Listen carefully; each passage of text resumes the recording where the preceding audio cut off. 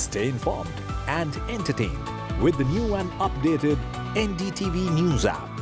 You can watch all our channels live, listen to podcasts, read breaking and exclusive news from around the world and more. Download the NDTV app today and get access to the best journalism and storytelling on your smartphone or tablet. The NDTV app. News that matters to you.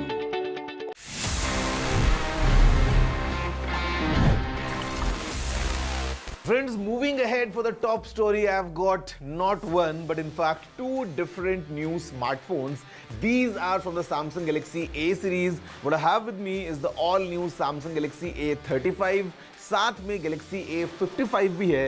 Both are, of course, 5G smartphones. Interesting design, interesting configuration और काफ़ी fresh लग रहे हैं दोनों phones, coming straight from Samsung. और यहाँ पे Samsung is promising a few things. सबसे पहले एक काफ़ी इंटरेस्टिंग और premium design. Second thing is amazing durability, because यहाँ पे on the front and on the back what we have is Corning's Gorilla glass Victus plus. At the same time यहाँ पे Samsung is promising a complete awesome security suite along with awesome performance. So let's see up close कि आखिर इन दोनों phones में Samsung ने क्या कुछ pack किया है. रेडी हो जाइए for cutting edge.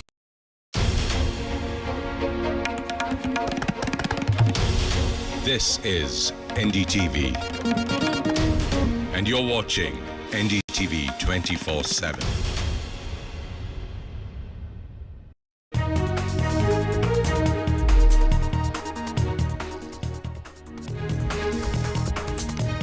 The Supreme Court stays the centre's fact-check unit that had been notified just yesterday. The Bombay High Court had allowed the centre to notify the unit, though it was a split verdict. The Supreme Court now sets aside the Bombay High Court order.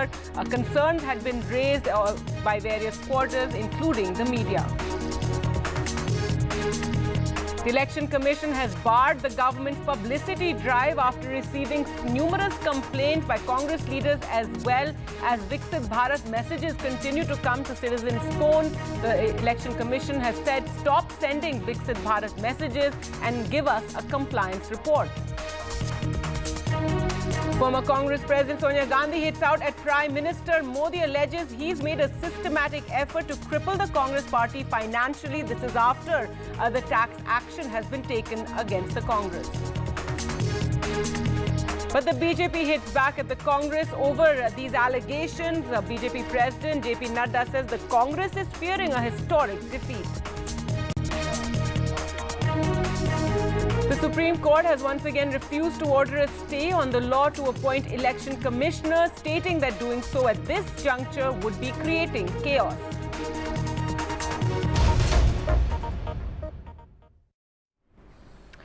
Hello and welcome. You're watching NDTV. Well, let's go across to where Ravi Shankar Prasad is speaking to the media.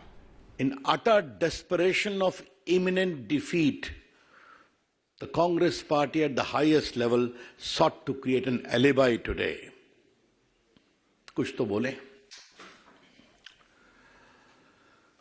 लेकिन उसमें Congress party का account अगर freeze किया गया है तो देश का अकाउंट फ्रीज किया गया है. ये तो कमाल है भाई.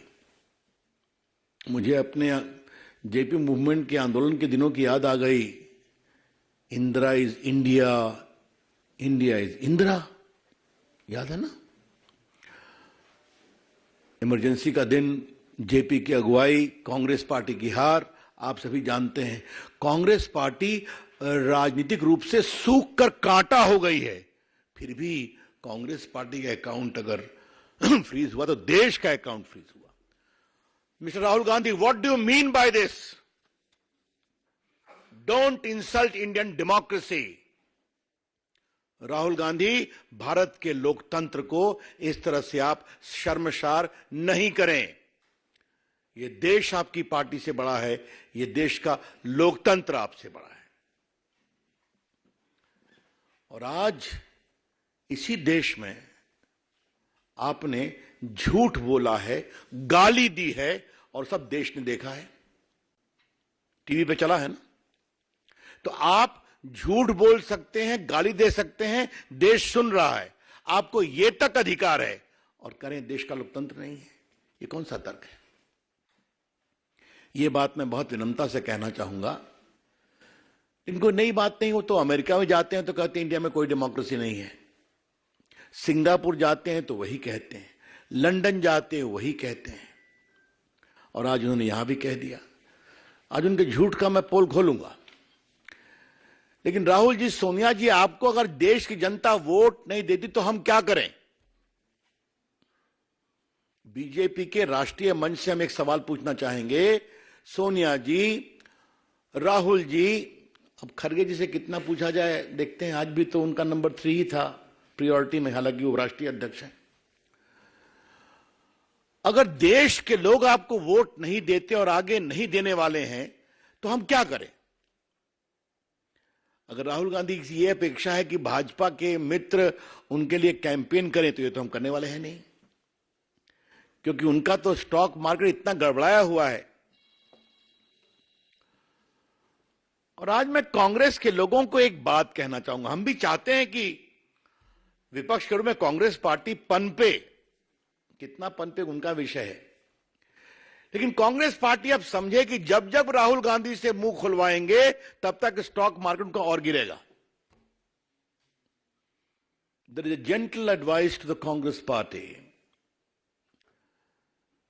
We wish you well, but realize now the more you allow Rahul Gandhi to speak, the more you are losing the ground in the country.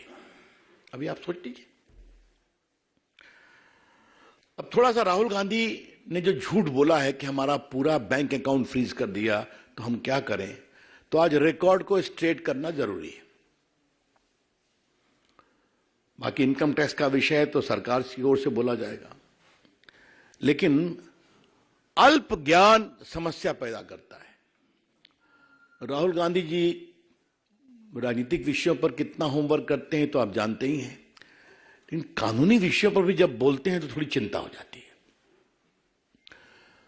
Income tax act का एक सेक्शन 13A है जिसमें सही है कि पार्टियों पर इनकम टैक्स नहीं लगता, लेकिन पार्टी को अपना रिटर्न हर साल फाइल करना पड़ता है, जिसमें बताना पड़ता है कि 20,000 तक कितने हमारे डोनर्स हैं, 20,000 से ऊपर कितने डोनर्स हैं।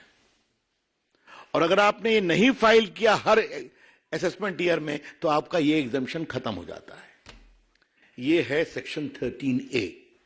Let me repeat, under the income tax act section 13A, there is a clear provision that the political party is exempted from income tax, provided they file their return every year as to how much money has come of 20,000 rupees and duly certified auditor's report as to how much they had received from big donation. If you don't do it, you lose that exemption. ये बहुत basic चीज है जिसको समझना चाहिए। अब थोड़ा हम आपको बता दें कि ये जो चिल्ला रहे हैं, 6/7/21 को असेसमेंट ईयर 18-19 के लिए ऑर्डर पास हुआ कि उन्होंने रिटर्न फाइल नहीं किया था। तो रिटर्न फाइल नहीं किया तो एग्जम्पशन खत्म हो गया। एग्जम्पशन खत्म हो गया तो 105,17,29,635 रुपए का डिमांड रखा गया। और मैं आपको बता दूं, इनकम टैक्स एक्ट में धारा 220, धारा 221 में इस बात का पूरा प्रावधान है। कलेक्शन एंड रिकवरी 10 सेक्शन है। कैसे कलेक्शन होगा, कैसे रिकवरी होगी, सर्टिफिकेट होगा, पेनाल्टी लगेगी, मैं पढ़ नहीं रहा हूं, but there is a inbuilt mechanism. तो उसका टैक्स का प्रोसेस है। आईटीओ ने नहीं किया तो आप अपील में जाएंगे, अपील ने नहीं किया तो आप कमिश्नर के यहाँ जाएंगे, कमिश्नर ने नहीं किया तो आप ट्राइब्यूनल में जाएंगे, ट्राइब्यूनल नहीं किया आप हाई कोर्ट जाएंगे, सुप्रीम कोर्ट जाएंगे। इससे ना संजय मयूख को मतलब है, डॉक्टर पात्रा को मतलब है, ना मुझे मतलब है, ना भाजपा को मतलब है। This is a routine tax process. और राहुल गांधी ने सफेद झूठ क्यों बोला है, यह आज देश को भाजपा के राष्ट्रीय मंच से जाना जरूरी है। हर जगह उनका स्टे रिजेक्ट हुआ, उस पेनाल्टी में अकाउंट फ्रीज हुए, टैक्स नहीं दिया, और वो झूठ बोले आज। अब देखिए, इन्होंने जब इनको पेनल्टी लगी तो ये सीआईटी अपील के यहां गए, ये स्टे एप्लीकेशन रिजेक्ट हो गया। इस बात को समझिए। इसलिए अब बिल्कुल रीजन ऑर्डर पर गया। उसके बाद फिर ये गए सीआईटी के यहां, कमिश्नर अपील के यहां, वहां भी रिजेक्ट हो गया। इनका देखा गया 135 crore tax plus interest add किया गया। फिर आईटीएटी जो इनकम टैक्स ट्राइब्यूनल है, उन्होंने इनका स्टे पिटीशन डिसमिस कर दिया। अब इसके खिलाफ ये हाई कोर्ट गए और माननीय दिल्ली उच्च न्यायालय ने 13 मार्च को वो भी रिजेक्ट कर दिया। और 13 मार्च को क्या कहा, जरा वो हम बताना चाहते हैं थोड़ा मित्रों के लिए। हाँ, court remark that it was badly handled matter and somebody from the Congress office went to sleep right from 2021. Merely because someone chose to wake up and put you on notice in February will not change those facts. फिर court ने बाकी किया, इनका लंबा order है, इसको reject कर दिया। अब ये सुप्रीम कोर्ट गए हैं। सुप्रीम कोर्ट में 1 अप्रैल को सुनवाई है। राहुल गांधी जी, आज आपने अपनी प्रेस में इसको क्यों छुपाया? आपकी पार्टी अपील में गई, आपकी पार्टी आईटीएटी में गई, आपकी पार्टी हाई कोर्ट में गई, आपकी पार्टी सुप्रीम कोर्ट गई है। आपने क्यों छुपाया? और जैसा हमने बताया, इनकम टैक्स में इस बात का प्रावधान है कि अगर आपके पास ड्यू है, आप ड्यू नहीं देंगे तो रिकवरी में आपका बैंक अकाउंट फ्रीज हो सकता है। और जहां तक मेरे को स्मरण आता है कि लियन 135 करोड़ का इनके बैंक अकाउंट पर कोर्ट ने डाला था कि आप 135 करोड़ मत छूइए, बाकी ऑपरेट करिए। देखिए समस्या क्या है, कांग्रेस पार्टी हिसाब किताब रखना भूल गई है। कोई दिक्कत नहीं है उसमें।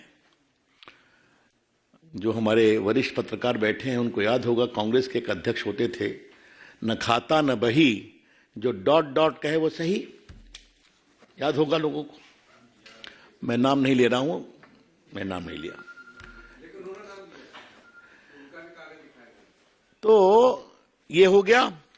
अब मैं आपसे कहना चाहता हूं कि ये उनका 94-95 में 53 करोड़ लगा था, और उसके बाद बाकी भी इनका 14-15 से 20-21 मैंने बता दिया। और ये सारी बातें जो चल रही हैं, इलेक्टोरल बॉन्ड्स पर भी कहा है, बाकी कहा है, मेरे डॉक्टर पत्रा उस पर बोलेंगे, क्योंकि बहुत धन्यवाद। हाँ, बस 2 मिनट और। Don't become impatient like Rahul Gandhi. Of course not sir. Cool. तो मैं कह रहा था कि ये क्या मतलब है इसका? कितना झूठ बोलेंगे राहुल गांधी आप? और आज राहुल गांधी ने कोर्ट के बारे में कहा है, इलेक्शन कमीशन के बारे में कहा है, मीडिया के बारे में कहा है, सब चुप हैं। Rahul Gandhi ji, please apologise for castigating these institutions. आप कोर्ट गए हैं ना, दिल्ली हाई कोर्ट में रिजेक्ट हुआ है ना आपका, सुप्रीम कोर्ट में 1-4 को सुनवाई है ना आपकी, आप आईटीआईटी अपील में गए ना, आप ट्राइब्यूनल में गए ना, तो आप कोर्ट के प्रोसेस में गए कि नहीं गए? तो आप कैसे कह रहे हैं कि कोई सुनवाई नहीं हो रही है आपके? वैसे क्या कहा जाए? मैं तो आपसे कई बार बात कर चुका हूं, इस परिवार ने किस तरह से नेशनल हेराल्ड की 5,000 करोड़ की संपत्ति हथिया ली। वो भी केस चल रहा है, चर्चा कर चुके हैं कि बिना सिर्फ 50 लाख के इन्वेस्टमेंट पर 5,000 करोड़ की संपत्ति परिवार ने ले ली, जिस ट्रस्ट में सोनिया जी और राहुल गांधी के 76% शेयर थे। तो मित्रों, मुझे लगा कि देश को यह जरूरी है। तो राहुल गांधी जी, आपकी हार तय है। सोनिया जी, आपकी हार तय है। देश मोदी जी के साथ आगे बढ़ना चाहता है, लेकिन आज आपने दुनिया में भारत के लोकतंत्र को बदनाम किया है। I repeat, by this utterly irresponsible, shameful comment, Sonia ji, you and your son have shamed Indian democracy globally. मत करिए। हमें भारत के लोकतंत्र पर गर्व है, हमें भारत की मीडिया पर गर्व है, हमें भारत के न्यायपालिका पर गर्व है। अभी तो देखा इलेक्टोरल बॉन्ड में फैसला हुआ कि नहीं हुआ, बाकी होता है, यही तो देश है। तो मुझे लगा कि ये फैक्ट सामने रखें और राहुल गांधी के एनजीओ मित्रों से आग्रह है, उनको जब प्रेस के सामने आप खड़ा कर देते हैं तो थोड़ा तो होमवर्क करा दिया कीजिए। क्यों उनकी जगहसाई कराते हैं? आपके वो युवराज हैं, आपके लोग उनको भविष्य के प्रधानमंत्री बनाने के लिए व्यग्र हैं, थोड़ा सा रगाई पुताई ठीक से किया कीजिए। धन्यवाद।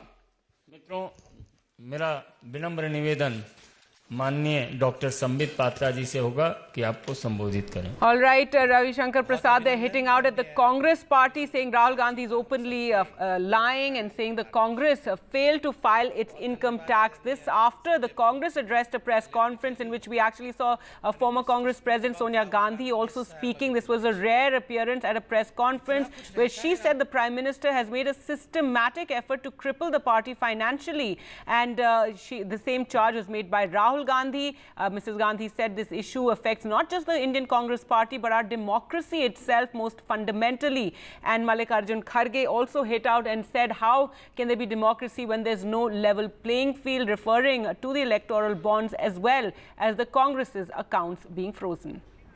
Systematic effort is underway by the Prime Minister to cripple the Indian National Congress financially. Funds collected from the public are being frozen and money from our accounts is being taken away forcibly. However, even under these most challenging circumstances, we are doing our very best to maintain the effectiveness of our election campaign. साजिशन मुख्य विपक्षी दल का bank account freeze कर दिया गया है ताकि हम पैसों के अभाव में बराबरी से चुनाव ना लड़े और ना लड़ पाए। ये सत्ताधारी दल द्वारा एक खतरनाक खेल है। इसके दूरगामी प्रभाव होंगे क्योंकि अगर डेमोक्रेसी को इस देश में बचाना है तो लेवल प्लेइंग ग्राउंड होना चाहिए। Well, let's go across to Sunil Prabhu now for more on this. So, Sunil, after the Congress party addressed that press conference, you had Sonia Gandhi making that rare appearance and hitting out very strongly about this systematic crippling of the Congress party, taking the Prime Minister's name. Now, the BJP hitting back and saying that they are lying and Congress facing imminent defeat, and that is the reason why they are making all these excuses. That's right, Gargi. Two sides of the, two aspects to it. But the truth is, it's like you and me not having access to a credit card or, being able to spend any money. That's how Rahul Gandhi put it and says this is an assault on democracy. If you can't take out 2 rupees or you can't spend money to buy a train ticket for your leaders and you're expected to contest in the biggest exercise across the world in terms of elections, then where is the level playing field? Yes, there is, they have now filed a case dating back to Sitaram Kesri's period as the treasurer, way back to 94-95. There have been, various income tax notices that have been done. The Congress party has challenged this in the Supreme Court and has gone back to the High Court on various other issues. But the fact is that that money which they had, some 65 odd crores of rupees, is now with the income tax. It's been taken away. And even as we have seen a frontal attack by the Congress president, the former Congress president, Sonia Gandhi, and Rahul Gandhi today on this very important aspect. All right. Thanks so much, Sunil, for joining us with all those details. So, as you can see, the BJP, they're hitting out after the Congress party's charges about the taxes and freezing of their accounts and about level playing field.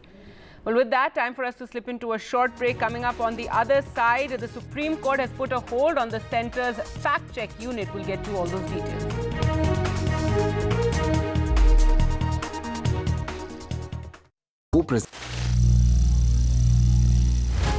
Some people say the metaverse will only be virtual. One day this lecture hall will be made of code, and driverless cars would be trapped in intersections. But even in this maze of the future, you can't wish away health. It's time to become more resilient.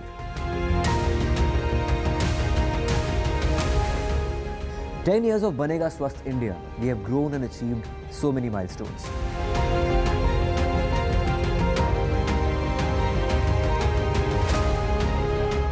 And now I have a plan to beat the urgency, to stop breathing with difficulty, to relieve getting choked with inactivity.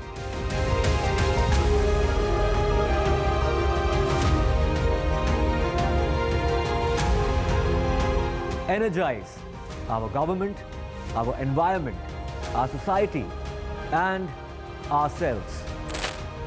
Everyone, everywhere, every day.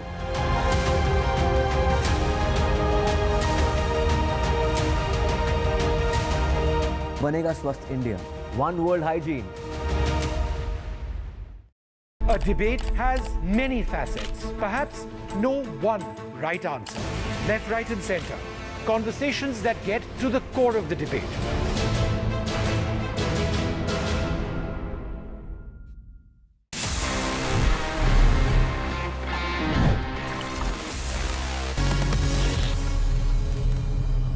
So friends, it's time now कि मैं आपके सवालों के जवाब दे दूं in this section Ask TG, and this is one of my personal favorites क्योंकि इतना मजा आता है when we connect, when we talk about gadgets.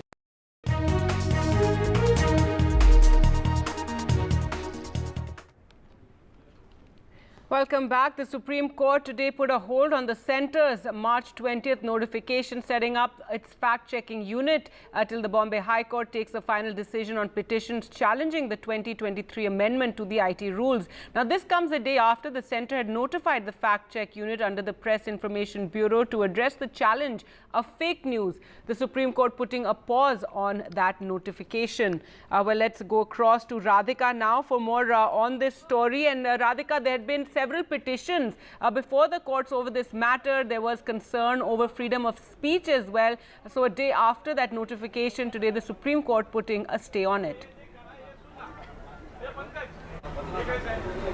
Certainly, this is a win for the petitioners in the case. Supreme Court, they're reversing Bombay High Court's judgment. In fact, Bombay High Court had last week refused to grant any interim stay as far as FCU notification is concerned. In fact, Kunal Kamra had given plea. There were multiple pleas seeking an interim stay on FCU notification, which was in fact refused by Bombay High Court last week. Bombay High Court had said that notification can happen. It won't have any irreversible loss or, cause any sort of damage. So therefore, it can, government can go ahead with FCU notification. Now, as far as the entire legality of FCU under the IT Amendment Act is concerned, there was a split bench verdict that was given on Jan 31. One judge who was in favor of the petitioners, another who was in favor of the government, post which it went to the third bench. The third bench is yet to arrive at a conclusion as far as the legality of the entire FCU is concerned, which is when there were pleas filed for an interim stay on the notification, which was in fact refused. As far as the entire matter is concerned, of course, Kunal Kamra and other petitioners had challenged FCU, saying that it is a violation of fundamental rights, something that was observed by the Supreme Court also. Today, the petitions had said that it was a violation of freedom of speech and expression, and that it will have chilling effect, and also that what is offensive for one may not be offensive for another. So therefore, such statements made on social media is subjective, and therefore FCU should not exist. So these were some of the arguments that were made. It is still going on in Bombay High Court. The third bench, in fact, the third judge is yet to arrive at a conclusion on the legality part, which was earlier sort of heard by division bench that gave a split verdict. However, they refused interim stay, but now Supreme Court reversing and stating that, the notification must not happen. So a relief for the petitioner, certainly. All right, Radhika, thanks so much for joining us with all those details. So big win for those petitioners. All right, and some news coming in. The Sri Lanka Navy has arrested 32 Tamil Nadu fishermen. They've been arrested for alleged trespassing. Remember, this is a problem one has seen very often in the waters between Tamil Nadu and Sri Lanka. Let's go across to Sam Daniel for more. Sam, give us the details. Well, Gargi, what we understand from Fisheries Department is that 32 Indian fishermen from Rameshwaram area have been arrested by the Sri Lankan Navy for alleged trespass into their waters. They've also secured 3 of their boats, and this is the second such incident in less than a week. On Sunday, 21 other Indian fishermen were arrested, and this is a sensitive issue in Tamil Nadu because often fishermen, number one, stray into Lankan waters because of lack of clear direction. Secondly, they also sometimes knowingly venture into Sri Lankan waters because this particular area does not have enough fish over the years and they are forced to go there. The demand for many years from Tamil Nadu, irrespective of the government here, is to get into a long-term lease agreement with Sri Lanka so that Indian fishermen will have the traditional rights renewed to fish in Lankan waters. But ever since the defeat of the LTTE, the Lankan fishermen have resumed their livelihood opportunities in the sea, and this has become a regular affair. But while Lankan Navy does not kill as it used to be in the past, the question of arresting, and then more recently they've also stopped returning the secured boats. But if a particular boat is seized 3 times, then they decide to auction it, nationalizing these Indian boats. So this has become a strong political issue as well. And time and again, Tamil Nadu Chief Minister M.K. Stalin and all political party leaders write to the central government for their intervention to get them back. But the larger question is to have a kind of a legal arrangement done. And often the BJP points fingers at DMK for allowing many decades ago ceding of the Kachativu Island near Park Strait that has reduced the fishing area available for Indian fishermen. And that's again another issue asking for the retrieval of that particular spot. All right, Sam, thanks so much for joining us with that breaking news. So 32 fishermen from Tamil Nadu, they're taken into custody by Sri Lanka, and as Sam is telling us, 3 boats also held by them. With that, time for us to slip into a short break. News updates continue on the other side. Do stay with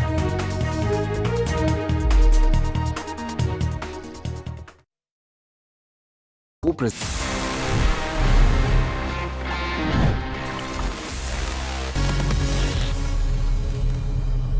So friends, it's time now कि मैं आपके सवालों के जवाब दे दूं in this section Ask TG, and this is one of my personal favorites क्योंकि इतना मजा आता है when we connect, when we talk about gadgets, technology, directly one on one. तो आज देखते हैं इस एपिसोड में हमारे पास में क्या questions आए हैं across different domains और मुझे क्या इतनी abilities हैं कि मैं इनके जवाब दे पाता हूँ. Hi Technical Guruji. So my question is, how can we monetize Instagram posts? Okay, the monetization on Instagram works in 2 different ways. One is that you enable subscriptions and all that, but I would say the second method is much more effective, would give you much more returns, and this is when you grow at a certain level and then you do partnerships with different brands. आपने देखा होगा YouTube पे, Instagram पे, Facebook पे, all these influencers, they many times collaborate with different brands and वहाँ से you can monetize your content directly. So उसके लिए थोड़ा सा आपको मेहनत करना पड़ेगा. You need to make sure कि आपका प्रोफाइल एक certain level पे पहुंच जाए, and उसके बाद if you approach brands or if the brands approach you, you can monetize your posts, your stories, your reels, basically whatever content you post. If you are doing this in a partnership with a brand, you can have proper monetization.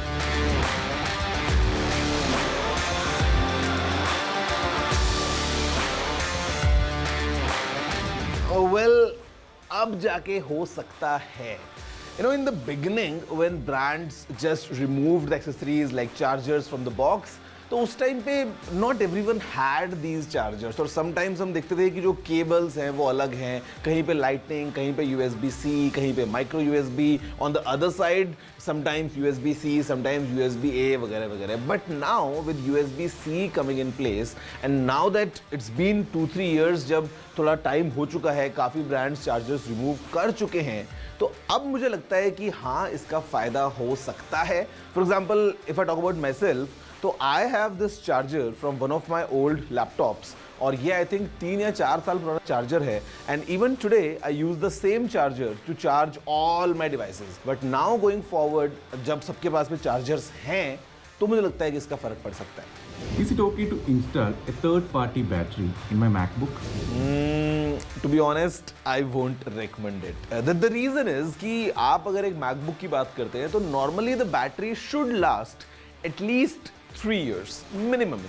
उसके बाद अगर आप Mac को और लंबा use करना चाह रहे हैं, which the Mac is surely capable of, तो उस टाइम पे if you install a third party battery saving a few bucks here and there, तो उस टाइम पे ठीक है आपका काम चल जाएगा, but then the experience might not be exactly the same, और शायद आप अपने MacBook की लाइफ स्पैन को थोड़ा सा कम कर दें. तो अगर आप एक एप्पल ऑथराइज्ड सर्विस सेंटर से एक जेन्युइन बैटरी इंस्टॉल करते हैं, which number 1 ensures a good backup, at the same time it ensures good safety as well, because battery is one of those critical components जहाँ पे you not want to compromise. तो आप अगर एक genuine part लेते हैं, आपको backup भी अच्छा मिलेगा, और आप अगेन आगे आने वाले 2-3 साल तक अपने लैपटॉप को ईजिली यूज कर पाएंगे with great battery life.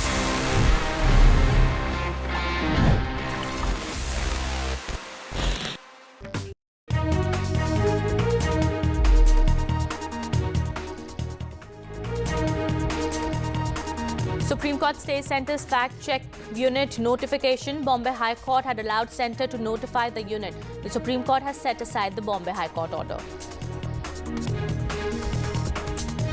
Election Commission bars government's publicity drive. Election Commission has told the government to stop sending Viksit Bharat messages. Former Congress President Sonia Gandhi hits out at Prime Minister Modi, alleges he's made a systematic effort to cripple the Congress party financially. Congress says that no level playing field given for Lok Sabha votes. The BJP has hit back at the Congress over the allegations made by the party. JP Nadda says Congress fears a historic defeat. Ravi Shankar Prasad also addressed a press conference hitting out at the Congress just a while back. The Supreme Court has once again refused to order a stay on the law to appoint election commissioners, stating that doing so at this stage would create chaos.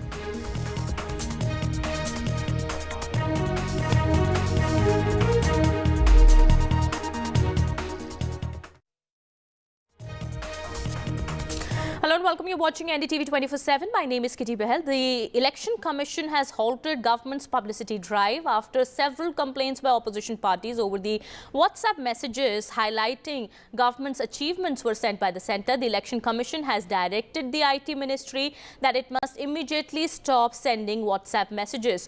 And the messages highlighting government's achievements, the Viksit Bharat messages that were sent to the people all across the country must be stopped immediately. Now, the IT Ministry has been asked to submit the compliance report. Remember, the EC had received several complaints that such messages highlight government's initiatives are still being delivered on citizens' phones despite the announcement of the elections and the MCC entering into force. Now, after these complaints, the EC has directed the IT Ministry to immediately stop sending the messages on WhatsApp. My colleague Sunil Prabhu is now joining us live on the broadcast. He's getting us more on that.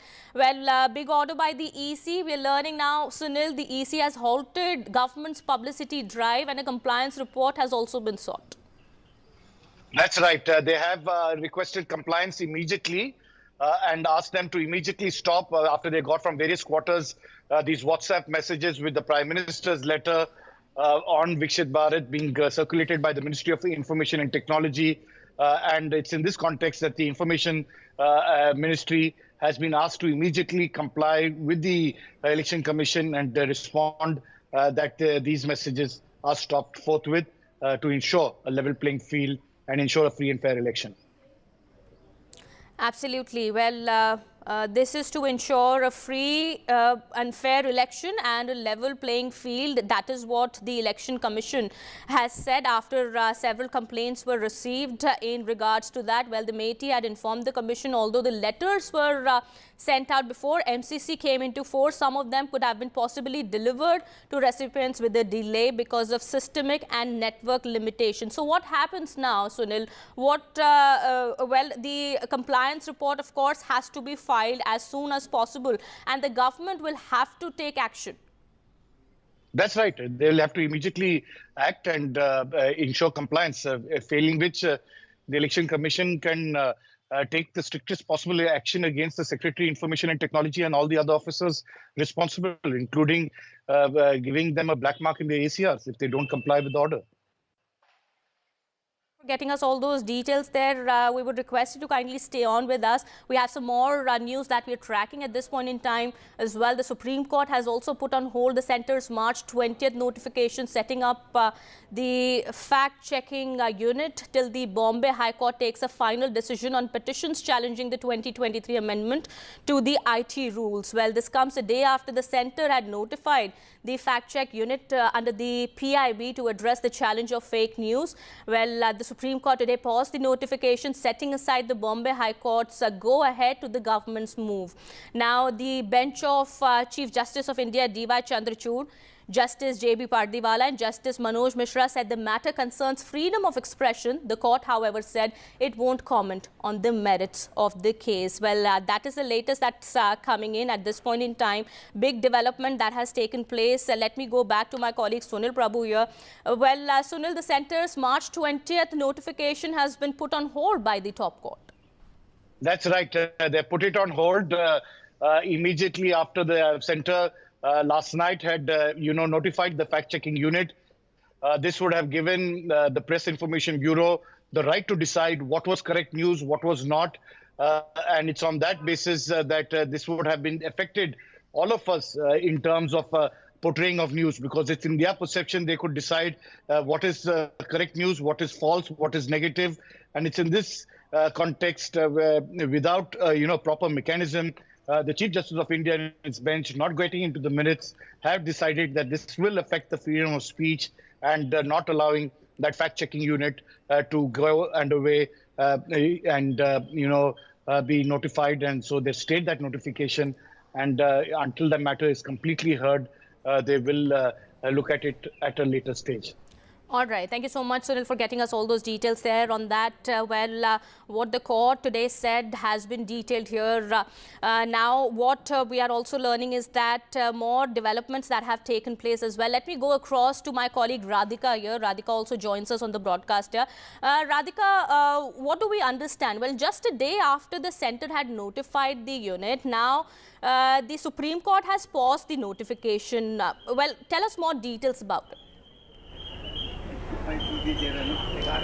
Centre has notified, had in fact notified fact-check unit based on Bombay High Court's judgment. In fact, just last week, Bombay High Court had rejected a plea by Kunal Kamra and others, which was seeking a stay on FCU notification.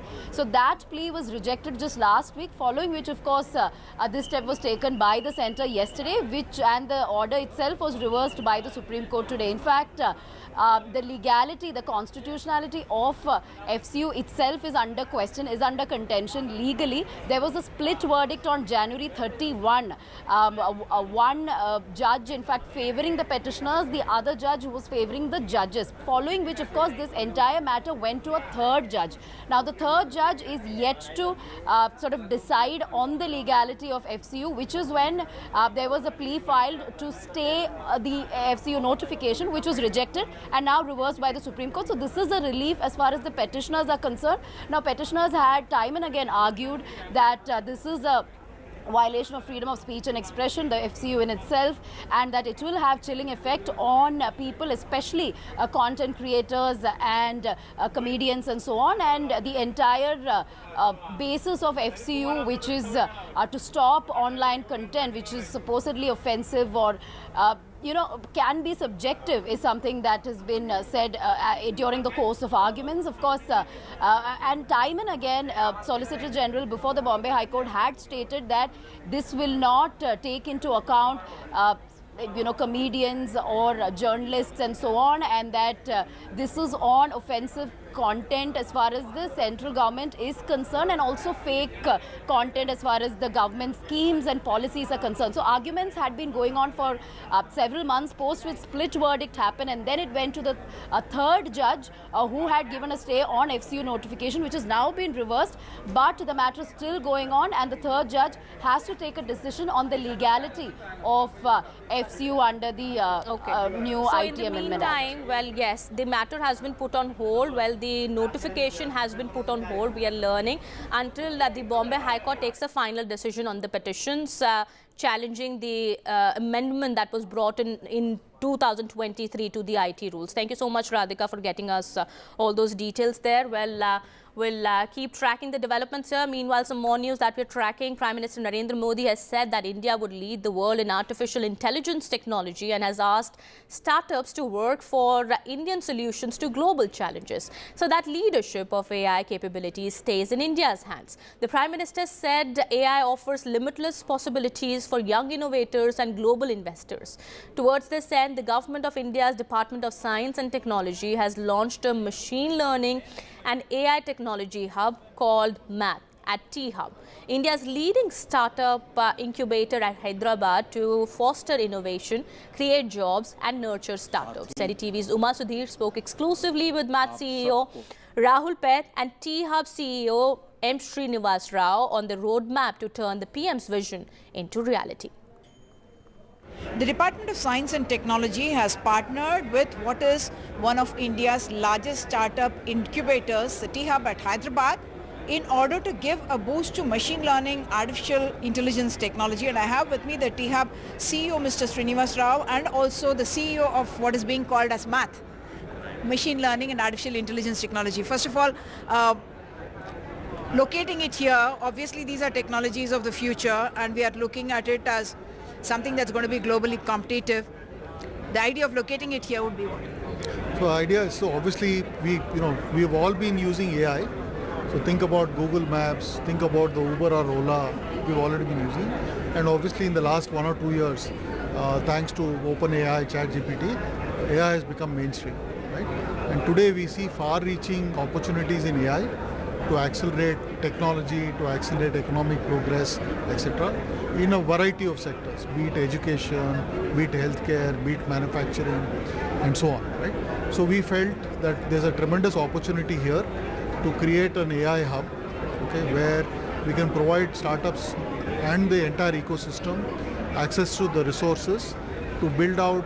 I think there is directions from the government, both at the center and at the state, that we should focus on building out AI capability so that we don't miss out on this boat, we don't miss out on this race. And this initiative is a step in that direction. So there is going to be no sector that is going to be untouched by AI and ML. Transformative, certainly it is going to be. What specifically are you bringing here to perhaps graduates who are now coming out saying that we have some AI skills, ML skills? What are they going to be getting at the center? So at the center, definitely we have created lot of startups today in our ecosystem. Already 2,000 plus startups in our ecosystem which are working in and around AI. We have 60 plus startups in the physical premises here, and more we will onboard virtually. So we are also engaging with the student community, and for them we have launched our LMS platform, which is helping them to learn the AI skills, and also the first of its kind AI job portal in the country, which is purely focusing on AI jobs. So where not only today our startups are posting the jobs, but in next couple of weeks you will see we'll try to get as many AI jobs from all the corporate startups across the country, and that is a big boost and big motivation and big support for the student fraternity who are just passing out and trying to jump into this AI cycle. The NASSCOM obviously says there's a huge gap between the skill available and the demand that's going to be there in the market. You are not a training agency, but you're saying you are bringing them all together so that you can match the skills with the demand in the market? That's absolutely. That's first what we are doing is that we have built this platform to bring the training agencies and the student fraternity so that they can learn the courses, and it is not just for student, also for startup and corporate employees who are working in some different areas, and they can upskill to AI technologies and all this thing. So that is the skilling part. Second is the job part, and we are making this marriage happen, and where people are getting trained and they are getting absorbed by the startups or corporates. So definitely agree. We also understood that gap. There is a huge gap in terms of jobs. People are saying that AI might take away jobs. My say is always that there is a huge job. We just have to address that. And our initiative with T-Hub, with DST is that we try to bridge that gap so that, the people can get trained and get these jobs. Just one final question. We are in a mega election year, and the world over we are seeing AI being used for political campaigns, by firms and all that. Do we actually have a framework within which all this can operate? We saw what happened with Midjourney and Indonesia, cases that came up. Do we have a framework? Any of you want to say this? So currently, you might have seen the initiative or the advisory that MeitY has given. Everybody is trying, even our local bodies, government, everybody is trying to put a framework. It's too early to say there is a fixed framework, because even today we are also not aware, and people are also not aware about the possibilities what AI can do. So everybody is trying to bring together a joint initiative in terms of this advisory is one such initiative, and that is how we should go towards it. I think that is the right way of approaching it. We can't say no to technology. This is a one-way road. Yeah. No, so I think as long as it is seen as a force for good, there may be some negative consequences, bad actors, but I think like everything else in technology, if you go back over the last 500 years, printing press, steam engine, aeroplane, automobile, there have been consequences, but in the long run, all of these will play out for good. Thank you so much, Mr. Srinivas and Mr. Rahul Peth. So, exciting times here with AI and ML, how to harness them and use those technologies to help the innovators to become entrepreneurs and also put India on the global stage. In Hyderabad with camera person Nagaraju, Uma Sudhir, NDTV. Well, after that special conversation, let's now shift our focus to some more news that we're tracking. Gold prices have hit a record high after the US Fed has indicated 3 rate cuts this year. My colleague Sakshi Bajaj takes us through the details of this rally in the precious metals rates. All that is glittering is gold, quite literally. Gold prices have hit an all-time high, with prices hitting 66,943,000 per 10 grams on the MCX. Now, experts believe this is due to a massive surge in demand, more so from central banks globally as they continue to purchase the bullion. Economists also believe the Fed's indication of 3 rate cuts in 2024 is the key reason for this spike in the precious metal as well as other asset classes we've seen throughout the trading day. Now remember, gold prices share an inverse relationship with interest rates, which means as interest rates decline, gold becomes more appealing. Well, this isn't the first time we've seen gold rates hit a record high in recent times, and analysts believe the momentum is going to continue if interest rates decline going forward.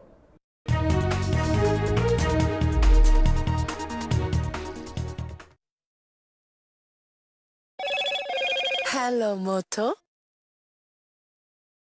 Motorola, India's best 5G smartphone brand.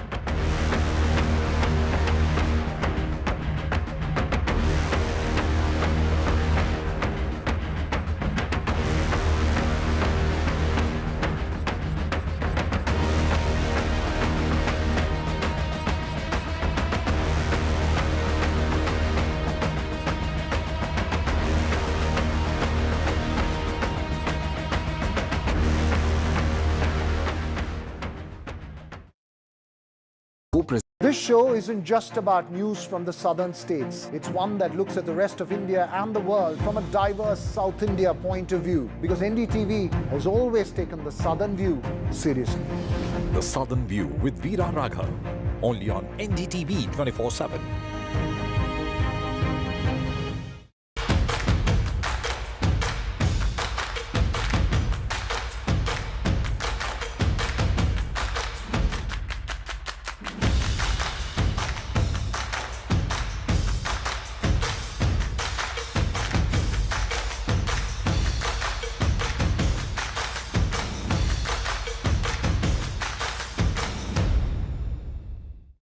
too much talking but very little being said. Too many voices but hardly any being heard.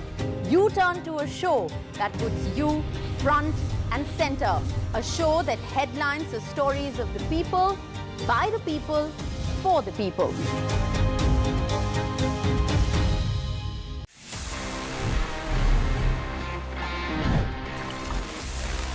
Friends, this is what I have for the next one, because yahan pe this sleek looking laptop coming straight from Apple is the latest generation of MacBook Air, और yahan pe what's packed inside is Apple's new M3 chip now. तो ये Apple ने finally launch कर दिया है. And what's amazing is that look at this profile, मतलब कितना sleek आपको laptop मिलता है. At the same time, it packs some amazing performance. यहाँ पे Apple की latest M3 chip है. It's a fanless design. That's the reason कि ये काफी आपको sleek मिलने वाला है. Quite lightweight. And this in fact is the 15-inch variant, जिसका 13-inch variant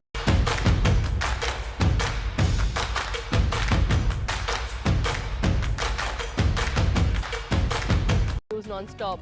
In a breakthrough, Assam's police special task force has arrested the ISIS India chief Haris Faruqi and one of his associates, who are on the National Investigation Agency's most wanted list after they entered Assam's Dhurbi illegally from neighbouring Bangladesh.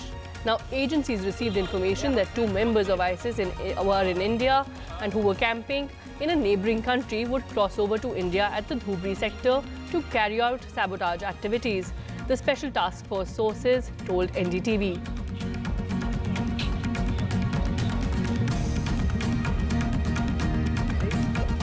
Acharya Balakrishna, Managing Director of Patanjali Ayurved and an aide of Yoga Guru Ramdev, has apologized to the Supreme Court for the company's misleading claims about its products and their medical efficacy. The affidavit was filed yesterday, a day after the court came down heavily on Patanjali Ayurved for not responding to a contempt notice over misleading advertisements.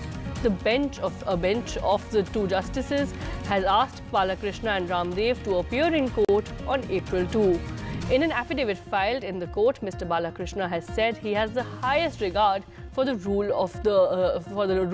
of law, extending an unqualified apology, and he also said the company will ensure that such advertisements are not issued in the future.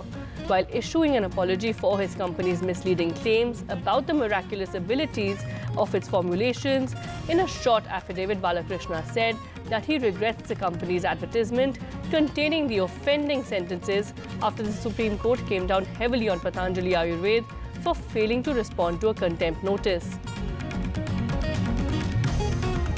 Sadhguru underwent an emergency brain surgery at a private hospital in the national capital after suffering life-threatening bleeding in the skull and is now recovering well. According to his treating doctor at Apollo Hospital, Sadhguru is improving beyond expectations. Now, Prime Minister Narendra Modi also spoke to the spiritual leader on Wednesday and wished him a speedy recovery.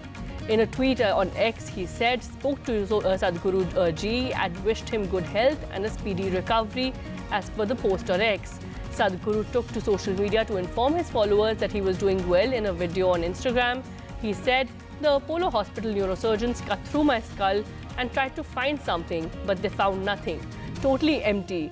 Sadhguru jokes from his hospital bed after the surgery. He also said they gave up and patched it up. Here I am in Delhi with a patched up skull, but no damage, he added. Sadhguru had been suffering from a severe headache for the last 4 weeks. Despite the severity of the pain, he continued with his schedule and activities and even conducted the night-long Mahashivratri celebrations on the 8th of March. The United States recognizes Arunachal Pradesh as Indian territory and strongly opposes any unilateral attempts to advance territorial claims by China across the line of actual control. The State Department principal, a deputy spokesperson, Vedant Patel, said the senior Biden administration's official statement now came a few days after the Chinese military repeated its claim over the northeast state after Prime Minister Narendra Modi made a visit here and launched development projects. Federal Reserve officials signaled on Wednesday that they still expect to cut their key interest rates 3 times in 2024, despite signs that inflation was surprisingly high at the start of the year. Yet they foresee fewer rate cuts in 2025, and they slightly have raised the inflation forecast. Now, after ending their latest meeting, the officials kept their benchmark rate unchanged for the 5th straight time. The US Secretary of State is in the Middle East to discuss a post-war plan to govern and secure Gaza. Now, Anthony Blinken's talks with Arab leaders in Saudi Arabia and then Egypt will focus on what the US calls an architecture for lasting peace.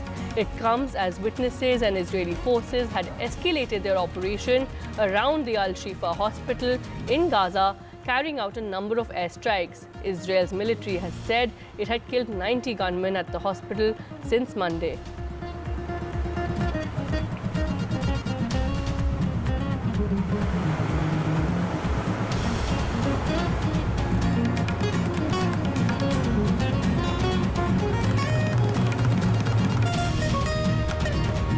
Mourners held funeral prayers on Wednesday morning outside a hospital in central Gaza for 30 people killed in 3 separate Israeli airstrikes on urban refugee camps.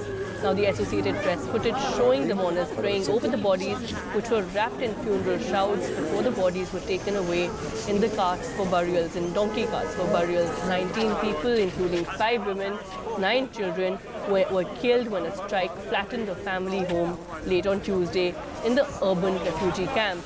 Now, another person was killed in a separate strike in the camp. A strike in the nearby Burlij camp killed 8 people, including 3 women. And parcels were dropped over the Gaza Strip on Wednesday, as seen by the Associated Press in the southern Israel region. 2 planes dropped parcels attached to parachutes in the area of Gaza near the border. The airdrops are part of an international effort to work around extreme difficulties plaguing ground transport of aid into Gaza. The Associated Press could not confirm who was responsible for this parcel drop. Truckloads of aid have been stalled for political and security reasons. Humanitarian groups say the airdrops are deeply inadequate compared to ground deliveries.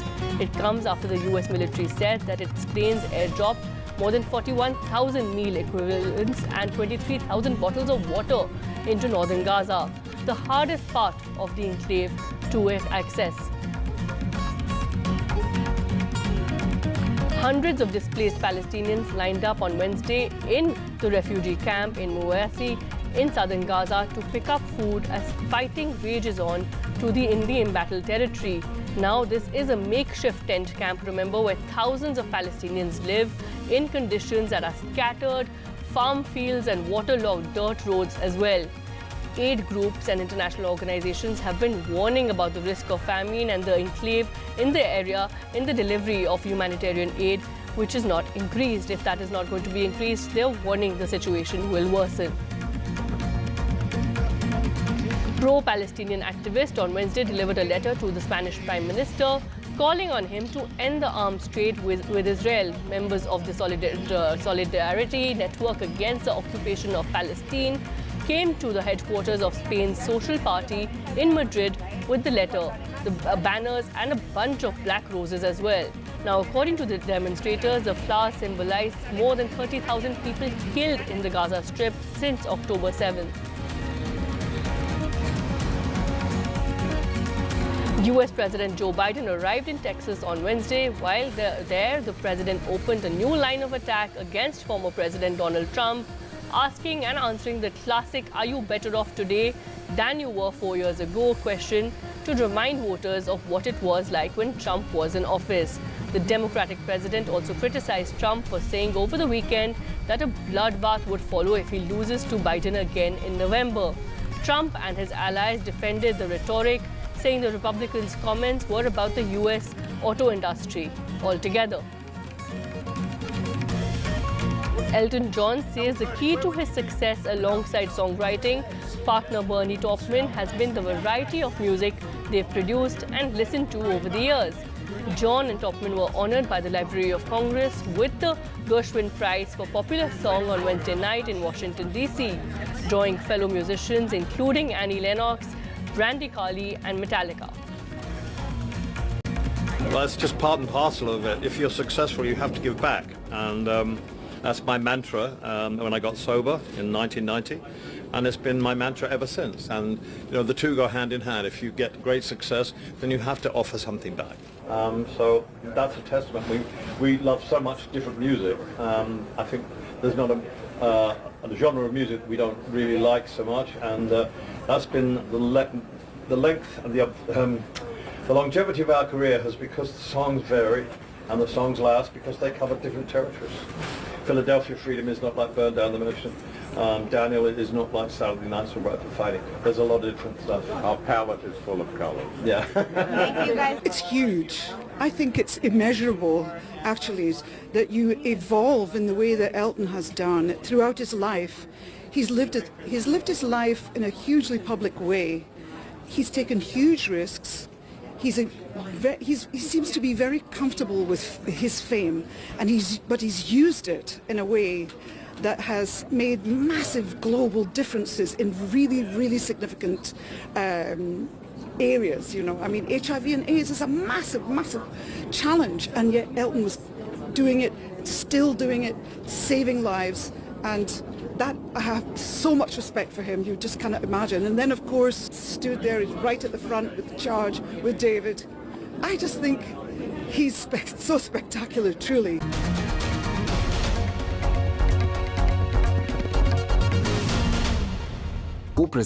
Stay informed and entertained with the new and updated NDTV News app.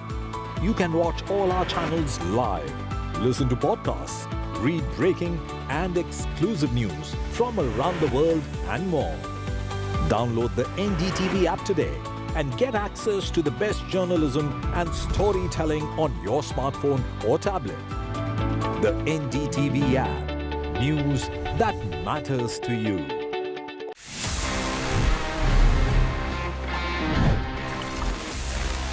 Friends, moving ahead for the top story, I've got not one, but in fact two different new smartphones.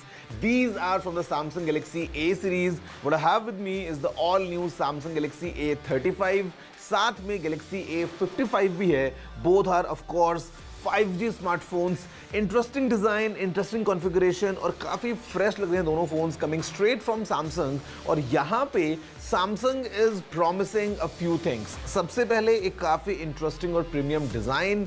Second thing is amazing durability because यहाँ पे on the front and on the back what we have is Corning's Gorilla glass.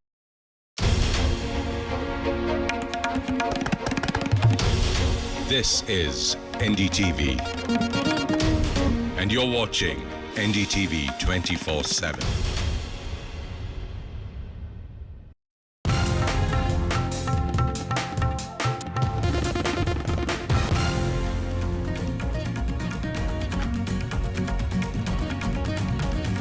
The Supreme Court criticizes the Tamil Nadu governor for not appointing Ponmudi as minister in the state government, takes a strong view against Governor Ravi, says he has time till tomorrow to act.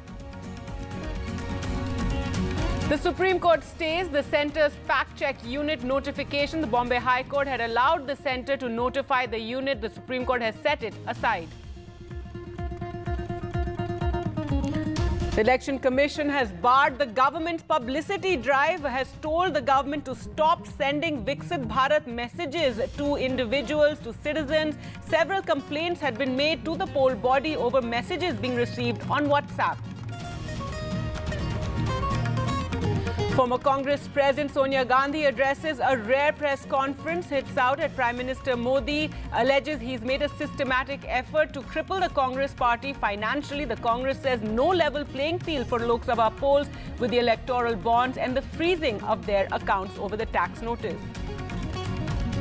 The BJP counters the charge, says the Congress is creating an alibi for defeat, that the Congress failed to file tax returns. And gold prices hit a record high after the US Fed has indicated 3 rate cuts this year.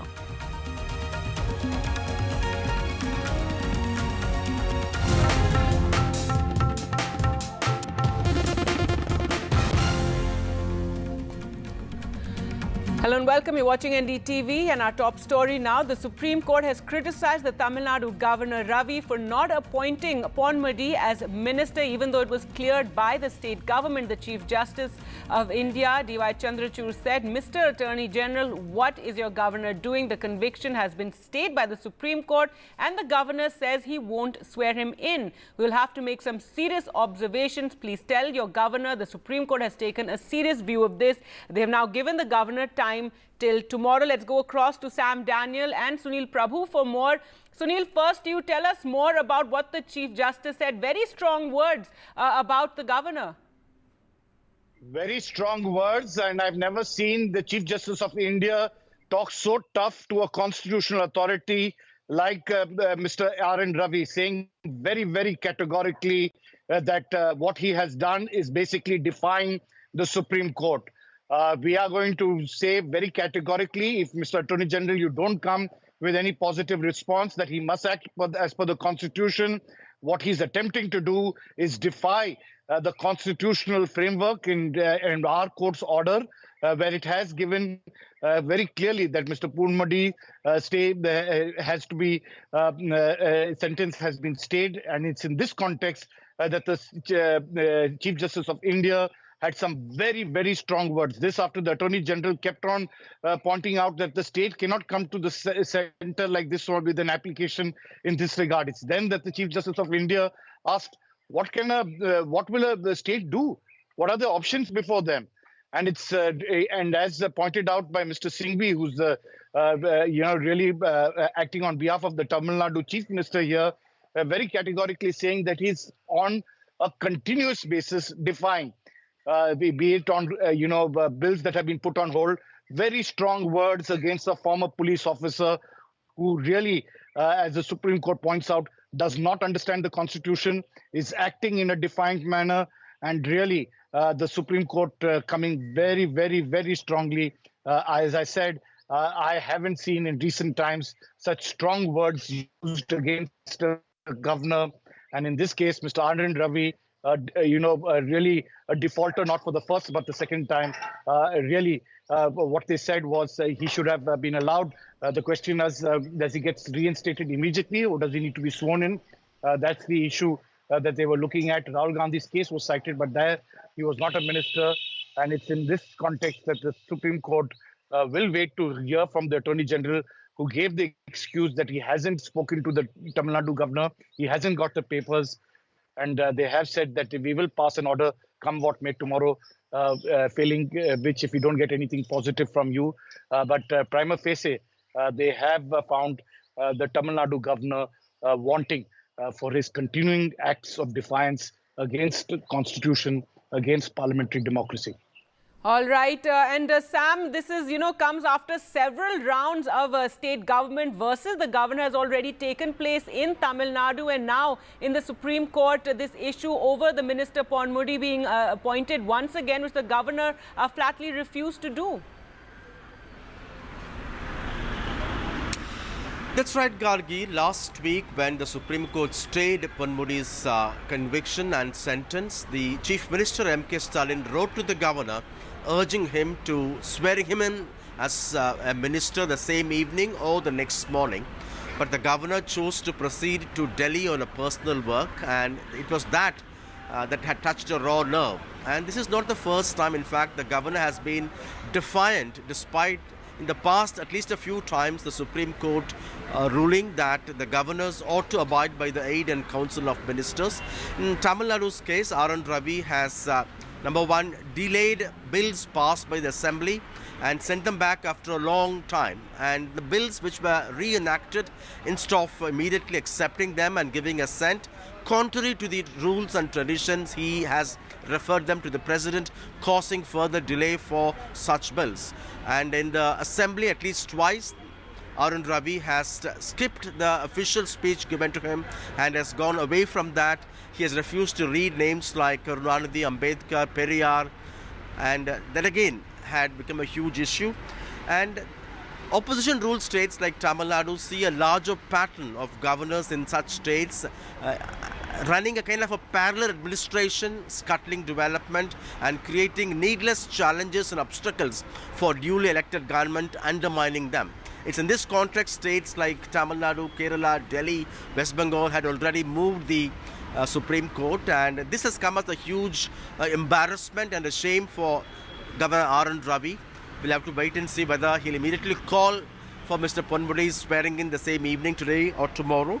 But in the past, R.N. Ravi has denied those accusations that he deliberately withholds past bills, saying that the Constitution gives him the provision to put them on hold, and that's only a nice way of saying they have been rejected. And on the question of him touching very politically sensitive subjects and passing comments on those things like Hindi language or Sanatan Dharma, he says the Constitution does not prohibit a governor from expressing his personal views. Gargi. That's right, Sam. So we're going to have to, wait and see what action the governor takes tomorrow. But as you pointed out, this has been an ongoing issue, by the opposition rule states where you've had the governors creating obstacles in the path of governance, be it Kerala, be it Tamil Nadu and Karnataka as well. So this issue has come before the Supreme Court before, as you pointed out. And that time too, the Supreme Court said that, they cannot act as this, extra sort of governance in these states, and that once a bill is sent back, they need to pass it. So after that is when we saw several bills finally being passed, and now another instance, and as I said, we'll have to wait and see what Governor Ravi does. But yes, as you said, Sam, there's been a background to this issue. That's right, and particularly in Tamil Nadu and states like Kerala, West Bengal, Delhi and a few other states, this has been a huge challenge. Many governments had moved the Supreme Court. The Supreme Court had given clear rulings. In fact, from Tamil Nadu, Gargi, there's another case pending in the Supreme Court with the Tamil Nadu government urging the Supreme Court to fix a time frame for governors to dispose bills that come to them. Otherwise, Constitution does not mention any particular time frame, and that is being misused by the governors. That's what the ruling DMK says, and we'll have to see what particular order will the Supreme Court give, taking into account all these developments, including the one today. All right, Sam, thanks so much for joining us with all of those details. Now, another news levelling a serious allegation against the government. Weeks before the Lok Sabha election, former Congress President Sonia Gandhi addressed a rare press conference along with other Congress leaders and said that Prime Minister has made a systematic effort to cripple the party financially. The same charge was made by senior Congress leader Rahul Gandhi as well. Congress said during this press conference, no level playing field for the Lok Sabha polls with the electoral bonds and the freezing of their accounts over the tax dispute. Now, the BJP dismissed the Congress's claims and said the party is seeking to create an alibi in utter desperation over its imminent defeat.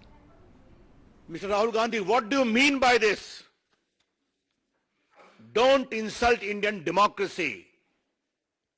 Rahul Gandhi, Bharat के लोकतंत्र को इस तरह से आप शर्मसार नहीं करें. ये देश आपकी पार्टी से बड़ा है, ये देश का लोकतंत्र आपसे बड़ा है. और आज इसी देश में आपने झूठ बोला है, गाली दी है और सब देश ने देखा है. अब देखिए, इन्होंने जब इनको पेनल्टी लगी तो ये सीआईटी अपील के यहां गए, ये स्टे एप्लीकेशन रिजेक्ट हो गया.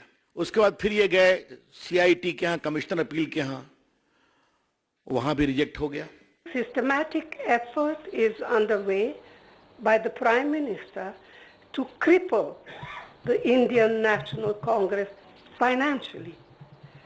Funds collected from the public are being frozen and money from our accounts is being taken away forcibly. However, even under these most challenging circumstances, we are doing our very best to maintain the effectiveness of our election campaign.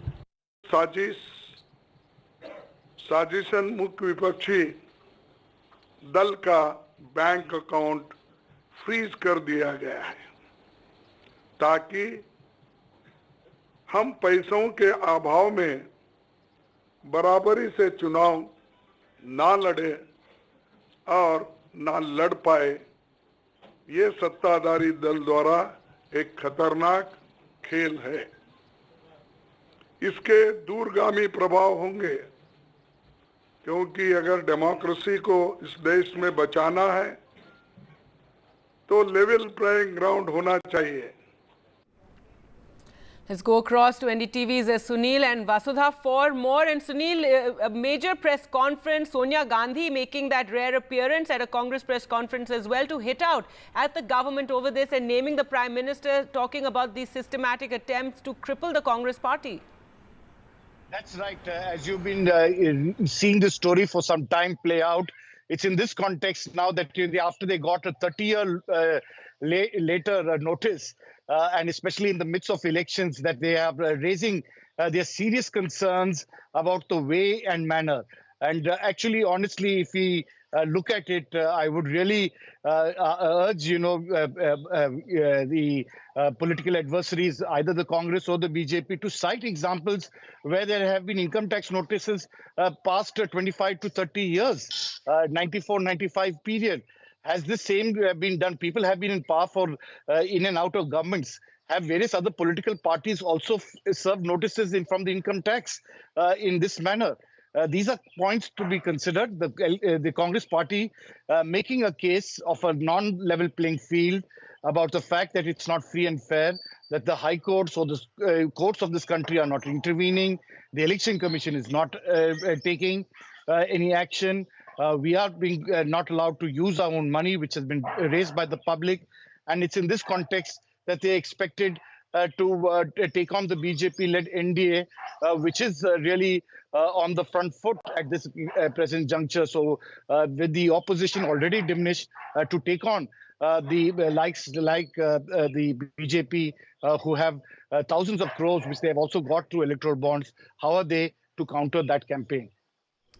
All right. And Vasudha, the BJP are hitting back and talking about the Congress not having, given heed to these tax notices and creating an alibi for defeat. Well, Gargi, the party did attempt to mount a very strong defense of the party when it came to allegations that the Congress party has raised, including Rahul Gandhi and Sonia Gandhi today. And in fact, two important points that the party said was that, that rules are for everybody and they cannot be flouted by anyone, especially the Gandhi Parivar, and they cannot think of this as a matter of entitlement. The second thing that they talked about, all three people, including JP Nadda, tweeted, in defense of the party. They have said that, during the emergency, between 75 to 77, the country did go through a period of, a dark period in which democracy was in danger. But today, Rahul Gandhi did address a press conference in which, he did talk to media, and that was all shown. So democracy is not in danger. That's what they said. Most importantly, they said that the IT rules do have a provision for political parties to not pay taxes. But for that, they have to file returns, which the Congress party has not done. That's what they've alleged. And they've also said that Congress party has failed to keep its books and accounts in order, which is why it's blaming its financial troubles for its own moral and intellectual and political bankruptcy. All right. Thanks so much, Vasudha and Sunil, for joining us with those details. With that, we'll slip into a short break. Coming up on the other side, the Election Commission has halted the government's publicity drive. We'll get you more details.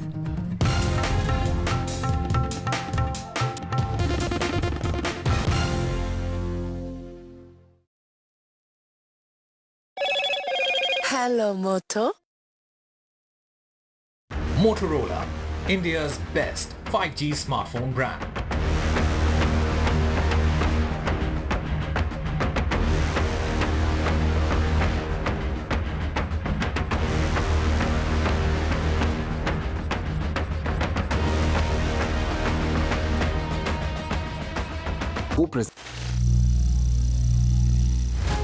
Some people say the metaverse will only be virtual.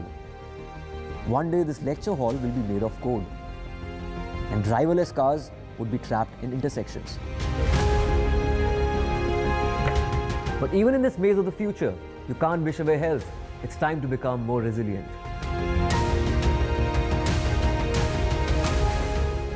10 years of Banega Swasth India, we have grown and achieved so many milestones.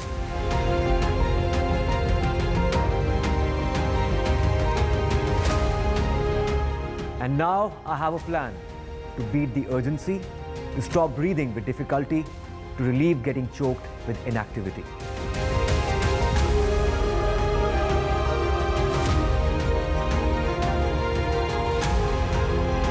Energize our government, our environment, our society, and ourselves. Everyone, everywhere, every day.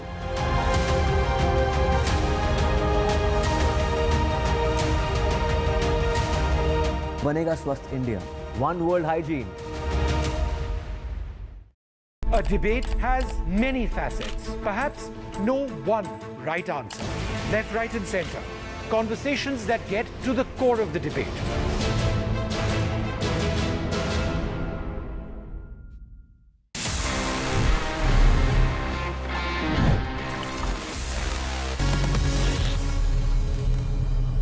So friends, it's time now कि मैं आपके सवालों के जवाब दे दूं in this section Ask TG, and this is one of my personal favorites क्योंकि इतना मजा आता है when we connect, when we talk about gadgets, technology, directly one on one. तो आज देखते हैं इस एपिसोड में हमारे पास में क्या question.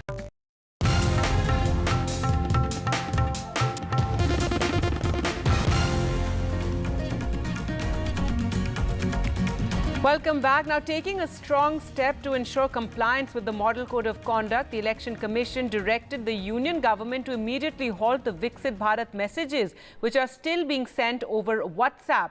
The poll panel also instructed the Ministry of Electronics and Information Technology to immediately submit a compliance report. Thursday's action by the Election Commission comes after it received several complaints, many from Congress leaders as well, about the Model Code of Conduct violated by Methi sending the messages.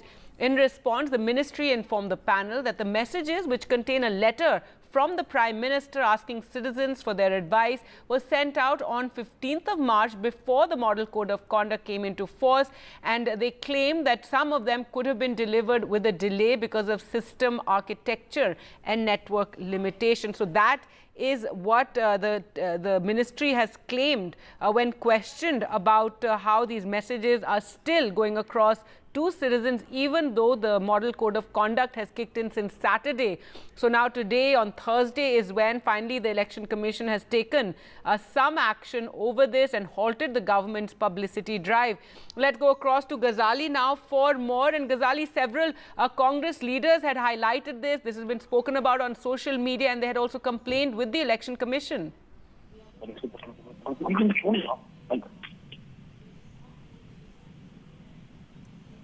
Hello? Yes, Ghazali, go ahead. Can you please repeat the question? Yes, just pointing out that, several complaints had been made, and the Congress party also raised the issue of these Viksit Bharat messages still going to citizens' phones. Yeah, and this was particularly raised here in Chandigarh with the Chief Electoral Officer receiving this message, acknowledging as a complaint that this is violation of the Model Code of Conduct, and this now the order coming from the ECI and asking the Ministry of Information Technology to file a compliance report certainly shows or proves that it has been acknowledged that this was a violation, a brazen violation of the Model Code of Conduct, because the complaint, when it was received by the CEO here in Chandigarh, the Chief Electoral Officer of Chandigarh, in the press statement it had issued that perhaps one department or one ministry of the government is misusing its power while the Code of Conduct is in place. And most of the Congress leaders, opposition leaders from different parties had highlighted it on the social media that how, despite EC's strong regulations and orders to follow the protocols and guidelines in order to not violate the Model Code of Conduct, these bulk messages were being received by a lot of voters across the country.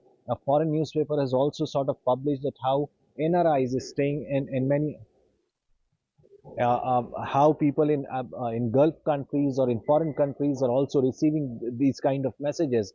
So that certainly shows that EC was forced to perhaps take notice of it, because this had been going on since 16th of March, the day since this entire code of conduct was announced or the press briefing was held by Election Commission.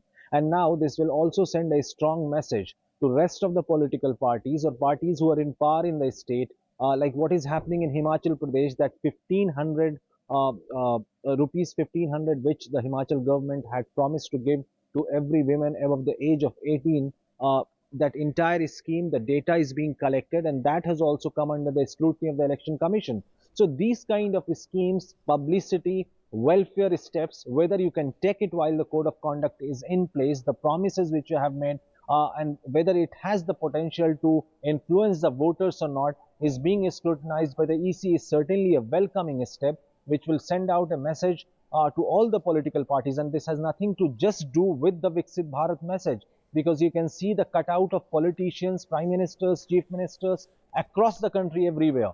And now perhaps after this strong reminder by the EC, the governments, the parties will take consider it and rectify their actions. And some of it is also happening in Punjab. We saw that how Bhagwant Man's pictures outside the health facilities and infrastructures are being covered. So perhaps Prime Minister Modi's cutouts are there outside petrol fuel stations and at multiple locations. So perhaps that will also get covered at multiple locations after the EC has taken note of it. All right. Thanks so much, Ghazali, for joining us with all those details. So that's the big development with the Election Commission asking the government to stop sending out the Viksit Bharat messages. With that, time for us to slip into a short break. More news coming up on the other side. Do stay with us.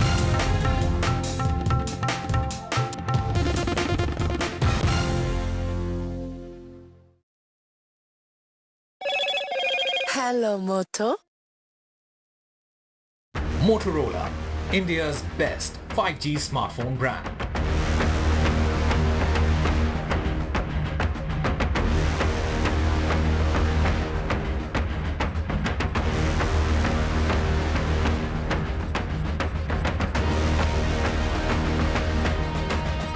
Supreme Court criticizes the Tamil Nadu governor for not appointing Ponmudi as minister, takes a strong view against him, says he has time till tomorrow.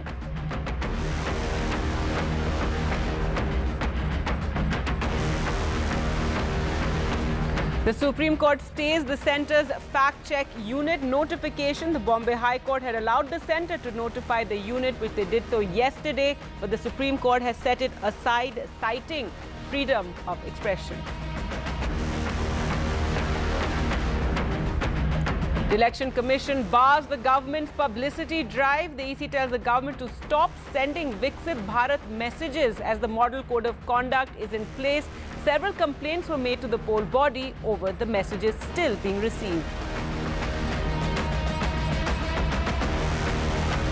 Former Congress President Sonia Gandhi hits out at Prime Minister Modi, alleges he's made a systematic effort to cripple the Congress party financially, says this has implications on democracy. The Congress says no level playing field for Lok Sabha polls with electoral bonds on one hand and the freezing of their accounts.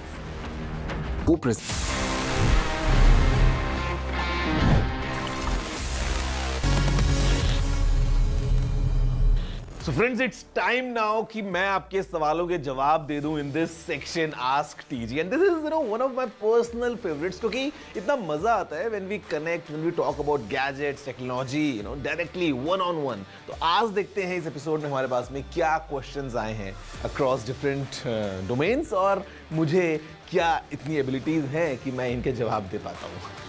Hi Technical Guruji. So my question is, how can we monetize Instagram posts?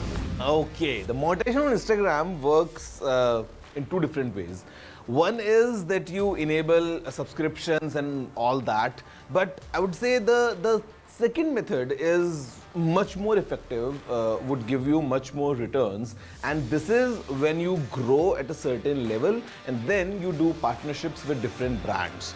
आपने देखा होगा YouTube पे, Instagram पे, Facebook पे, all these influencers, they many times collaborate with different brands and वहाँ से you can monetize your content directly. So उसके लिए थोड़ा सा आपको मेहनत करना पड़ेगा. You need to make sure कि आपका प्रोफाइल एक certain level पे पहुंच जाए, and उसके बाद if you approach brands or if the brands approach you, you can monetize your posts, your stories, your reels, basically whatever content you post. If you are doing this in a partnership with a brand, you can have proper monetization.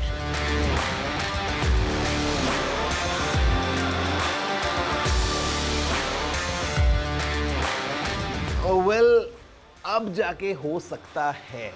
You know, in the beginning, when brands just removed the accessories like chargers from the box, तो उस time पे not everyone had these chargers और sometimes हम देखते थे कि जो cables हैं वो अलग हैं, कहीं पे लाइटनिंग, कहीं पे USB-C, कहीं पे micro USB, on the other side sometimes USB-C, sometimes USB-A वगैरह वगैरह. But now with USB-C coming in place and now that it's been 2-3 years, जब थोड़ा टाइम हो चुका है, काफ़ी ब्रांड्स चार्जर्स रिमूव कर चुके हैं, तो अब मुझे लगता है कि हाँ, इसका फ़ायदा हो सकता है. For example if I talk about myself, तो I have this charger from one of my old laptops. करें.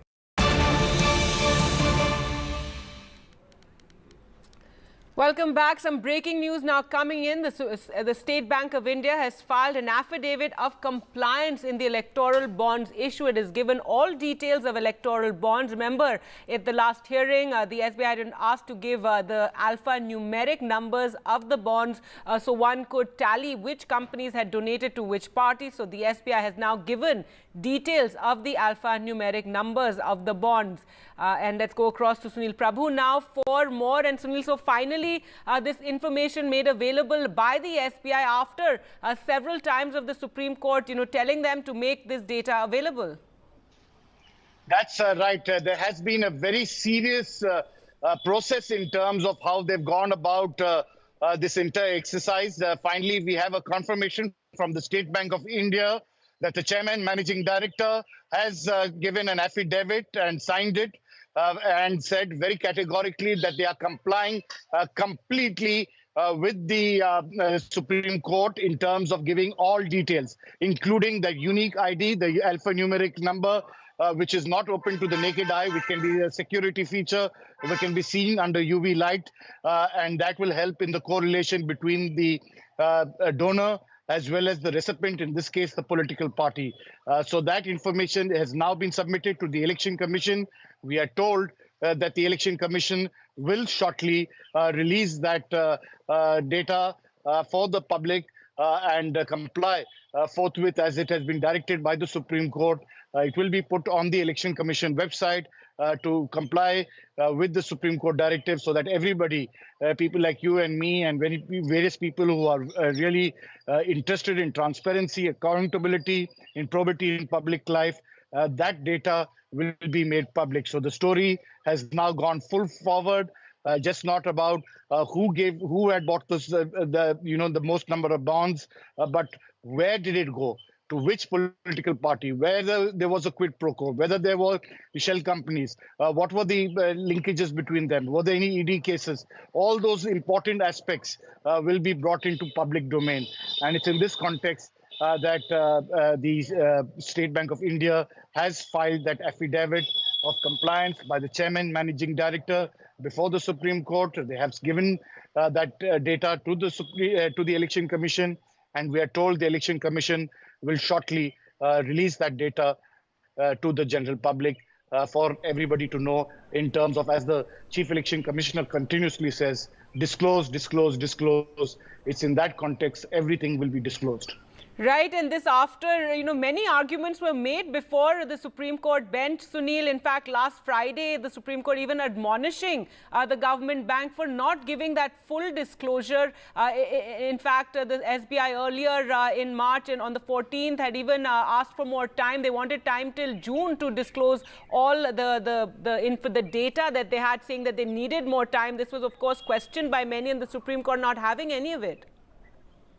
That's so right, and very, very interesting that you bring that up. If you remember, the Supreme Court, when it heard it on Monday, in fact, told Mr. Hari Salve, who's a senior counsel, asking him whether he's appearing for a political party when he was appearing for State Bank of India. These were the subtle remarks that were made.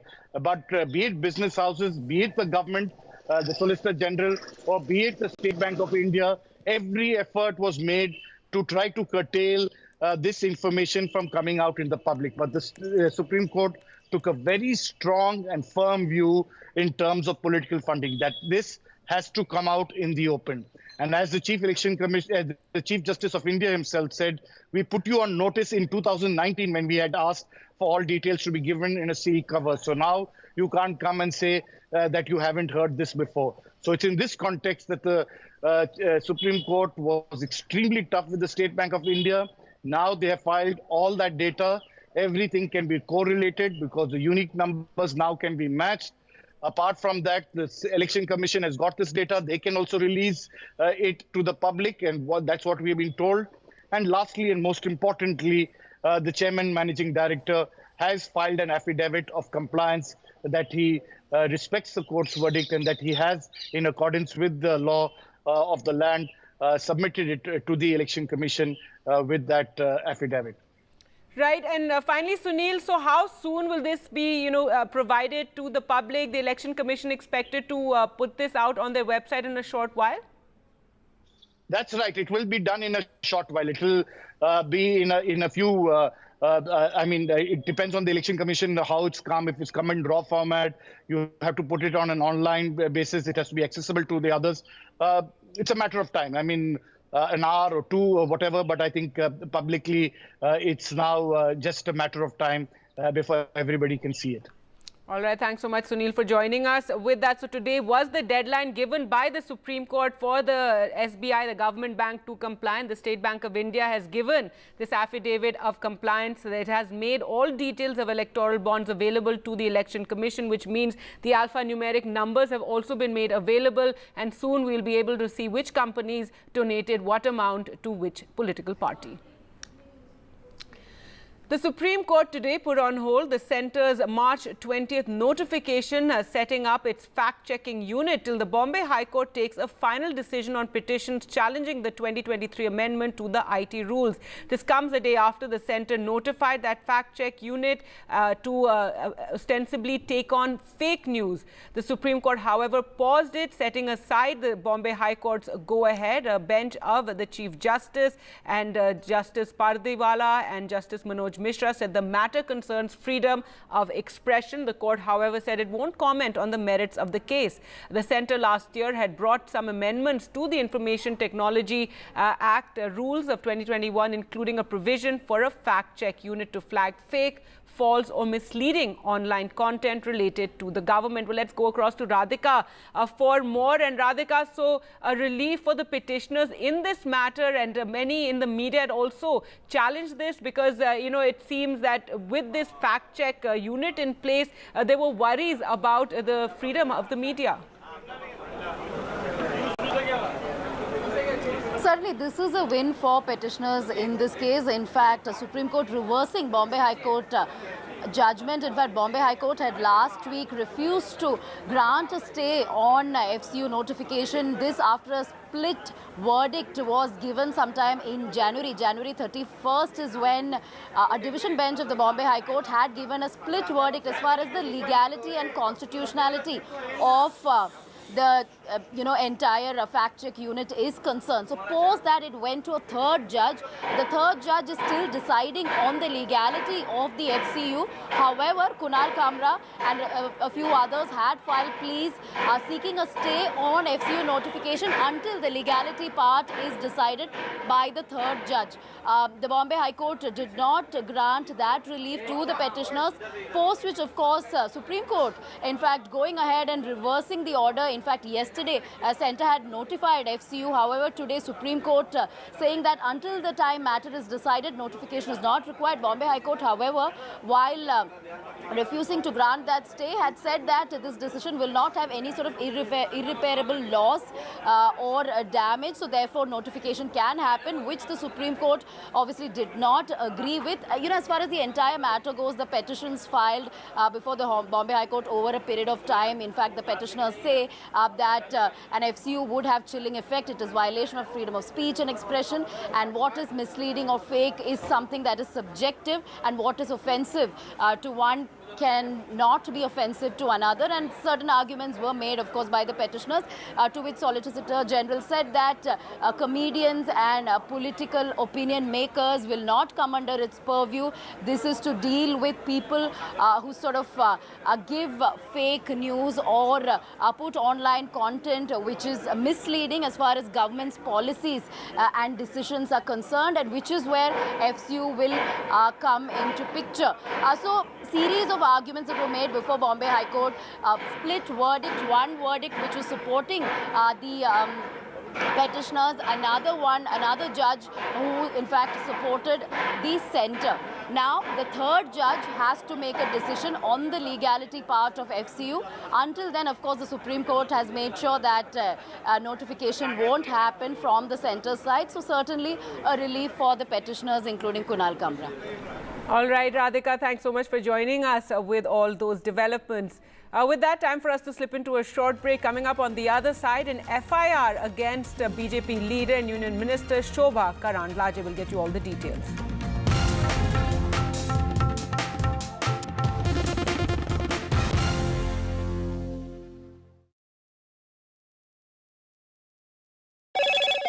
Hello, Moto.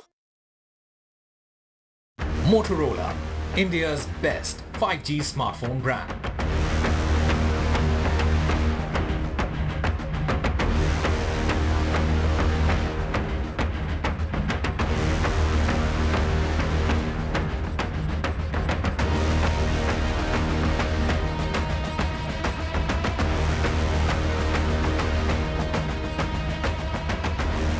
This show isn't just about news from the southern states. It's one that looks at the rest of India and the world from a diverse South India point of view, because NDTV has always taken the southern view seriously. The Southern View with Veera Raghav, only on NDTV 24/7.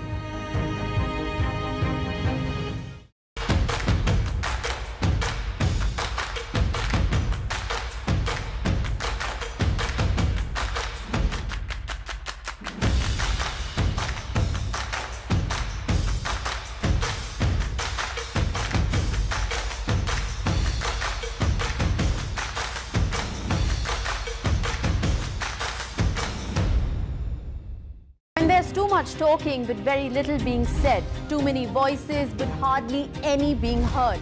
You turn to a show that puts you front and center.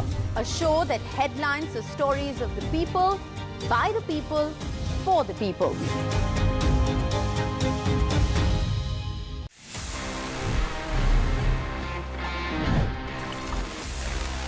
Friends, this is what I have for the next one, because yahan pe this sleek looking laptop coming straight from Apple is the latest generation of MacBook Air, और yahan pe what's packed inside is Apple's new M3 chip now. तो ये Apple ने finally launch कर दिया है. And what's amazing is that look at this profile. मतलब कितना sleek आपको laptop मिलता है. At the same time, it packs some amazing performance. यहाँ पे Apple की latest M3 chip है. It's a fanless design. That's the reason कि ये काफी आपको sleek मिलने वाला है. Quite lightweight. And this in fact is the 15-inch variant. जिसका 13-inch variant है वो थोड़ा सा और ज़्यादा छोटा और आपको हल्का feel होता है. It's even more portable. At the same time, it packs some serious power because यहाँ पे जो memory है, it goes up to 24 GB. The storage can go up to 2 terabytes. हमारे पास में proper MagSafe port है. We have a headphone jack as well. At the same time, यहाँ पे USB-C ports भी हैं. We have a full-size keyboard, a nice 15-inch screen in a very sleek form factor, and this packs a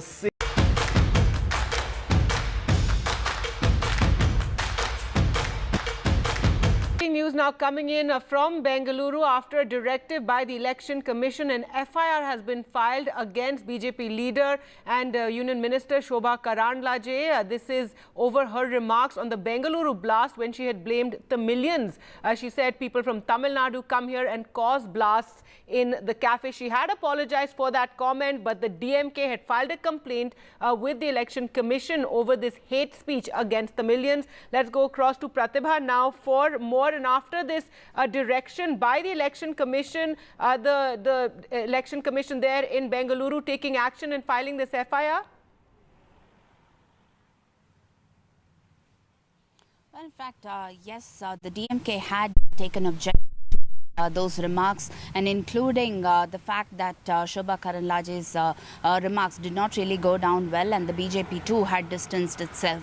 Based on the complaint that was filed by an advocate in the Madurai police station, an FIR was registered there, and upon the DMK's complaint, the Election Commission of India had asked the Election Commission of Karnataka to take appropriate steps. Now what we hear is that based on all these directions, an FIR has been registered. Remember, the Election Commission had initially pointed out that any kind of hate speech and misinformation, all of them will definitely be addressed as far as this election is concerned, and they seem to be living by this rules that have been laid down by the Election Commission, no matter the party.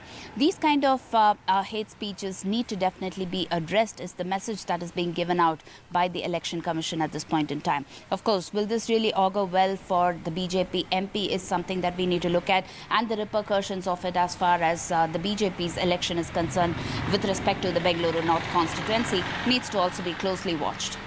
Right, absolutely, Pratibha, but also reassurance in a sense to the opposition parties who are very concerned about the complaints that they make, whether the Election Commission would take it up strongly. So given this sort of action being taken now, some reassurance for opposition parties on the Election Commission's fair treatment. In fact, interestingly, the Congress in Karnataka did not really make any kind of official statement except for last evening when Mr. Dinesh Gundurao of the Congress spoke to NDTV talking about how the statement comes in poor light. They did not want to really stoke this entire remark to balloon into a bigger issue, but they wanted to quietly wait for the Election Commission to take a call on this. And that was the move of the Congress government in Karnataka. And as far as the BJP is concerned, of course, they have distanced themselves from this remark in Karnataka. Yes, this has definitely not really augured well for the Tamil Nadu, and the Congress as well as the DMK came out heavily against this remark that was made by Shobha Karandlaje, a bitter spat that was also witnessed on social media. But of course, once the BJP realized this, perhaps that is precisely why Shobha Karandlaje took no time in terms of apologizing on the social media platform. As of now, we haven't heard any kind of official statement. Shobha Karandlaje has refused to speak to the media as well. We'll have to wait and see the repercussions of this on the Lok Sabha election, of course. Right, and hopefully this will serve as, a warning to others who may indulge in this sort of hate speech or these sort of comments. But on the subject of Shobha Karandlaje, do stay on with us, Pratibha. We move on to Sadanand Gowda now, on whose constituency Shobha Karandlaje will be fighting. BJP leader Sadanand Gowda, the former Chief Minister of Karnataka, had spoken to the media after expressing disappointment over being denied the ticket ahead of the Lok Sabha election. He finally did address the media today and said he has decided to stick with the party. Let's listen into what he had to say. Sir, ಭಾರಿ clear ಆಗಿ ನಾನು ಹೇಳಿದ್ದೀನಿ, ಪರಿವಾರವಾದ ಇರಬಾರ್ದು ಅಂತ ಹೇಳುವಂಥದ್ದು ನನ್ನ ಶುದ್ಧೀಕರಣದ ಪ್ರಮುಖ ಹೆಜ್ಜೆ ಅಂತ ಹೇಳಿದ್ರೆ ಅದೇ ಅದಕ್ಕೆ ಉತ್ತರ. Let's go back to Pratibha for more. And Pratibha, he spoke about unhappiness over family politics in the state. Tell us more about what he had to say. In fact, initially he did start off his speech by talking about how pained he was with the grand welcome that he was given when he was asked to make a comeback into the party, especially after announcing his retirement from electoral politics. But then he had to meet with an unceremonious exit later, and this has definitely cost him a lot of pain. He started a speech with that and later went on to talk about how he would remain with the party and that he would work for the welfare of the BJP in Karnataka as well as in the entire country to ensure PM Modi would again step into the country as Prime Minister once again. The third thing that he mentioned was that whether or not he is asked to contest this particular election, he will continue to work as a party member for the welfare of the Saffron Party in Karnataka. And he also touched upon one important point, which is the purification process that he would indulge in. He would put in efforts to purify the party, and when we delved deeper into that, he said that he would be talking about, or the first step that he would be taking is to talk about the family politics in Karnataka that he is very much against. Well, was this an indirect target at Mr. Yediyurappa or not is something that he did not really wish to specify or take names. But as far as what we hear right now, Sadananda Gowda staying back within the party and working for the welfare of it in the state as well as the country. All right, thanks so much, Pratibha, for joining us with those details. Well, news now from the northeast, where the ISIS India chief Harish Faruqi was arrested yesterday by the Assam STF and handed over to the NI. Now, what the Assam police sources have said is that it was an interagency handover. Let's go across to Ratnadeep for more. Ratnadeep, give us more details about this entire operation and now handing over this ISIS chief to the NIA. That's right. In fact, Harish Faruqi, who is the head of the ISIS operations in India, who was hiding in neighboring Bangladesh. That's what we are picking up from our sources in NIA. He was picked up last morning in a swift operation by Assam STF, working on the inputs of intelligences. Along with Harish Faruqi, his close aide Rehan was also picked up, and they were brought to the STF headquarters in Guwahati and then handed over to NIA. It was an interagency handover, and a short while back, the NIA actually had produced them at the special NIA court in Guwahati for a transit remand so that they can be taken to Delhi. Remember, Harish Faruqi has several cases against him, but he's most wanted in the NIA's investigation to the ISIS Delhi module, and therefore now NIA will take him along with his close aide to Delhi for further investigation. However, the input that had come in that they had illegally entered India for some subversive activities, for sabotage ahead of the Lok Sabha elections. Therefore, this is a major success of the Assam STF, who were able to nab them working on the intel which they have got from agencies. And in fact, a short while back, NDTV exclusively spoke to the IGP of Assam Police, Mr. Partha Sarathi Mahanta, who is the chief of Assam STF, who led this operation that led to the arrest of one of the most wanted in NIA list, Harish Faruqi. Let's listen to this exclusive interview on NDTV.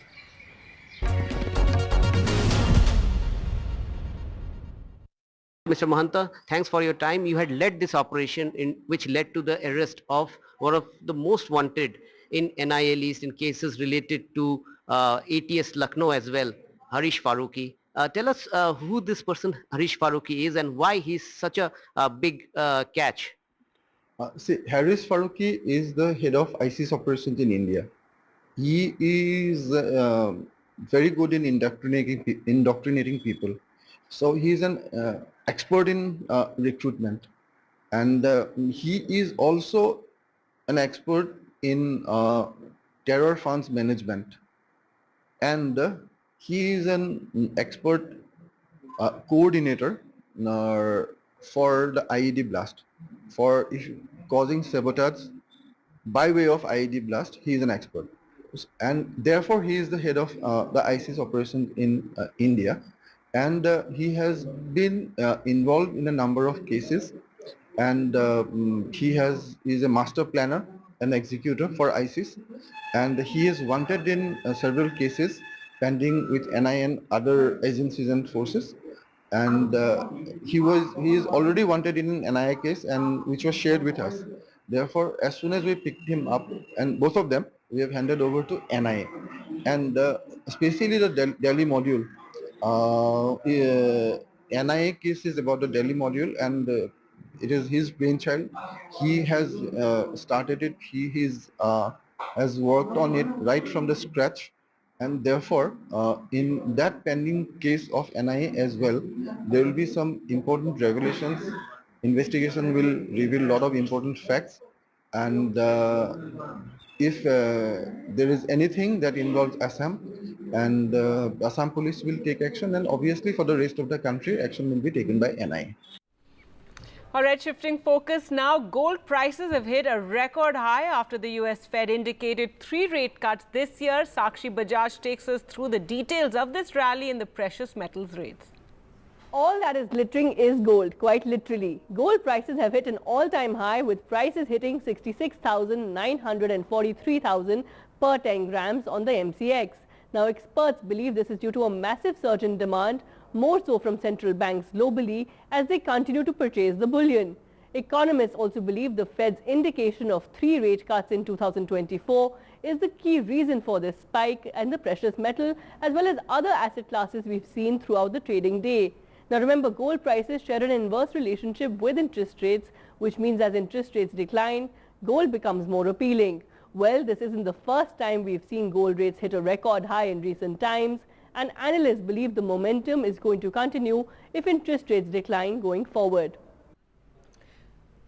Prime Minister Narendra Modi has said India would lead the world in artificial intelligence technology and has asked startups to work for Indian solutions to global challenges so that leadership of AI capabilities stays in India's hands.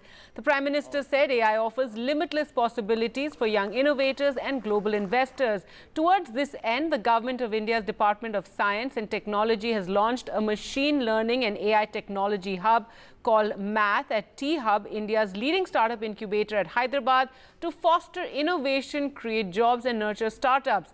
NDTV Zuma Sudhir spoke exclusively with Math CEO Rahul Pett and T-Hub CEO M. Srinivas Rao on the roadmap to turn the Prime Minister's vision into reality. The Department of Science and Technology has partnered with what is one of India's largest startup incubators, the T-Hub at Hyderabad, in order to give a boost to machine learning, artificial intelligence technology. And I have with me the T-Hub CEO, Mr. Srinivas Rao, and also the CEO of what is being called as Math, machine learning and artificial intelligence technology. First of all, locating it here, obviously these are technologies of the future, and we are looking at it as something that's going to be globally competitive. The idea of locating it here would be what? So idea is, so obviously we've all been using AI. So think about Google Maps, think about the Uber or Ola, we've already been using. And obviously in the last 1 or 2 years, thanks to OpenAI, ChatGPT, AI has become mainstream, right? And today we see far-reaching opportunities in AI to accelerate technology, to accelerate economic progress, etc. in a variety of sectors, be it education, be it healthcare, be it manufacturing, and so on, right? So we felt that there's a tremendous opportunity here to create an AI hub, okay, where we can provide startups and the entire ecosystem access to the resources to build out. I think there is directions from the government, both at the center and at the state, that we should focus on building out AI capability so that we don't miss out on this boat, we don't miss out on this race. And this initiative is a step in that direction. So there is going to be no sector that is going to be untouched by AI and ML. Transformative, certainly it is going to be. What specifically are you bringing here to perhaps graduates who are now coming out saying that we have some AI skills, ML skills? What are they going to be getting at this center? So at the center, definitely we have created lot of startups today in our ecosystem. Already 2,000 plus startups in our ecosystem which are working in and around AI. We have 60 plus startups in the physical premises here, and more we will onboard virtually. So we are also engaging with the student community, and for them we have launched our LMS platform, which is helping them to learn the AI skills, and also the first of its kind AI job portal in the country, which is purely focusing on AI jobs. So where not only today our startups are posting the jobs, but in next couple of weeks you will see we'll try to get as many AI jobs from all the corporate startups across the country, and that is a big boost and big motivation and big support for the student fraternity who are just passing out and trying to jump into this AI cycle. The NASSCOM obviously says there's a huge gap between the skill available and the demand that's going to be there in the market. You are not a training agency, but you're saying you are bringing them all together so that you can match the skills with the demand in the market? That's absolutely, that's first what we are doing is that we have built this platform to bring the training agencies and the student fraternity so that they can learn the courses, and it is not just for student, also for startup and corporate employees who are working in some different areas, and they can upskill to AI technologies and all this thing. So that is the skilling part. Second is the job part, and we are making this marriage happen, and where people are getting trained and they are getting absorbed by the startups or corporates. So definitely agreed. We also understood that gap. There is a huge gap in terms of jobs. People are saying that AI might take away jobs. My say is always that there is a huge job. We just have to address that. And our initiative with T-Hub, with DST is that we try to bridge that gap. so that the people can get trained and get these jobs. Just one final question. We are in a mega election year, and the world over we are seeing AI being used for political campaigns, by firms and all that. Do we actually have a framework within which all this can operate?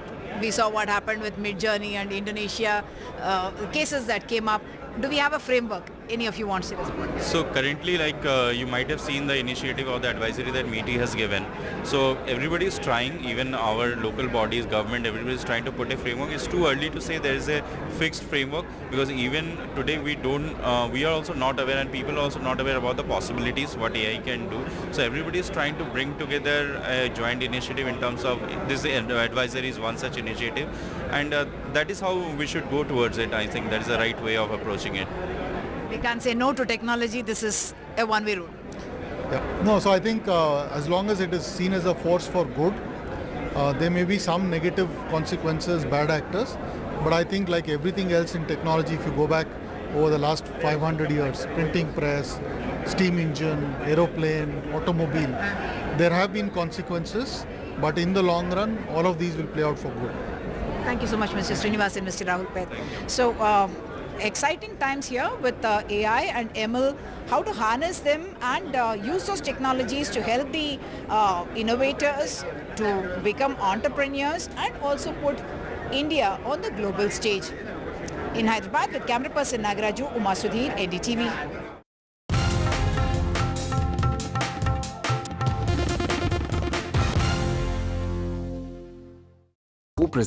Stay informed and entertained with the new and updated NDTV News app. You can watch all our channels live, listen to podcasts, read breaking and exclusive news from around the world and more. Download the NDTV app today and get access to the best journalism and storytelling on your smartphone or tablet. The NDTV app. News that matters to you.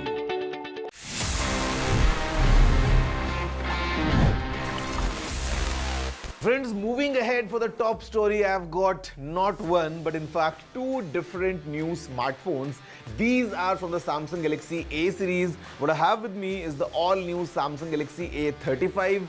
साथ में Galaxy A55 भी है. Both are, of course, 5G smartphones. Interesting design, interesting configuration और काफ़ी fresh लग रहे हैं दोनों phones, coming straight from Samsung. और यहाँ पे Samsung is promising a few things. सबसे पहले एक काफ़ी इंटरेस्टिंग और premium design. Second thing is amazing durability, because यहाँ पे on the front and on the back what we have is Corning's Gorilla glass Victus plus. At the same time यहाँ पे Samsung is promising a complete awesome security suite along with awesome performance. So let's see up close कि आखिर इन दोनों phones में Samsung ने क्या कुछ pack किया है. रेडी हो जाइए for cutting edge features and A seamless Android experience. Samsung ने इंडिया में ऑफिशियली डेब्यू किया है the Galaxy A55 5G and Galaxy A35 5G, bringing powerful performance and impressive technology to the popular A series lineup. Both devices boast stunning 6.6-inch Super AMOLED displays जो जाने जाते हैं.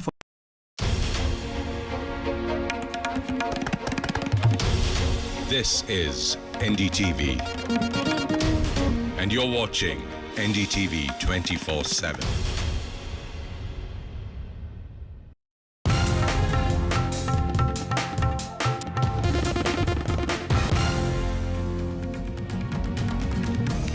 Hi there, a very good afternoon. You're watching NDTV 24/7. My name is Kitty Behan. Let's start this edition at 4 with the headlines at the top of this hour. SBI files compliance affidavit in electoral bonds case. The SBI furnishes all details to poll panel. SBI has given details of the alphanumeric numbers of bonds to the EC. Heat on Union Minister Shobha Karandlaje in the Bengaluru blast remark case. After EC action against Union Minister, the FIR has been filed in Bengaluru. Supreme Court stays Centre's fact-check unit notification. Bombay High Court had allowed Centre to notify the unit. The Supreme Court has set aside the Bombay High Court order. The top court has pulled up Tamil Nadu governor for not appointing Ponmudi as the minister. The court has taken a strong view against him, says he has time till tomorrow to act. Former Congress President Sonia Gandhi hits out at Prime Minister Modi, alleges he's made a systematic effort to cripple the Congress party financially. The Congress has said that there has been no level playing field given to the party for Lok Sabha polls. BJP counters Congress's charge. BJP has said that the Congress is creating an alibi for defeat and the Congress failed to file tax returns. Instead, it's blaming the BJP. Gold prices have hit a record high after the US Fed indicated 3 rate cuts this year.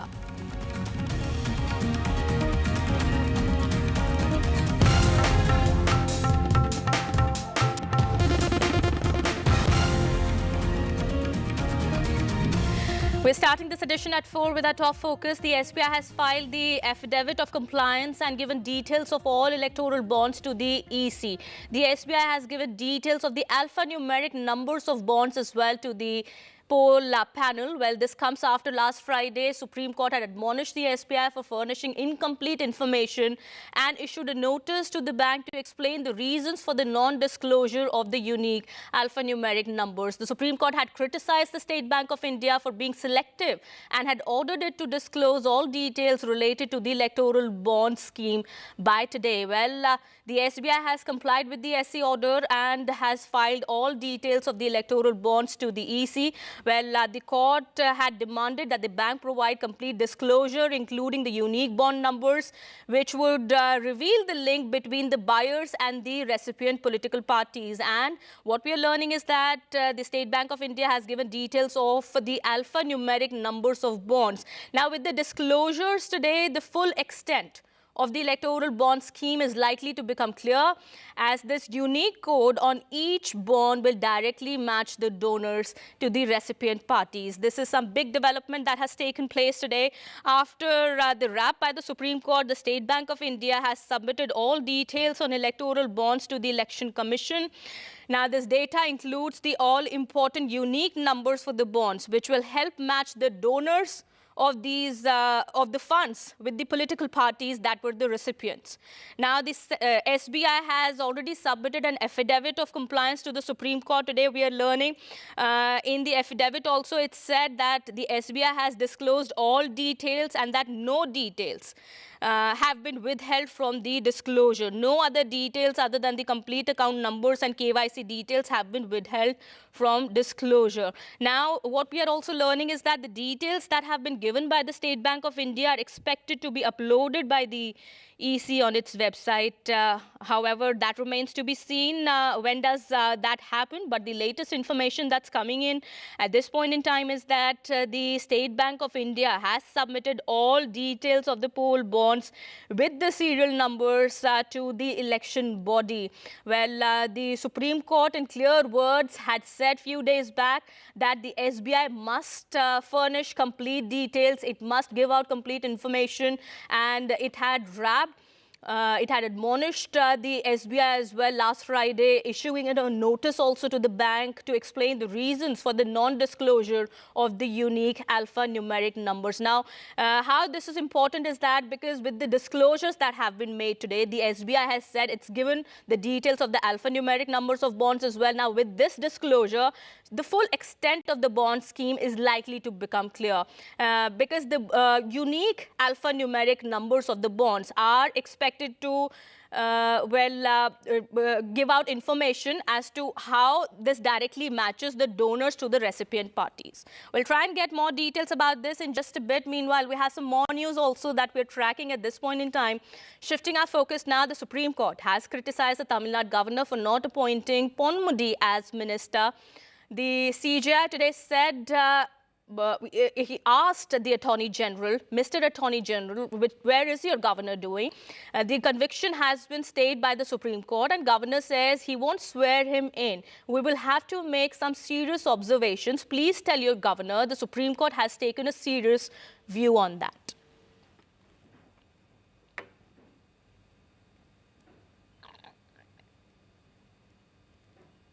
Well, that is the latest we're picking at this point in time. Big development that has taken place now. The Supreme Court has pulled up the Tamil Nadu governor for not appointing Ponmudi as minister. The CJI has asked the Attorney General today as to what the governor was doing. He's said that the governor must be told that he has to act by tomorrow. The governor has been given time till tomorrow, we are learning, and the Supreme Court has taken a serious view of this case. If the governor doesn't act by tomorrow, the Supreme Court will have to pass the order. That is what we are learning. That's coming in from the Supreme Court at this point in time. My colleague Sam is also now joining us on the broadcast, getting us more details on that.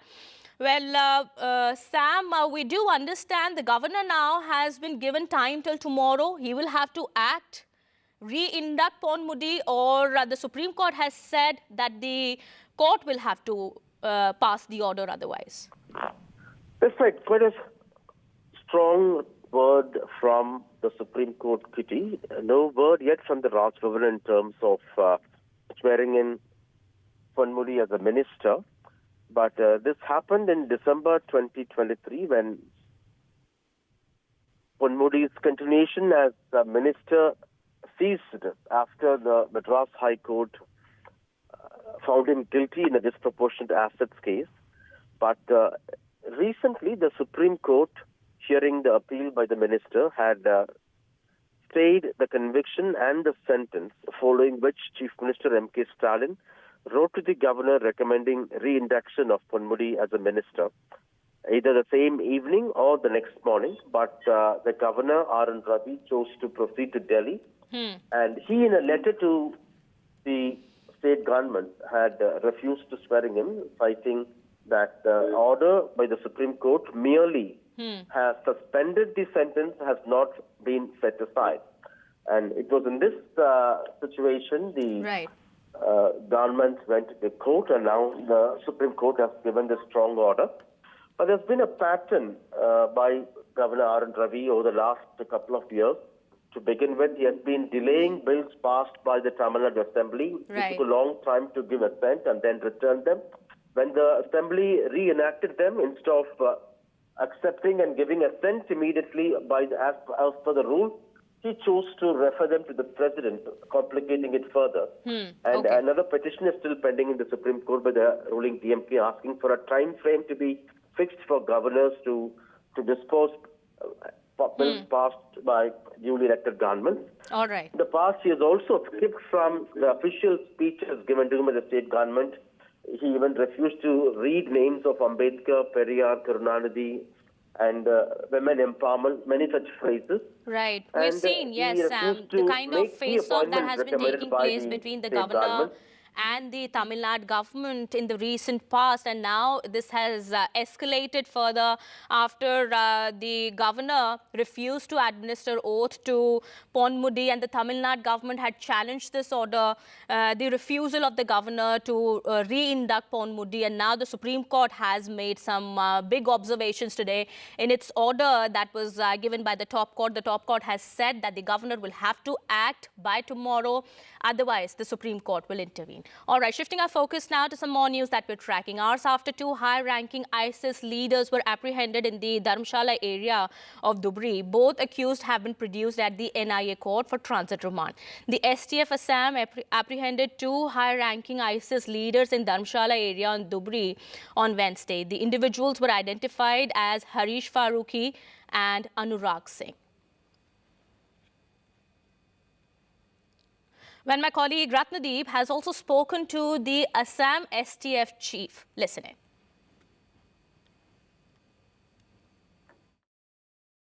Mr. Mahanta, thanks for your time. You had led this operation which led to the arrest of one of the most wanted in NIA list in cases related to ATS Lucknow as well, Harish Farooqi.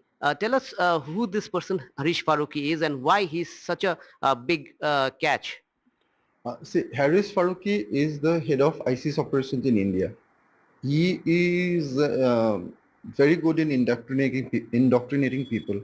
So he is an expert in recruitment, and he is also an expert in terror funds management, and he is an expert coordinator for the IED blast. For causing sabotage by way of IED blast, he is an expert. And therefore, he is the head of the ISIS operations in India. And he has been involved in a number of cases. And he is a master planner and executor for ISIS. And he is wanted in several cases pending with NI and other agencies and forces. And he is already wanted in an NIA case, and which was shared with us. Therefore, as soon as we picked him up, and both of them, we have handed over to NIA. And especially the Delhi module. NIA case is about the Delhi module, and it is his brainchild. He has started it. He has worked on it right from the scratch. And therefore, in that pending case of NIA as well, there will be some important revelations. Investigation will reveal a lot of important facts.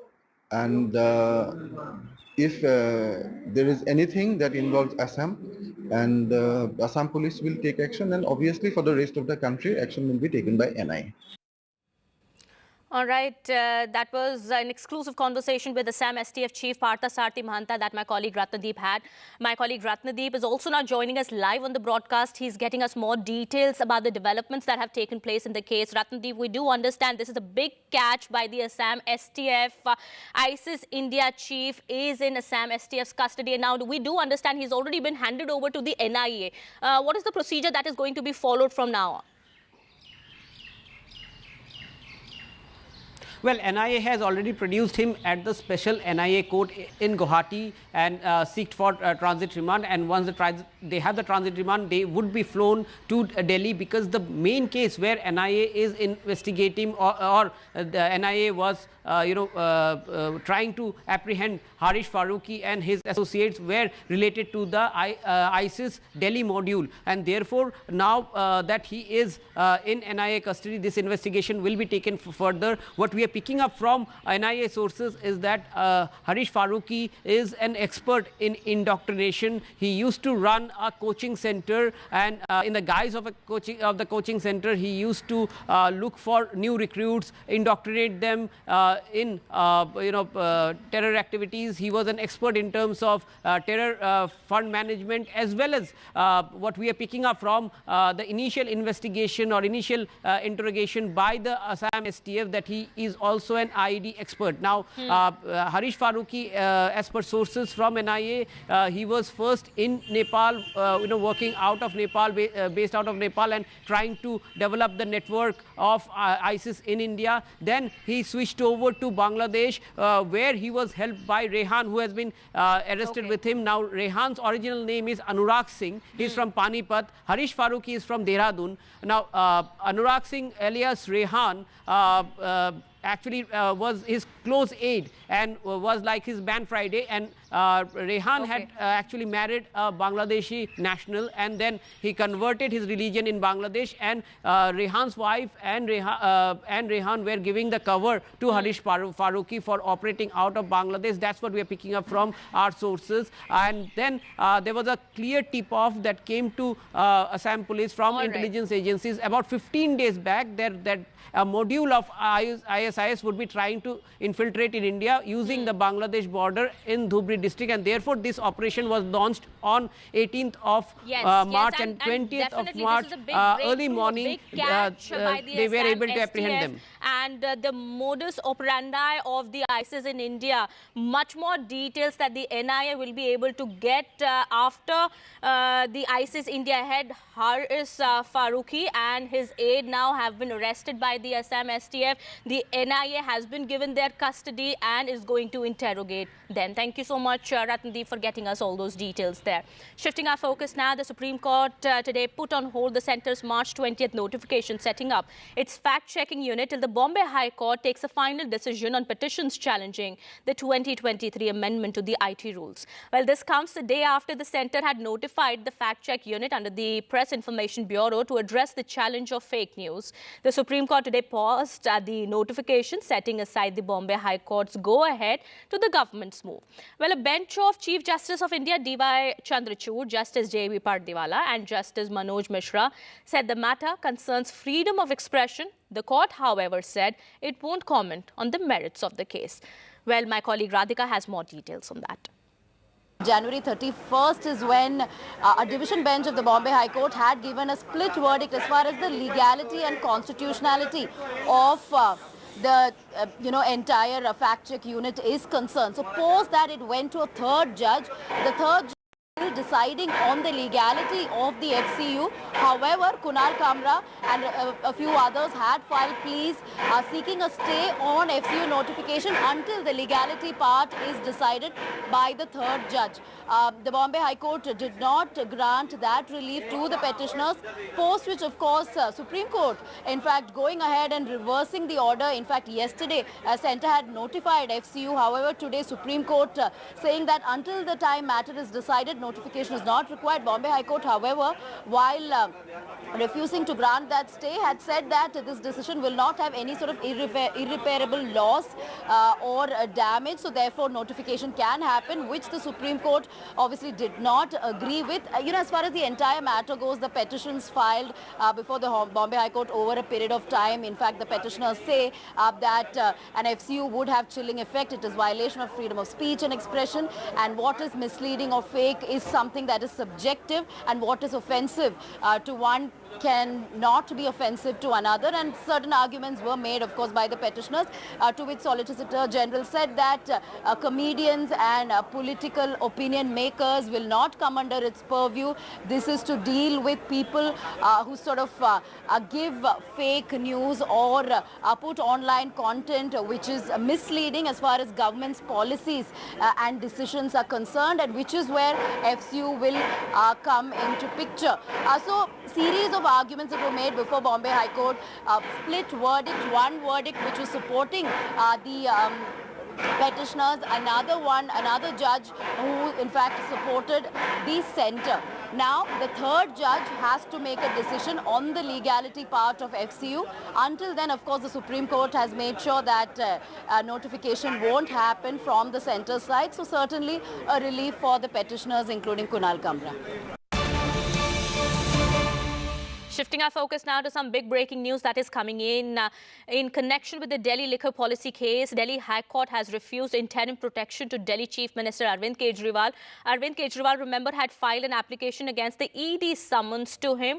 No interim relief has been given to Arvind Kejriwal in the liquor policy case. What we are also learning is that the Delhi High Court has said that ED is free to file the response on Kejriwal's application. Big development that is taking place at this point in time. We are learning big update that is coming in connection with the Delhi liquor policy case.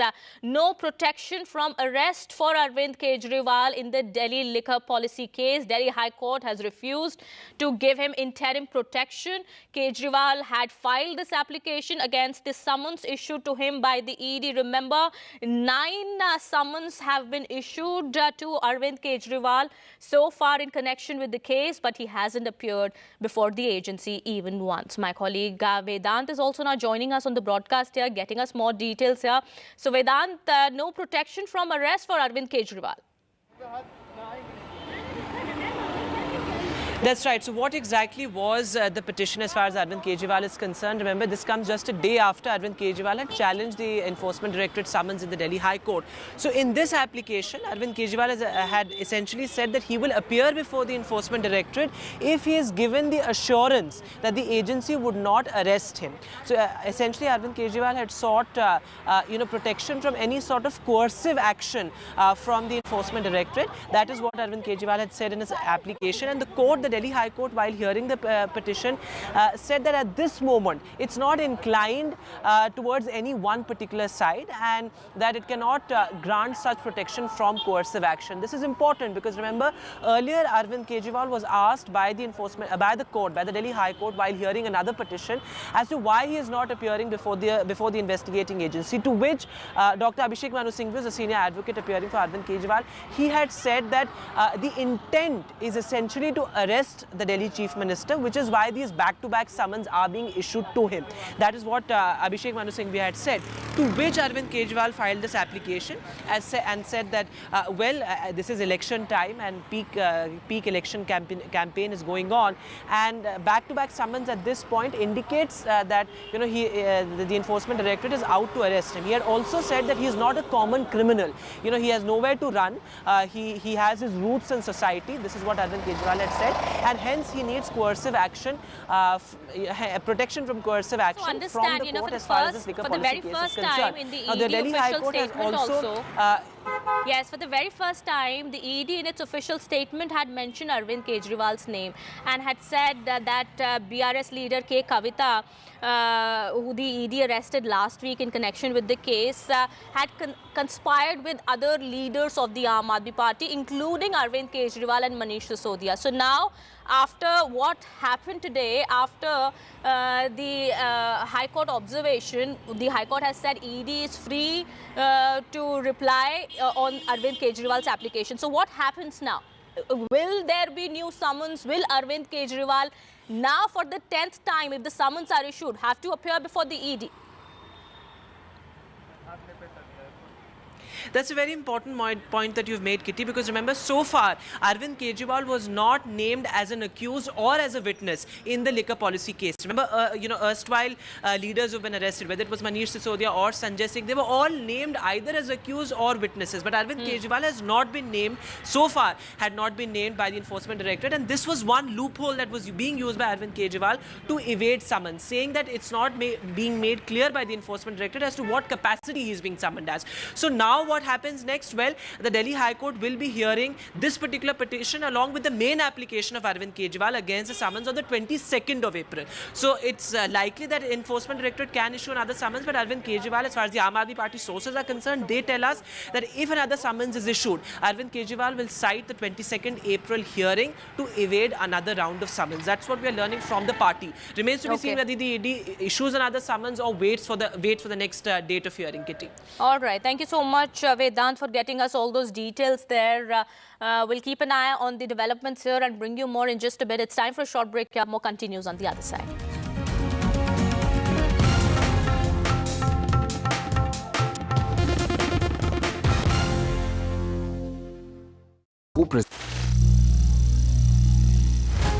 Some people say the metaverse will only be virtual.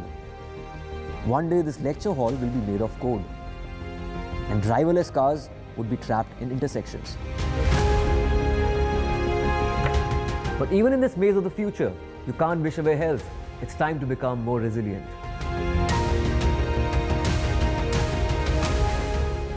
"10 years of Banega Swasth India, we have grown and achieved so many milestones.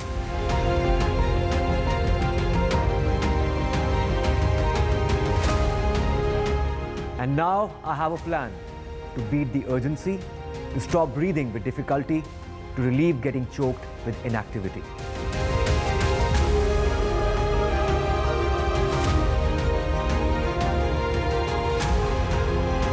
Energize our government, our environment, our society, and ourselves.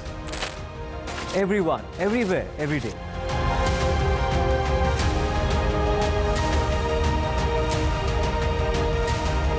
Banega Swasth India.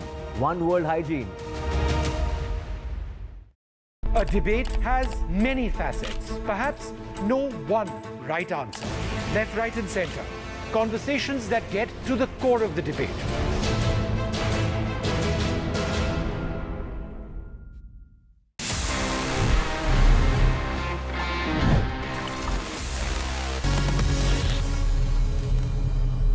So friends, it's time now कि मैं आपके सवालों के जवाब दे दूं in this section.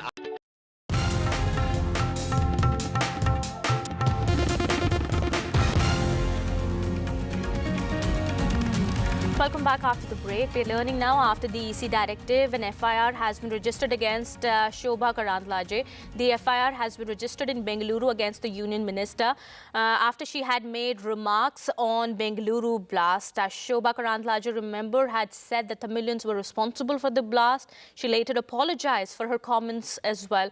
But the DMK had gone on to file a complaint against her. The FIR has been registered against Shobha Karandlaje now. All right, my colleague Pratibha is joining us on the broadcast here, getting us more details. Pratibha, we do understand an FIR now has been filed against the union minister. That's right, and this is based on the directions that have been given by the Election Commission of India to the Election Commission in Karnataka. And this was a step taken by the Election Commission based on the complaint that was filed by the DMK, because remember, the DMK did not really take too kindly to the remarks that were made by Shobha Karandlaje, where she seems to have targeted the Tamils, and this also was seen as an insult to Tamils and Tamil Nadu, is what the DMK claimed in their complaint. There was also a bitter spat that was witnessed on social media between Shobha Karandlaje as well as the Chief Minister of the neighbouring state, Mr. M.K. Stalin. And the BJP has distanced itself. The Congress, of course, has claimed that this is something that needs to definitely be condemned. Now, this works as an example in terms of, remember, the Election Commission having promised that there would be strict and stringent action that would be taken against hate speech. And this is the first step that has been taken. Irrespective of the parties, they want to really curb hate speech as well as misinformation. And this definitely is setting an example for the days to come as the election heat picks up in Karnataka as well as in the entire country. This comes as an embarrassment for the party in Karnataka. How do we understand? How is this really going to affect the party's prospects in the upcoming elections? Well, in fact, I've been speaking to sources within the BJP who seem to claim that they want to distance themselves from the remarks that were made by Shobha Karandlaje. But in terms of how this FIR would really affect Shobha Karandlaje's prospects in the election, because remember, she has been fielded from Bengaluru North, and this, as she entered the territory of Bengaluru, this fiery remark has put her in a legal battle. And we'll have to wait and see how the BJP would take steps, remedial steps, in terms of this not affecting the BJP's prospects in the days to come. Well, all of these steps needs to be closely watched at this point in time. Absolutely. Thanks so much for getting us all those details, Pratibha. We would also request you to kindly stay on with us. We have some more information that we are tracking at this point in time. BJP leader Sadanand Gowda in Karnataka has spoken to the media after expressing disappointment for being denied ticket ahead of the Lok Sabha polls. He said he's decided to stick with the party and stay away from the Congress, hinting that he is unlikely to contest the election. He did make it clear, though, that he will work for the party and take efforts to purify the BJP, expressing unhappiness over family politics in the state. Listening. Sir ಭಾರಿ clear ಆಗಿ ನಾನು ಹೇಳಿದ್ದೀನಿ, ಪರಿವಾರವಾದ ಇರಬಾರ್ದು ಅಂತ ಹೇಳುವಂಥದ್ದು ನನ್ನ ಶುದ್ಧೀಕರಣದ ಪ್ರಮುಖ ಹೆಜ್ಜೆ ಅಂತ ಹೇಳಿದರೆ ಅದೇ ಅದಕ್ಕೆ ಉತ್ತರ.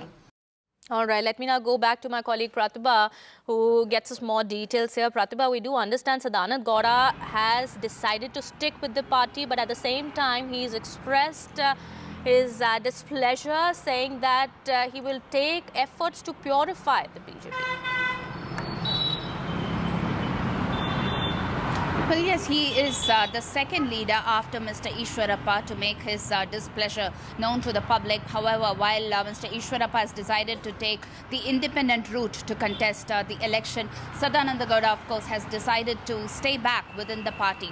He did mention that the Congress members did speak with him, inviting him to make that jump, but Sadanand Gowda decided to stick with the party, and he would work within the party for the welfare of it in the days to come. Three important points that he mentioned. One, he is unlikely to contest the election. Two, he will work as one of the party members for the welfare of Karnataka. But three is the most interesting one, where he said that he would take steps or put in efforts to purify the party in Karnataka. And this indirectly hints at the purification process that would involve getting rid of family politics within the party. Is it a direct target at Mr. Yediyurappa? He did not really wish to specify that. Right, absolutely. Thank you so much, Pratibha, for getting us all those details there. We'll keep an eye on the developments with that. It's time for a short break here. More continues on the other side.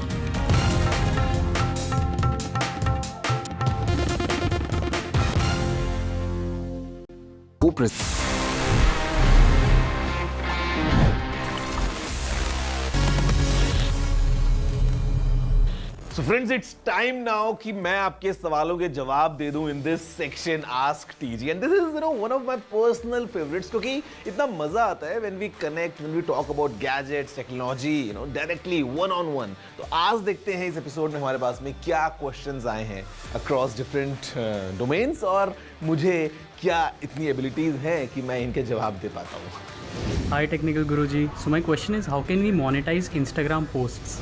Okay, the monetization on Instagram works in two different ways.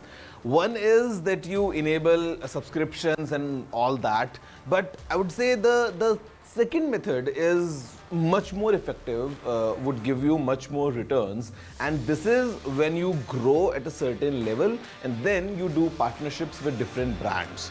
आपने देखा होगा YouTube पे, Instagram पे, Facebook पे, all these influencers, they many times collaborate with different brands and वहाँ से you can monetize your content directly. So उसके लिए थोड़ा सा आपको मेहनत करना पड़ेगा. You need to make sure कि आपका प्रोफाइल एक certain level पे पहुंच जाए, and उसके बाद if you approach brands or if the brands approach you, you can monetize your posts, your stories, your reels, basically whatever content you post. If you are doing this in a partnership with a brand, you can have proper monetization.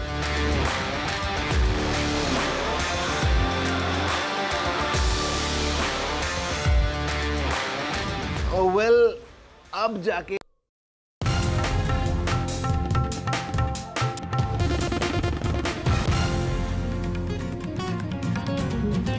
Welcome back after the break. In a serious allegation against the government weeks before the Lok Sabha elections, former Congress President Sonia Gandhi has said the Prime Minister has made a systematic effort to cripple the party financially after the party's accounts were frozen by the IT department over non-compliance. Well, the Congress party has said that there was no level playing field for Lok Sabha polls. Congress leader Rahul Gandhi also attacked the government for freezing the party's accounts, calling it a criminal action by the Prime Minister and the Home Minister. He said that due to the freezing of the party's bank accounts, the party was not being able to do the campaign work and the BJP instead had filled its coffers through funds via bonds. Well, the BJP has dismissed the Congress's claims and said the party is seeking to create an alibi in utter desperation over its imminent defeat. The BJP has said that the Congress did not file its income tax returns and so the notice was sent to it by the IT department, but the Congress has been blaming the BJP instead. Listen into the reactions coming in. Mr. Rahul Gandhi, what do you mean by this? Rahul Gandhi ji, don't insult Indian democracy. Rahul Gandhi, Bharat के लोकतंत्र को इस तरह से आप शर्मसार नहीं करें.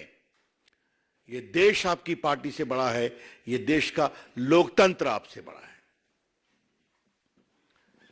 और आज इसी देश में आपने झूठ बोला है, गाली दी है और सब देश ने देखा है. अब देखिए, इन्होंने जब इनको पेनल्टी लगी तो ये सीआईटी अपील के यहां गए, ये स्टे एप्लीकेशन रिजेक्ट हो गया. उसके बाद फिर ये गए सीआईटी के यहां, कमिश्नर अपील के यहां, वहां भी रिजेक्ट हो गया. Systematic effort is underway by the Prime Minister to cripple the Indian National Congress financially. Funds collected from the public are being frozen and money from our accounts is being taken away forcibly. However, even under these most challenging circumstances, we are doing our very best to maintain the effectiveness of our election campaign. साजिशन मुख्य विपक्षी दल का bank account freeze कर दिया गया है ताकि हम पैसों के अभाव में बराबरी से चुनाव ना लड़े और ना लड़ पाए। ये सत्ताधारी दल द्वारा एक खतरनाक खेल है। इसके दूरगामी प्रभाव होंगे क्योंकि अगर डेमोक्रेसी को इस देश में बचाना है तो लेवल प्लेइंग ग्राउंड होना चाहिए। All right, to talk more on that, I am being joined by my colleague Vasudha Venugopal, Sunil Prabhu, as well as political analyst Mr. Amitabh Tiwari on the broadcast here. Let me first go to my colleague Sunil Prabhu here. Sunil, serious allegations by the Congress party against the BJP and specifically on the Prime Minister. The Congress says that this has been done systematically by the Prime Minister and the Home Minister to cripple the party financially just right ahead of the Lok Sabha elections. That's right. As you heard from the Congress party, there's a little bit of truth. There's a little bit of, laziness on the part of the Congress party. These notices are not new. They have been there for some time. Many of them, they went through the due processes. But it's in that context that they were found sleeping, as was pointed out by the Delhi High Court. But be that as it may, on a political point ahead of the elections, these are voices being, pointed out to really send across that message to the voter that every effort is being made to ensure that the Congress party is crippled. On that, I think today the Congress president, the former Congress president Sonia Gandhi, as well as the former Congress president Rahul Gandhi, made their point because we haven't seen in the last 75 years of India's democracy and beyond that this kind of targeting of a political party, and I would love to be corrected if there have been income tax raids against any other political adversaries like we have seen in the recent times, of accounts being frozen and subject to correction. It is in this context that we are definitely witnessing these allegations and counter-allegations during an election season, which, as I pointed out, cripples the main opposition party on taking on, at present, a behemoth of the BJP-led NDA. All right. Well, that's what the Congress is saying, that action has been taken. One party has been targeted, and that is the Congress party. That's the principal opposition party, which has been targeted by the BJP. And the Prime Minister himself has been doing these things to systematically attack the party, to cripple the party financially ahead of the Lok Sabha elections. Let me go to my colleague Vasudha also. Vasudha, BJP, however, says that it's the Congress's doing. The Congress did not file the tax returns, and so it will have to pay. Well, that is the defense that the BJP is trying to mount, in some ways of justifying what the party has done in the face of allegations that Rahul Gandhi has raised. And, in one of the things that Rahul Gandhi said that the party leaders don't even have money to buy rail tickets. And that's quite sort of hard-hitting. And what happened today was the BJP responded to this in two parts. First of all, BJP President JP Nadda tweeted. He, in fact, posted on X. He talked about the intellectual and political bankruptcy of the Congress party and said that financial problems are being blamed for the political, lack of acceptance of the Congress party amongst people. He also talked about the emergency period because, both Mr. Khadge and Mrs. Gandhi have been talking about how this is an assault on democracy. Then later, Ravi Shankar Prasad, who's been a minister in the government, he's a senior spokesperson now, and Sambit Patra held a press conference in which Mr. Prasad clearly said that rules are for everybody and the IT rules make it very clear that political parties can seek an exemption when it comes to paying taxes, but for that they have to file returns, and the Congress party, he alleged, has forgotten the art of keeping books and records. In fact, he made a very snide remark at the times of Sitaram Kesri and the comments that he used to make. That was what he said. And Dr. Patra, Sambit Patra, in fact, went on to say that PM is Pasina and Mehnat, and nobody becomes, a prime minister just like that. So, Kitty, the tone and tenor of that whole response was very political, making it very clear, like Sunil also said, that this is going to play out in the coming days very strongly. Absolutely. Let me go across to Mr. Amitabh Tiwari also. Mr. Amitabh Tiwari, how do we see this? Do you think an unfair treatment has been given to the Congress party here? The action has been taken by the IT department. My colleague Sunil also has been telling us that, the notices were already there since before and this was imminent. See, it's not about being fair or unfair, because while the matter is being fought in courts, which is the IT tribunal, the matter is also being fought in the public court. So voters of both the sides, voters from the BJP, it depends upon which side you are. So voters of the BJP would tend to agree with the BJP's line of argument, and voters of the Congress party would tend to agree that definitely there is not a level playing field. How does it impact the neutral voter, which is in large numbers in the country? That is what is probably going to decide the fate of this story, like any other story. And the spate of ED action, freezing of accounts, etc., there is a risk that a section of this voter might fall or might believe in the narrative which is being spread by the Congress, that the government is after opposition parties and there is no level playing field. However, the Congress party has to be very careful in choosing words when it comes to press conferences and making their speeches, like we saw with the Shakti episode. Today also, Rahul Gandhi, I think, used the term democracy, and this is what has been lapped up by the BJP. So what happens is that the main issue which the Congress party was trying to perhaps raise gets diverted or is diverted into something else. So that is what the Congress party has to be very, very clear, and I am not sure how this issue will pan out, and that's for the larger public. But the action has been taken by the IT department. We do know that the opposition parties have for long been parroting the line, saying that directions have been issued on the behalf of the center. It's the BJP's doing, it's the central government's doing, that instructions are being given to the agencies. But we have to, if you talk about neutrality, we have to see it in a fair way, in a neutral way. It's the action that has been taken by the IT department, not the BJP. Correct. So the action has been taken by the IT department, and if the Congress party is aggrieved, then it has to approach the courts. Right. That's the only solution. I mean, that is one of the solutions. But we also need to be wary or careful about the larger public discourse or the larger public sentiment on these issues, and it is very, very difficult to gauge at this point of time.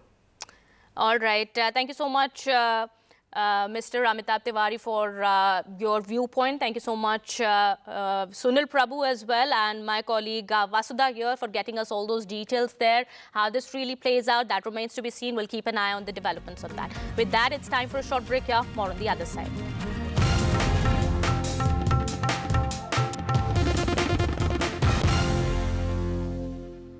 This show isn't just about news from the southern states. It's one that looks at the rest of India and the world from a diverse South India point of view, because NDTV has always taken the southern view seriously. The Southern View with Veera Raghav, only on NDTV 24/7.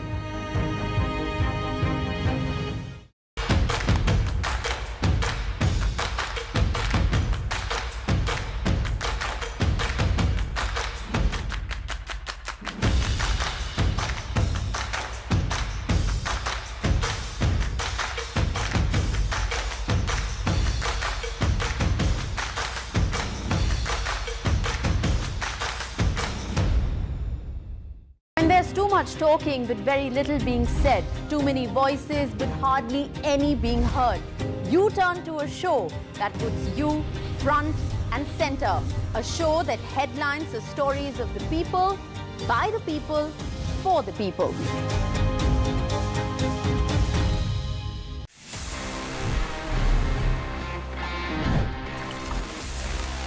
Friends, this is what I have for the next one, because यहाँ पे this sleek looking laptop coming straight from Apple is the latest generation of MacBook Air, और यहाँ पे what's packed inside is Apple's new M3 chip now. तो ये Apple ने finally launch कर दिया है, and what's amazing is that look at this profile, मतलब कितना sleek आपको laptop मिलता है, at the same time it packs some amazing performance. यहाँ पे Apple की latest M3 chip है. It's a fanless design. That's the reason कि ये काफी आपको sleek मिलने वाला है. Quite lightweight. And this in fact is the 15-inch variant. जिसका 13-inch variant है वो थोड़ा सा और ज़्यादा छोटा और आपको हल्का feel होता है. It's even more portable. At the same time, it packs some serious power because यहाँ पे जो memory है, it goes up to 24 GB. The storage can go up to 2 terabytes. हमारे पास में proper MagSafe port है. We have a headphone jack as well. At the same time, यहाँ पे USB-C ports भी हैं. We have a full-size keyboard, a nice 15-inch screen in a very sleek form factor, and this packs a 6-speaker system as well. So let's see up close how is this.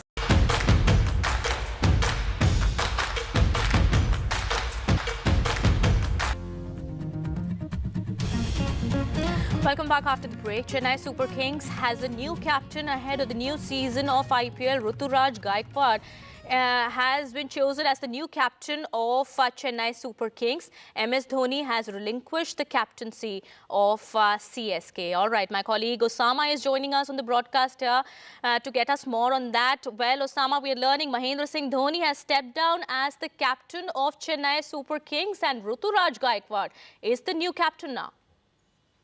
Yes, absolutely. Ruturaj Gaikwad, he is the new captain of Chennai Super Kings. And this is part of the succession plan that CSK has been trying for some time. Last year, remember, they did the same. They gave the captaincy to Ravindra Jadeja, but it didn't really work out.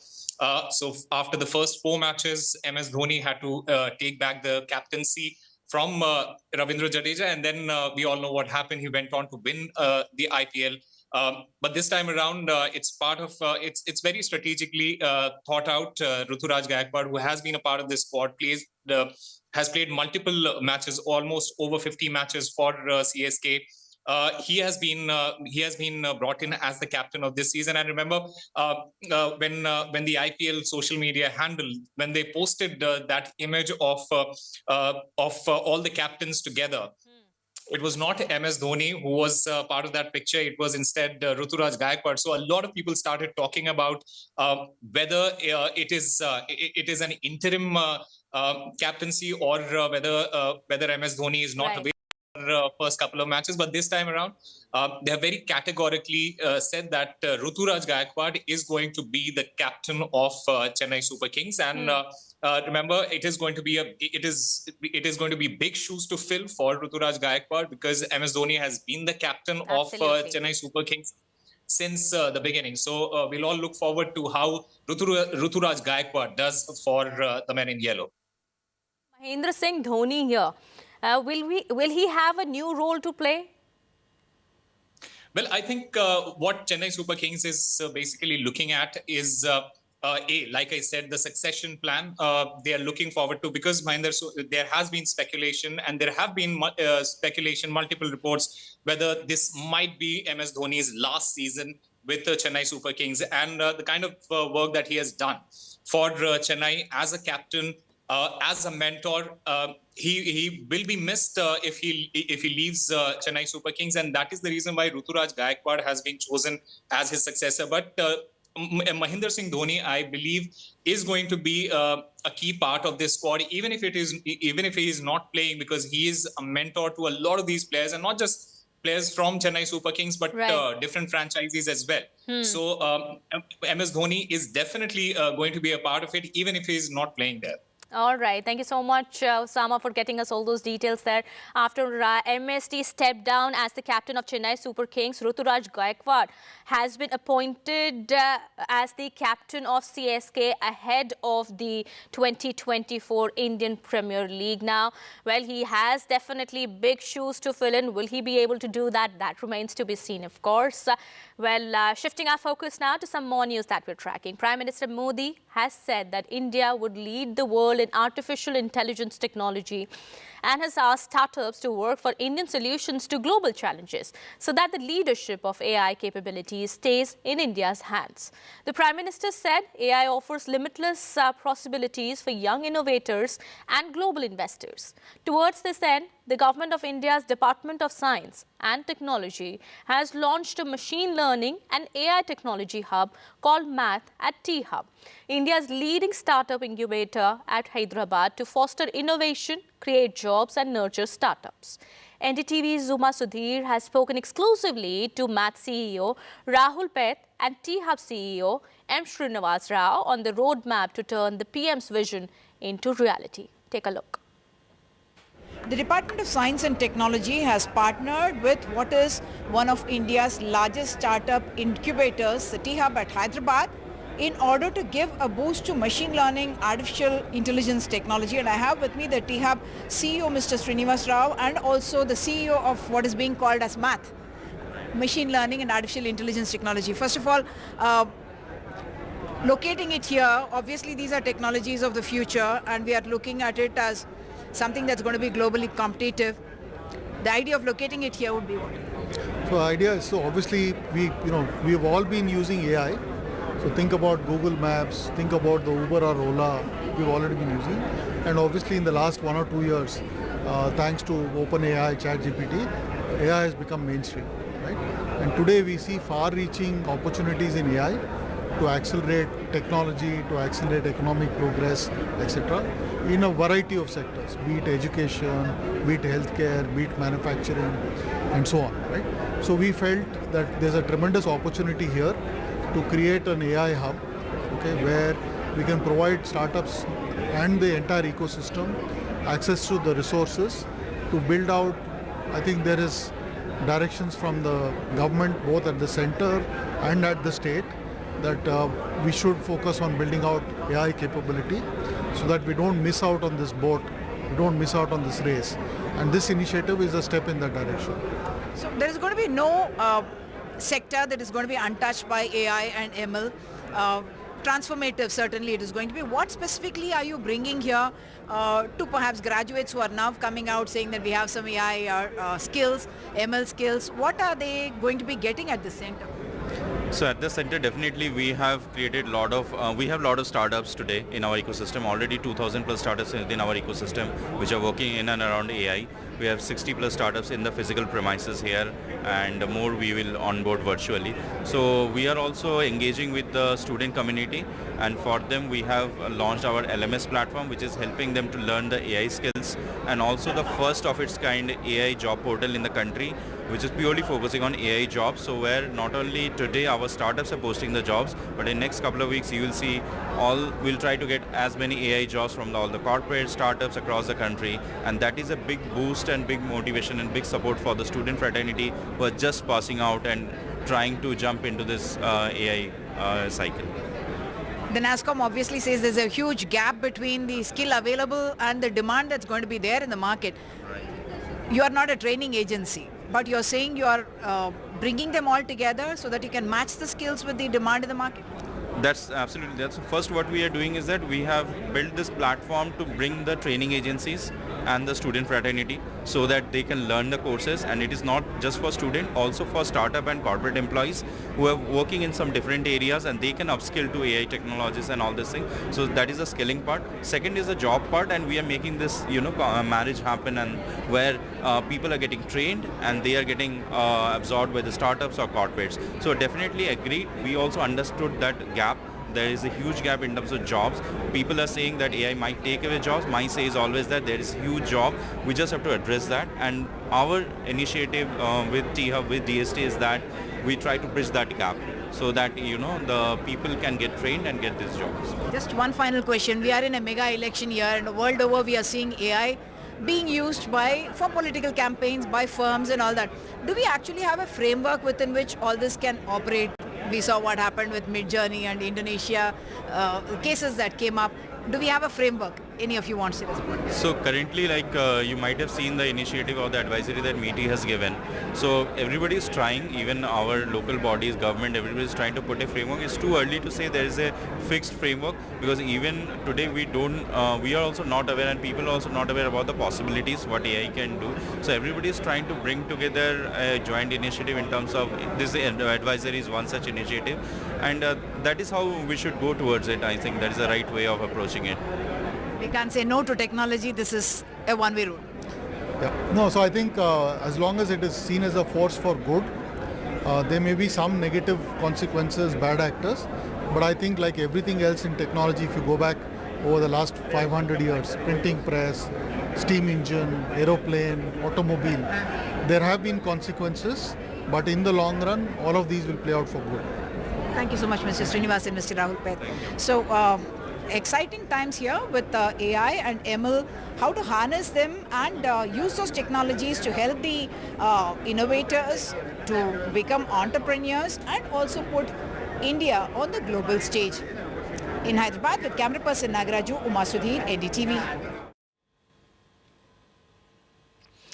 And well, devotees in large numbers participate in Azi Therutum, that's the car festival of Thyagaraja Temple in Tamil Nadu's Tiruvarur.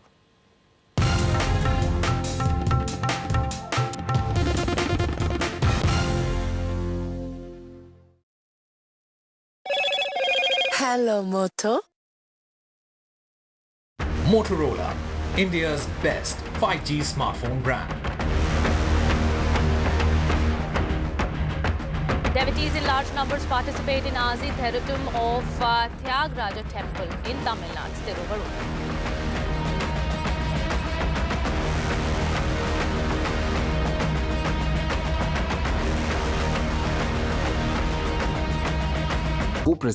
Stay informed and entertained with the new and updated NDTV News app. You can watch all our channels live, listen to podcasts, read breaking and exclusive news from around the world and more. Download the NDTV app today and get access to the best journalism and storytelling on your smartphone or tablet. The NDTV app. News that matters to you.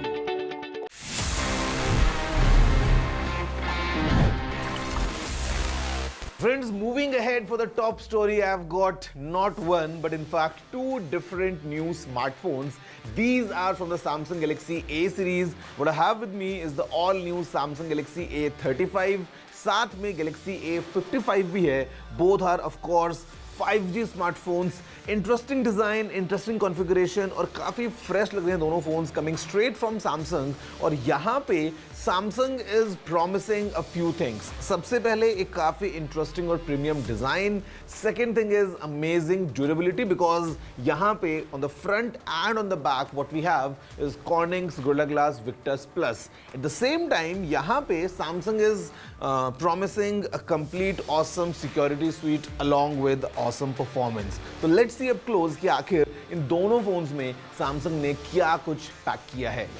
Ready हो जाइए for cutting edge features and A seamless Android experience. Samsung ने India में officially debut किया है the Galaxy A55 5G and Galaxy A35 5G, bringing powerful performance and impressive technology to the popular A series lineup. Both devices boast stunning 6.6-inch Super AMOLED displays जो जाने जाते हैं for their vibrant colors and immersive visuals. With an ultra smooth 120Hz refresh rate, you'll enjoy buttery transitions and log-free scrolling whether you're gaming या फिर catching up on shows. Plus, Corning Gorilla Glass Victus Plus offer करता है superior protection against those accidental drops and scratches. Capture your world with incredible detail. दोनों smartphones pack करते हैं a triple rear camera setup with the A55 5G sporting a 50 megapixel primary sensor featuring optical image stabilization for blur-free shots, and the A35 5G भी disappoint नहीं करता है, offering its own OIS-equipped 50 megapixel primary camera with lenses that support versatility, stunning selfies and expandable storage. ये phones आपके photography game को definitely elevate करेंगे. You can now even leave your low battery anxiety behind because दोनों phones आते हैं massive 5000 mAh batteries के साथ and support 25 watts का fast charging.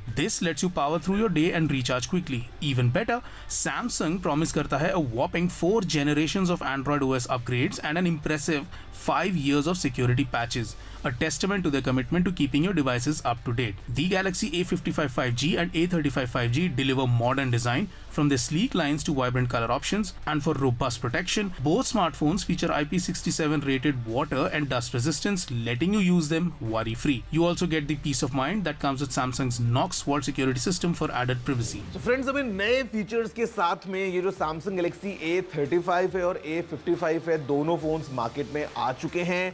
And what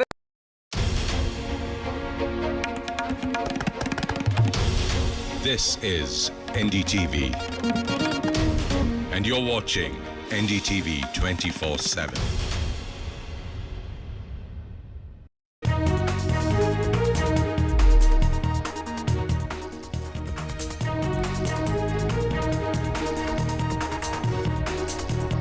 A setback for Delhi Chief Minister Arvind Kejriwal in the liquor policy case. The Delhi High Court has declined interim relief to him, has also said the ED free to file a response on Kejriwal's plea.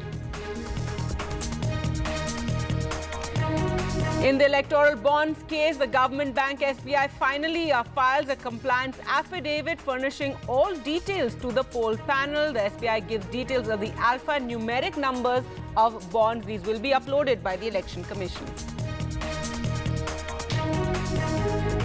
Now, an FIR is filed against BJP leader and minister Shobha Karandlaje in Bengaluru. This after the Election Commission ordered action against her on a complaint by the DMK for her remarks against Tamils. The Supreme Court criticizes the Tamil Nadu Governor Ravi for not appointing Ponmudi as minister, takes a strong view against him, says he has time to act till tomorrow.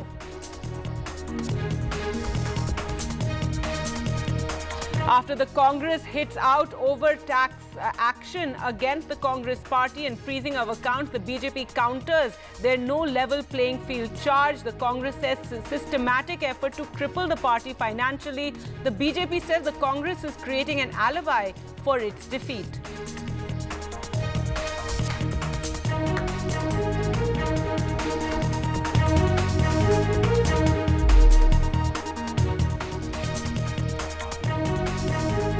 Hello and welcome. You're watching NDTV. I'm Gargi Raut, and our top story now, an update in the Delhi liquor policy case. There's been a setback for Delhi Chief Minister Arvind Kejriwal after the Delhi High Court refused interim protection to the Delhi Chief Minister. Now, Kejriwal had filed an application against the ED summons. Remember, there have been at least 8 summons against Arvind Kejriwal, and he has skipped those summons. And he had gone to the High Court hoping for some interim relief, but no interim relief for him. The Delhi High Court says the Enforcement Directorate is free to file a response on Kejriwal's application. Well, let's go across to Vedant now for more. So, Vedant, a setback there to Arvind Kejriwal, who's hoping for some sort of protection ahead of elections.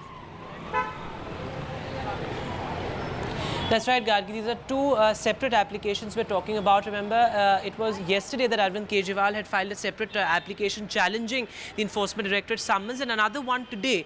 So basically, this was seeking protection from coercive action, or in simple words, protection from an arrest by the Enforcement Directorate in the run-up to the polls. So essentially, what Arvind Kejriwal argued in his application is that this is nothing but an election summons, and the investigative agency is out to arrest him, and that the Delhi High Court must grant protection to Mr. Arvind Kejriwal from any sort of coercive action, and the Enforcement Directorate must not arrest him before it files a response before the Delhi High Court in another application in which Arvind Kejriwal had argued that the summons issued by the Enforcement Directorate is unconstitutional and illegal. So what happened essentially in court today? Well, the Delhi High Court said that at this point it is not inclined towards any one side because the agency has not filed a response to Mr. Arvind Kejriwal's plea. Secondly, the High Court made some important points because remember, Arvind Kejriwal has been making this argument that it is not being specified as to which capacity he is being summoned as, whether he is being summoned as a Delhi Chief Minister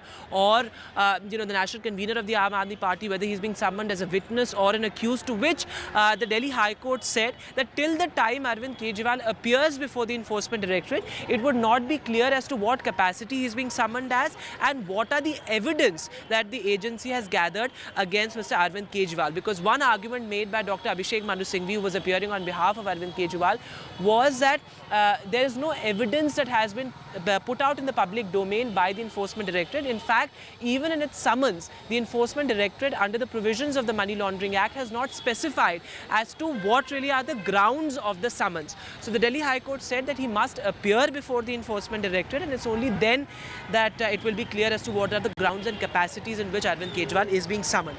Now, the Delhi High Court also, in a sense, came down hard on Arvind Kejriwal, saying that the first summons was issued to him back in November, and he's been evading summons since then.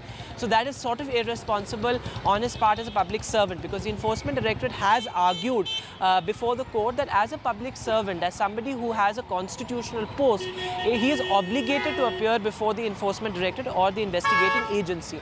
Now, another important point in this entire liquor policy saga is, and that's an important development, is that the Enforcement Directorate has claimed that in the course of the investigation, particularly during the questioning of K. Kavita, it has come out that there was a sort of a nexus between K. Kavita, the former Deputy Chief Minister of Delhi, Manish Sisodia, and Chief Minister Arvind Kejriwal, and they conspired with each other to strategize this entire liquor, the now scrapped liquor policy.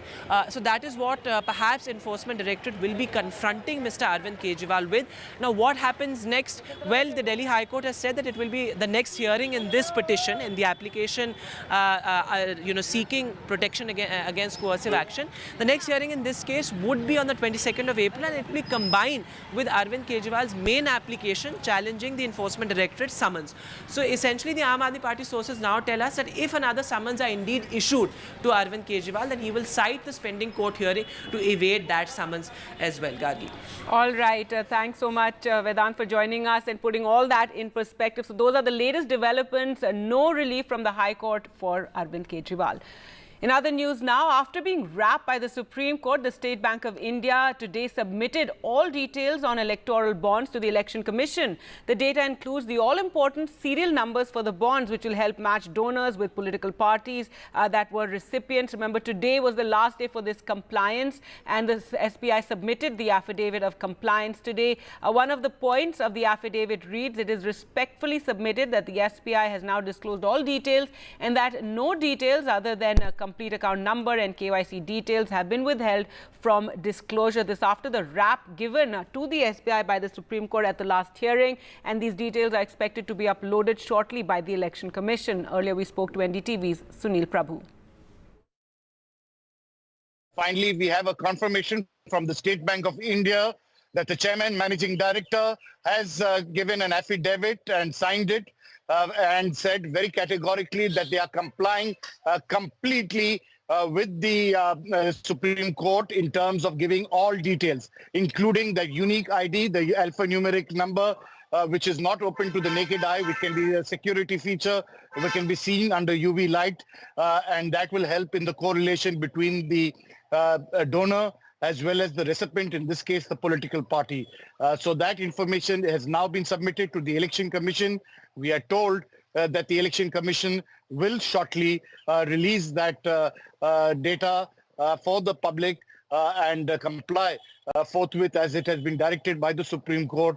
It will be put on the Election Commission website to comply with the Supreme Court directive, so that everybody, people like you and me and various people who are really interested in transparency, accountability, in probity in public life, that data will be made public. So the story has now gone full forward, just not about who had bought this, the most number of bonds, but where did it go? To which political party, whether there was a quid pro quo, whether there were shell companies, what were the linkages between them, were there any ED cases? All those important aspects will be brought into public domain. And it's in this context that the State Bank of India has filed that affidavit of compliance by the Chairman Managing Director before the Supreme Court. They have given that data to the Election Commission, and we are told the Election Commission will shortly release that data to the general public for everybody to know, in terms of, as the Chief Election Commissioner continuously says, disclose, disclose, disclose. It's in that context everything will be disclosed.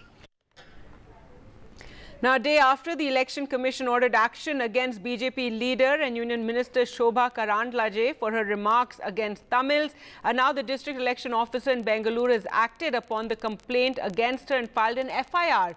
The ruling party in Tamil Nadu, DMK, had filed the complaint with the Election Commission after Karandlaje linked the suspect in the Rameshwaram cafe blast with Tamil Nadu during a protest in Bengaluru. She said people from Tamil Nadu are coming to Karnataka and causing bomb blasts. She did retract and apologize for that statement. However, the DMK complained to the Election Commission over what they said was hate speech. Earlier, we spoke to Pratibha for more. This was a step taken by the Election Commission based on the complaint that was filed by the DMK, because remember, the DMK did not really take too kindly to the remarks that were made by Shobha Karandlaje, where she seems to have targeted the Tamils, and this also was seen as an insult to Tamils and Tamil Nadu, is what the DMK claimed in their complaint. There was also a bitter spat that was witnessed on social media between Shobha Karandlaje as well as the Chief Minister of the neighbouring state, Mr. M.K. Stalin. And the BJP has distanced itself. The Congress, of course, has claimed that this is something that needs to definitely be condemned. Now, this works as an example in terms of, remember, the Election Commission having promised that there would be strict and stringent action that would be taken against hate speech. And this is the first step that has been taken. Irrespective of the parties, they want to really curb hate speech as well as misinformation. And this definitely is setting an example for the days to come as the election heat picks up.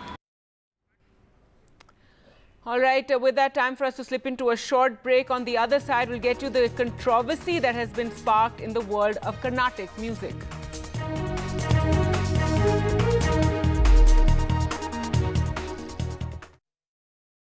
Brought to you. Some people say the metaverse will only be virtual. One day this lecture hall will be made of code, and driverless cars would be trapped in intersections. But even in this maze of the future, you can't wish away health. It's time to become more resilient.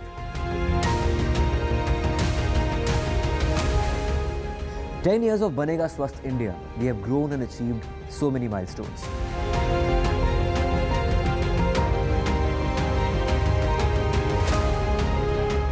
And now I have a plan to beat the urgency, to stop breathing with difficulty, to relieve getting choked with inactivity.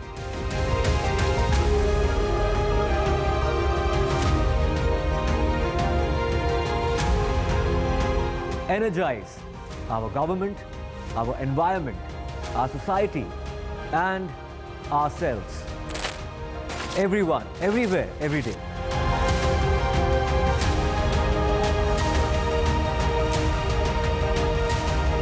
Banega Swasth India. One world hygiene. A debate has many facets, perhaps no one right answer. Left, right, and center. Conversations that get to the core of the debate.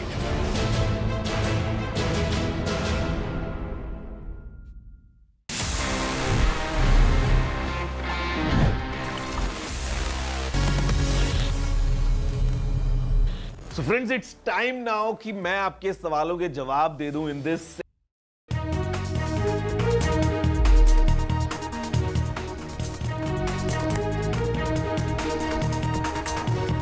Welcome back. Now, a massive row has erupted in the world of Carnatic music. This after the Madras Music Academy honored musician T.M. Krishna with the Sangeeta Kalanidhi Award this week, the most prestigious award in the world of Carnatic music. And as congratulations poured in, however, protesting against the award being granted to him, Carnatic vocalist Ranjani Gayatri and Harikatha exponent Dushyant Sridhar have withdrawn from the Music Academy Conference 2024, which is later this year.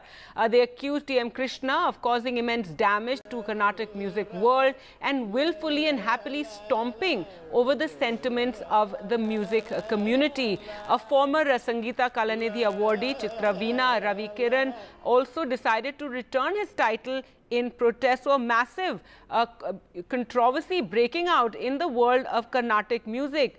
Now, the Madras Music Academy, however, hit back at this decision by the singer duo and called it unwarranted and slanderous assertions and insinuations being made by the vocalists Ranjani and Gayatri, and their vicious tone against senior fellow musician T.M. Krishna, almost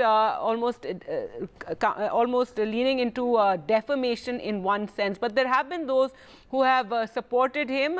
Singer Chinmay Sripada offered her congratulations and said, "I have not seen such an impassioned thread when scores of Carnatic music students spoke about sexual abuse and harassment in 2018. Well, let's go across to Sam Daniel now for more. And Sam, this is quite an ugly and a massive controversy in this small world of Carnatic music, which is now broken out, and everyone seems to be taking sides. That's right, Gargi. It all began with the Music Academy, an acclaimed Carnatic music awarding Krishna, Magsaysay Award winner, and an acclaimed Carnatic musician as well. But the Carnatic sibling singers, they chose to write to them saying they are pulling out of the December schedule of the concert. And they are also returning the awards given to them by the Madras Music Academy. And it had a kind of a spiraling effect as some more artists as well, Carnatic musicians as well, chose to follow suit. And in response, the Madras Music Academy has said the award has no connection to T.M. Krishna's other stand on other issues, particularly what they have mentioned as glorifying the Dravidian icon Periyar. But the award is given on the basis of an independent jury, purely on the merits of T.M. Krishna's musical talent.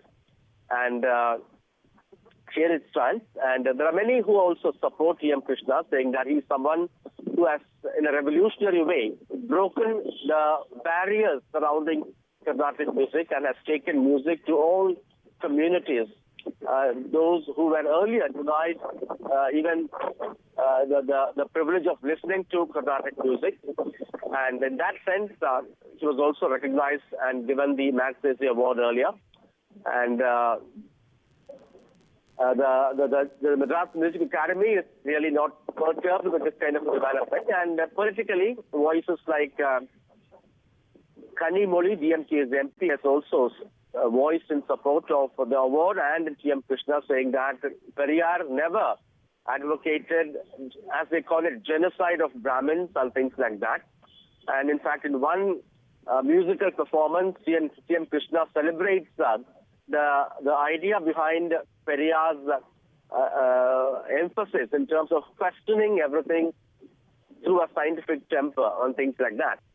So at the moment, this has taken a kind of an ugly turn in that sense. People who are supposed to entertain and limit themselves to good music, now taking political side based on an award given to another fellow illustrious musician. All right, Sam, thanks so much for joining us with those details in a very ugly controversy there in the world of Carnatic music after this highest award given to T.M. Krishna. In other news now, the Supreme Court criticized Tamil Nadu governor for not appointing Upon Mudi as minister. The Chief Justice D.Y. Chandrachud, in a very strong statement, said, "Mr. Attorney General, what is your governor doing?" The conviction has been stayed by the Supreme Court, and the governor says he still won't swear him in. Now, the Chief Justice went on to say, we have to make some serious observations, and please tell the governor that we've taken a serious view. They have now given him till tomorrow to act, and otherwise the Supreme Court will take action.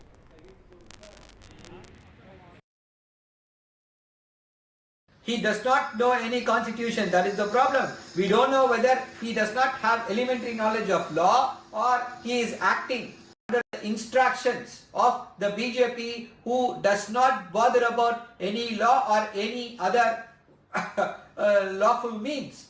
The Supreme Court, the Chief Justice, thundered, if the governor is not going to act by tomorrow, you'll see. This is what the Chief Justice has said.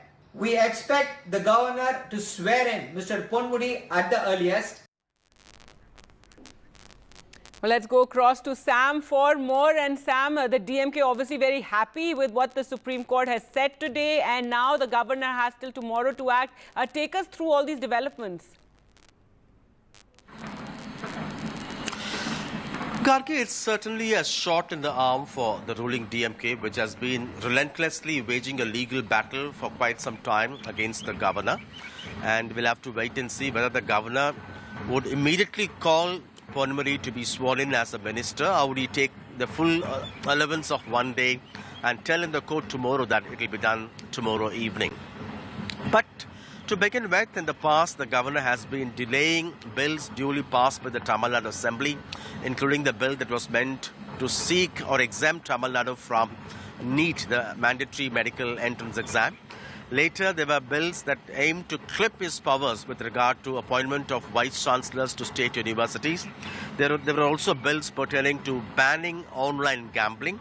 And then when it came to appointments to key positions, he again took his own sweet time and refused to appoint, saying that particular person does not fulfill some criteria, which the government says that that's not the governor's role to judge. And again, in the Tamil Nadu Assembly, he chose to skip the official speeches given to him by the elected government, and he avoided reading names of Ambedkar, Periyar, Annadurai, Karunanidhi, and phrases like empowerment of women and Tamil Nadu a haven of peace. And all these had led to criticism that in opposition ruled states, governors run parallel governments, they undermine the powers of the elected governments, and they create obstacles which ultimately deny the opportunity for elected governments to deliver what they have promised to people. And it's in this context, this particular order is a shot in the arm, and in a sense, it's an embarrassment. It's a huge shame that the governor has to face this kind of harsh words from the Supreme Court. Another incident is the release of the convicts in the Rajiv Gandhi assassination case after they had spent 3 decades in jail. Consecutive governments have been wanting the governors to sign orders to release them. But this governor would not do that. Ultimately, in 2 such cases, the Supreme Court used its own powers to release them. So many say the governor, not just in Tamil Nadu, but in many opposition ruled states like Kerala, West Bengal, Delhi, they misuse the constitutional immunity given to the governors. And in a few cases, the Tamil Nadu Chief Minister had even written to the President asking her to recall and to advise the governor to abide by the aid and advice of the elected government.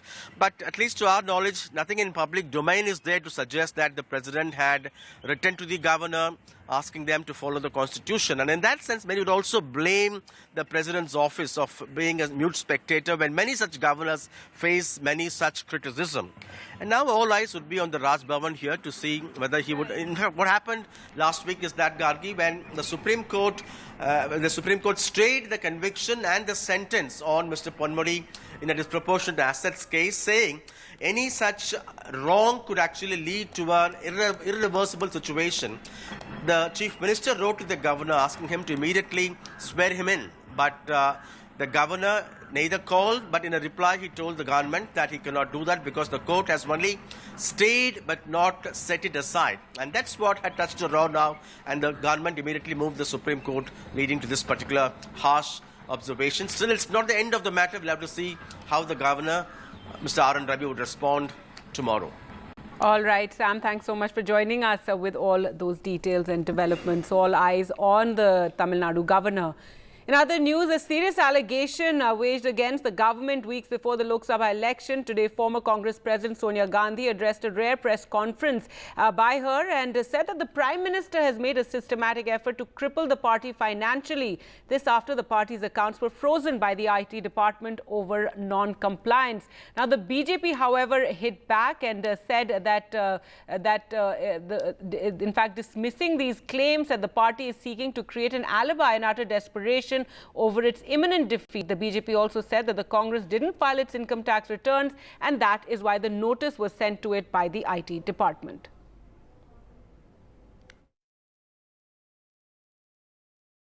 Mr. Rahul Gandhi, what do you mean by this? Don't insult Indian democracy. Rahul Gandhi, Bharat के लोकतंत्र को इस तरह से आप शर्मसार नहीं करें. ये देश आपकी पार्टी से बड़ा है, ये देश का लोकतंत्र आपसे बड़ा है. और आज इसी देश में आपने झूठ बोला है, गाली दी है और सब देश ने देखा है. अब देखिए, इन्होंने जब इनको पेनल्टी लगी तो ये सीआईटी अपील के यहां गए, ये स्टे एप्लीकेशन रिजेक्ट हो गया. उसके बाद फिर ये गए सीआईटी के यहां, कमिश्नर अपील के यहां, वहां भी रिजेक्ट हो गया. Systematic effort is underway by the Prime Minister to cripple the Indian National Congress financially. Funds collected from the public are being frozen and money from our accounts is being taken away forcibly. However, even under these most challenging circumstances, we are doing our very best to maintain the effectiveness of our election campaign. साजिशन मुख्य विपक्षी दल का bank account freeze कर दिया गया है ताकि हम पैसों के अभाव में बराबरी से चुनाव ना लड़े और ना लड़ पाए. ये सत्ताधारी दल द्वारा एक खतरनाक खेल है.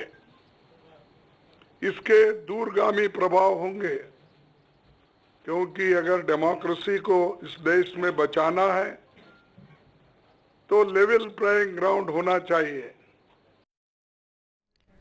Let's go across to Vasudha now for more. And Vasudha, big controversy with the Congress party making these very serious charges against the BJP hitting back. That's right, Gargi. After Congress leader Mallikarjun Kharge, Sonia Gandhi and Rahul Gandhi made this very serious allegation that there is a systematic and singular attack on the Congress party, and that the party does not even have money to actually provide train tickets to its leaders for election campaign. The BJP has tried to mount a defense of the party. The party actually divided its defense in two ways. BJP President JP Nadda first posted on X saying that the party is suffering from not financial bankruptcy but actually political and intellectual bankruptcy. He went on to talk about emergency and he said that that was a time when democracy was actually in danger. Then he actually also talked about how he alleged that the Congress party has been making money through all the scams that allegedly came out during the UPA time, and it is that money that the party needs to use for its election related activities. And later in the day we also saw Ravi Shankar Prasad, who is the senior spokesperson of the party, and Sambit Patra also address a press conference in which Mr. Prasad clearly said that there are rules in the IT Act which make it very clear that political parties can seek exemption for filing taxes, but for that they have to file their returns, which the Congress party has not done. He alleged that the Congress party has forgotten how to maintain accounts and books, and which is why it is now blaming the government and the system for it. He in fact also said that this is a sense of entitlement that the Gandhi family has, and this is something that goes in line with the Prime Minister's Namdar versus Kamdar political discourse as well. So they said that, both of them said that rules are for everyone to follow, and no flouting of rules could be excused. And one last thing that they also talked about was Rahul Gandhi talked about this Asur Shakti, and I feel that Rahul Gandhi was also talking about this Asur Shakti in one way of making it very clear that he did not actually mean Shakti the goddess. He was talking about the power of demons, but the BJP hit back at him saying that it's a personal comment against Prime Minister Narendra Modi yet again, like Motka Saudagar and several other comments that Congress leaders have given out in the past, which have only in some ways benefited the BJP. So clearly this is an issue that is likely to play out in huge measure in the coming days. All right, thanks so much Vasudha for joining us with all those details. With that, time for us to slip into a short break. On the other side, the controversy after late singer Sidhu Moosewala's parents have another baby.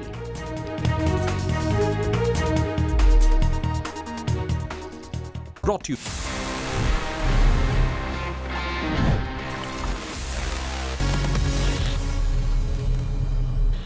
Friends, it's time now कि मैं आपके सवालों के जवाब दे दूं in this section Ask TG, and this is one of my personal favorites क्योंकि इतना मजा आता है when we connect, when we talk about gadgets, technology, directly one on one. तो आज देखते हैं इस एपिसोड में हमारे पास में क्या questions आए हैं across different domains और मुझे क्या इतनी एबिलिटीज हैं कि मैं इनके जवाब दे पाता हूँ.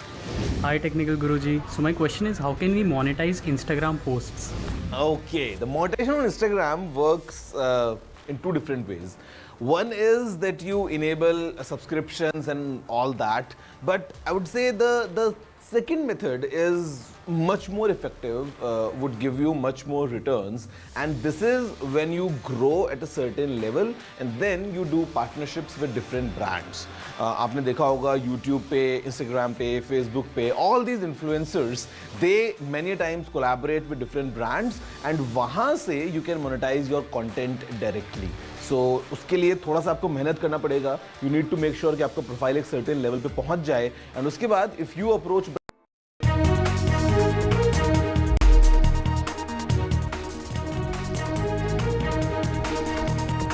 Welcome back. Late singer Sidhu Moosewala's parents recently welcomed a baby boy, but it has also sparked a controversy as IVF is not allowed for those over 50 years of age. Now, the Union Health Ministry has asked the Punjab government to submit a detailed report on the in vitro fertilization treatment undergone by Sidhu Moosewala's mother, Charan Kaur. The letter highlighted news reports indicating that Mrs. Kaur is the age of 58, and it says under assisted reproductive Technology Regulation Act 2021, the age limit prescribed for a woman undergoing under ART services is between 21 and 50 years. You are requested to look into the matter and submit a report. Now, it has become a political controversy as well, as you have the Punjab government hitting back over this notice. You have Moosewala's parents also asking to be left alone at this time. But let's now talk about what is the legal, what are the laws regarding IVF and this cutoff age of 50 years. We're now joined by Dr. Archana Dhawan Bajaj, Director, the Nurture IVF, and Dr. Seema Pandey, Consultant Reproductive Medicine. Thank you so much both for joining us on the program. Dr. Archana Dhawan Bajaj, first to you, ma'am, if you can explain to viewers what is the law. I think many were not aware this is a recent law and that now women over 50 years are not allowed to undergo IVF except in certain cases. Absolutely. The new ART laws which came into force in 2021, according to Article 21G of the law, it says a woman who's over 50 years of age and a male who's about 55 years of age do not be not eligible for undergoing an ART program under the law of our land. So by and large, that excludes almost everybody who's about 50 years of female age and 55 of male age. Of course, there have been some cited instances in Kerala where the law has allowed a woman up to the age of 55 with exceptional circumstances. Now, saying that there's a very logical reason to putting this capping. As the body ages, comorbidities like diabetes, hypertension, cardiac involvement, osteoporosis, and a general aging process starts setting in. So hosting a pregnancy at this age may do an indelible damage to the maternal health, and that is the reason why this capping is done. So exceptional circumstances where a healthcare provider may feel that the woman is absolutely fit and can undergo is one aspect. The other aspect is that, for parents like those of Mr. Moosewala, who've lost a young child, for them, really, they have no agenda in their lives except trying to get who's gone away back. And then, as a healthcare provider, you don't really feel that you want to put this kind of a restraint on them. Of course, one would respect the law of the land. And as I understand, they have probably undergone their ART treatment in a country where such a law probably does not exist. Right. However, the law has to be respected. Right, so a lot of questions because yes, the parents have claimed that they went abroad for this treatment and simply gave birth in back here in India. And yes, there's a lot of personal what their feelings were, their sentiments, emotions, especially given the manner in which they lost their son. But Dr. Seema Pandey, if you could tell us a bit about the exceptions that are allowed, and that also there's the law says it very clearly that the woman must undergo a physical as well as a mental sort of examination, undergo consultancy, and some sort of checks have to be made before they're allowed over the age of 50 to actually undergo the IVF treatment. So thank you, and I completely agree with whatever Dr. Dhawan has said. We have to looking at the longevity of women and human being in general.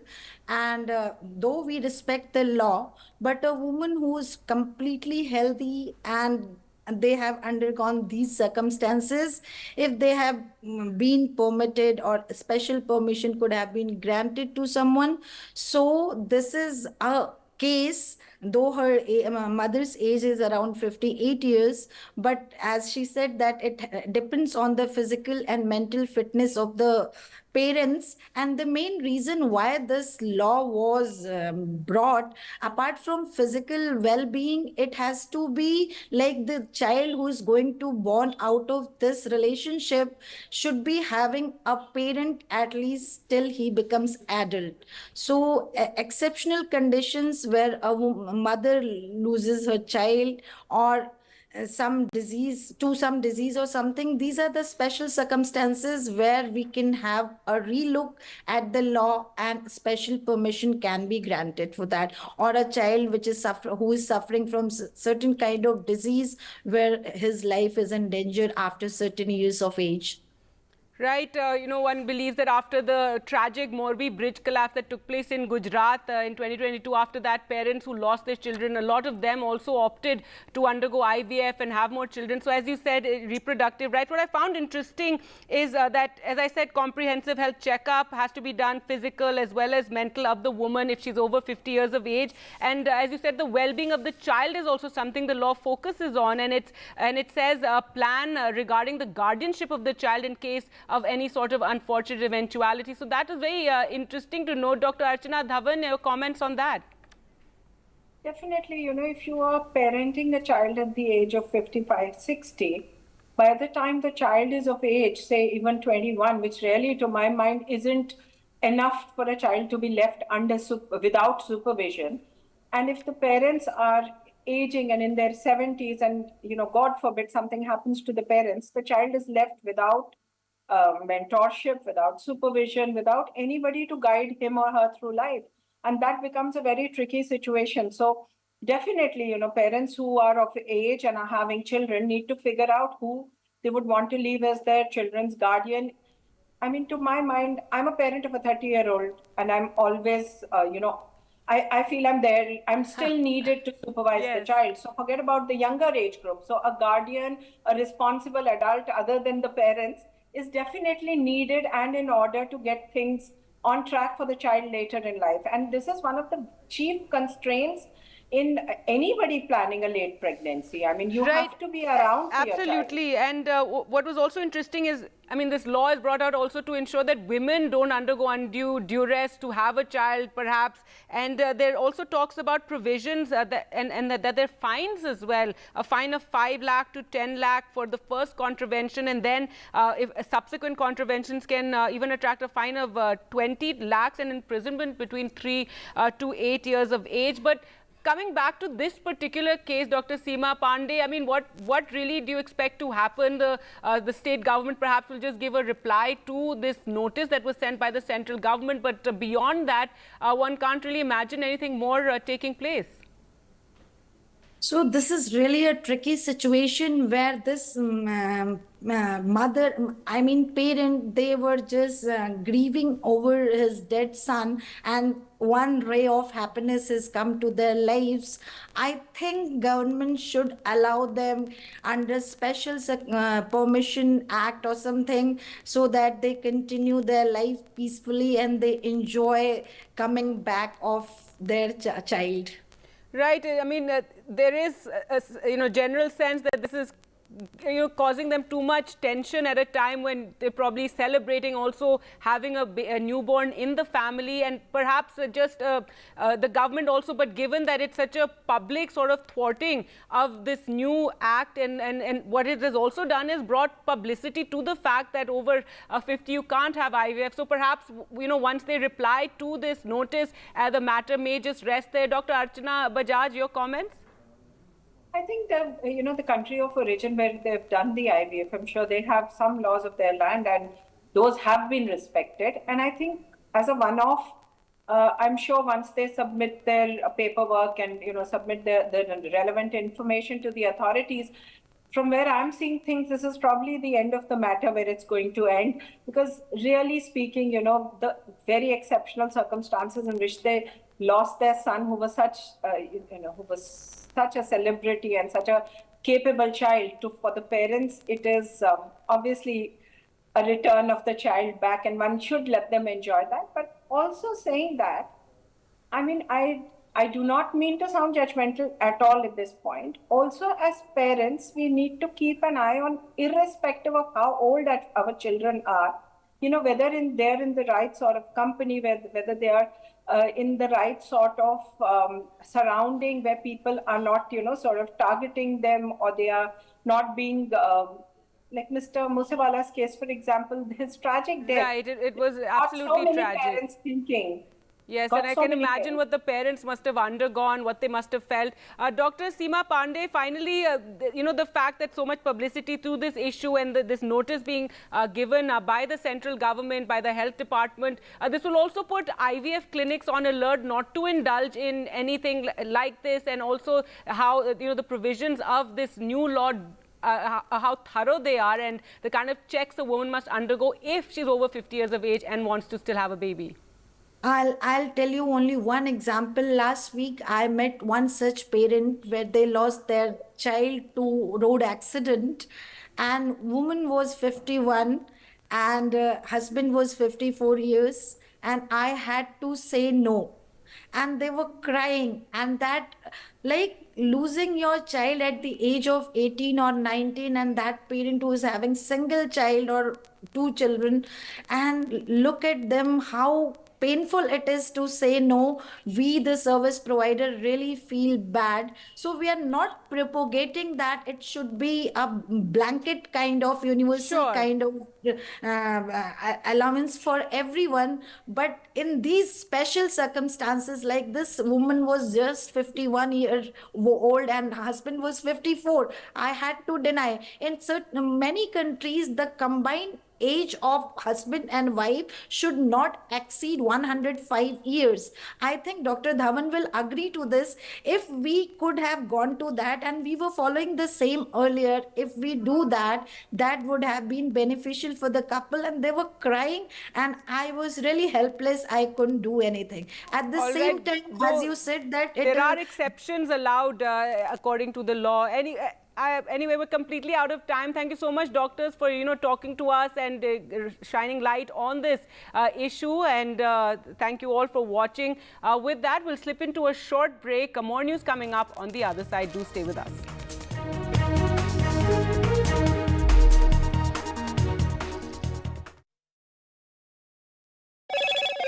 Hello, Moto. Motorola, India's best 5G smartphone brand.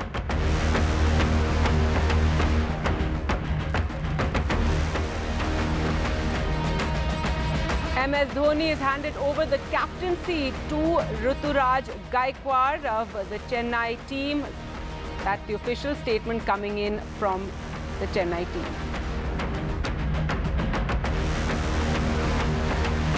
Brought to you. This show isn't just about news from the southern states. It's one that looks at the rest of India and the world from a diverse South India point of view, because NDTV has always taken the southern view seriously. The Southern View with Veera Raghav, only on NDTV 24/7.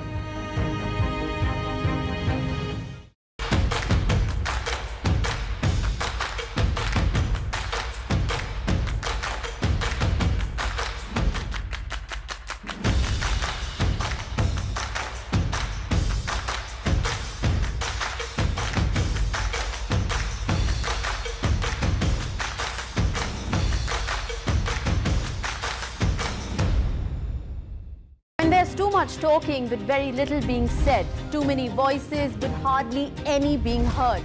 You turn to a show that puts you front and center.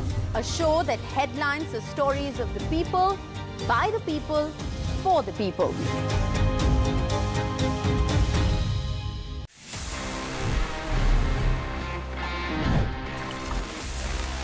Friends, this is what I have for the next one, because यहाँ पे this sleek looking laptop coming straight from Apple is the latest generation of MacBook Air, और यहाँ पे what's packed inside is Apple's new M3 chip now. तो ये Apple ने finally launch कर दिया है, and what's amazing is that look at this profile, मतलब कितना sleek आपको लैपटॉप मिलता है, at the same time it packs some amazing performance. यहाँ पे Apple की latest M3 chip है. It's a fanless design. That's the reason कि काफी आपको sleek मिलने वाला है. Quite lightweight. And this in fact is the 15-inch variant. जिसका 13-inch variant है वो थोड़ा सा और ज़्यादा छोटा और आपको हल्का feel होता है. It's even more portable. At the same time, it packs some serious power because यहाँ पे जो memory है, it goes up to 24 GB. The storage can go up to 2 terabytes. हमारे पास में proper MagSafe port है. We have a headphone jack as well. At the same time यहाँ पे USB-C ports भी हैं. We have a full-size keyboard, a nice 15-inch screen in a very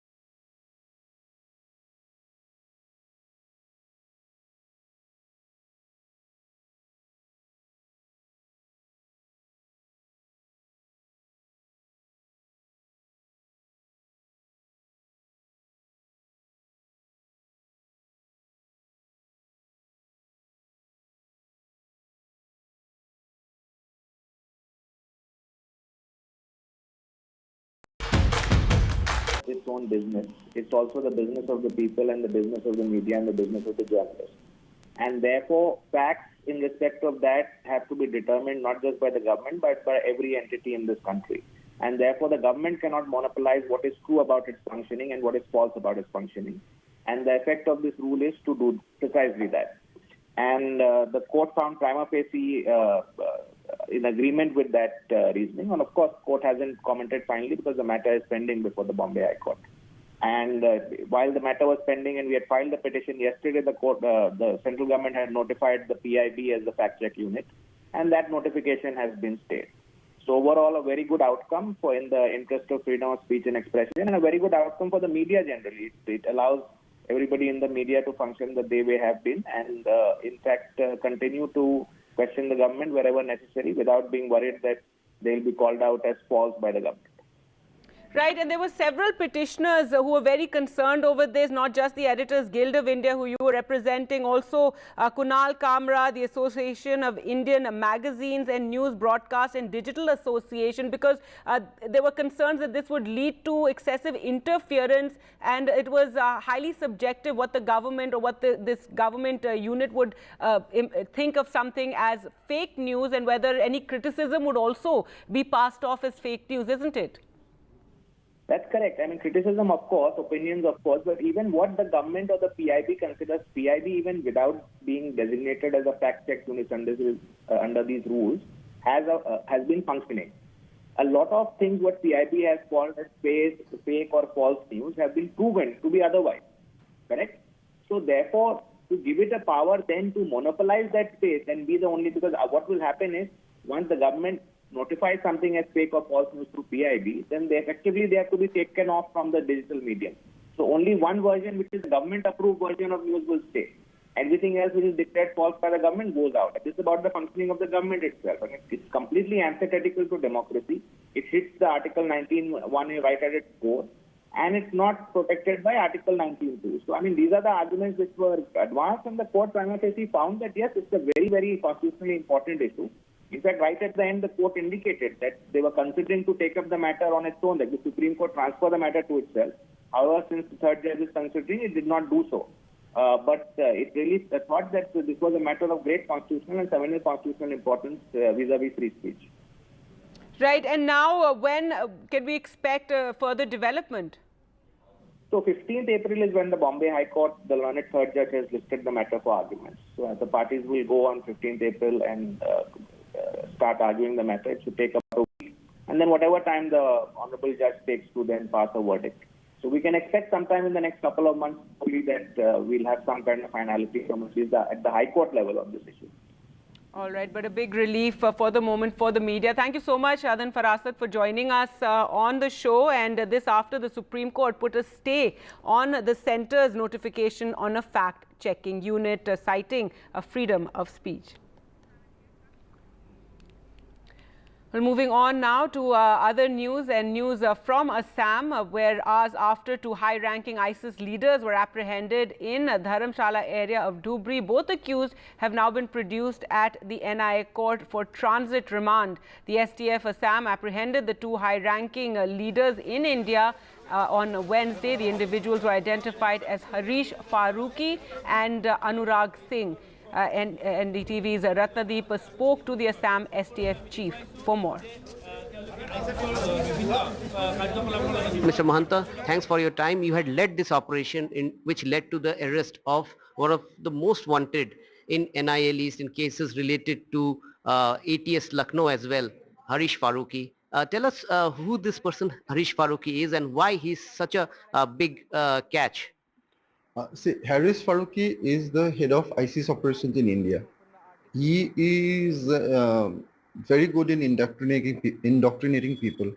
So he is an expert in recruitment, and he is also an expert in terror funds management, and he is an expert coordinator for the IED blast.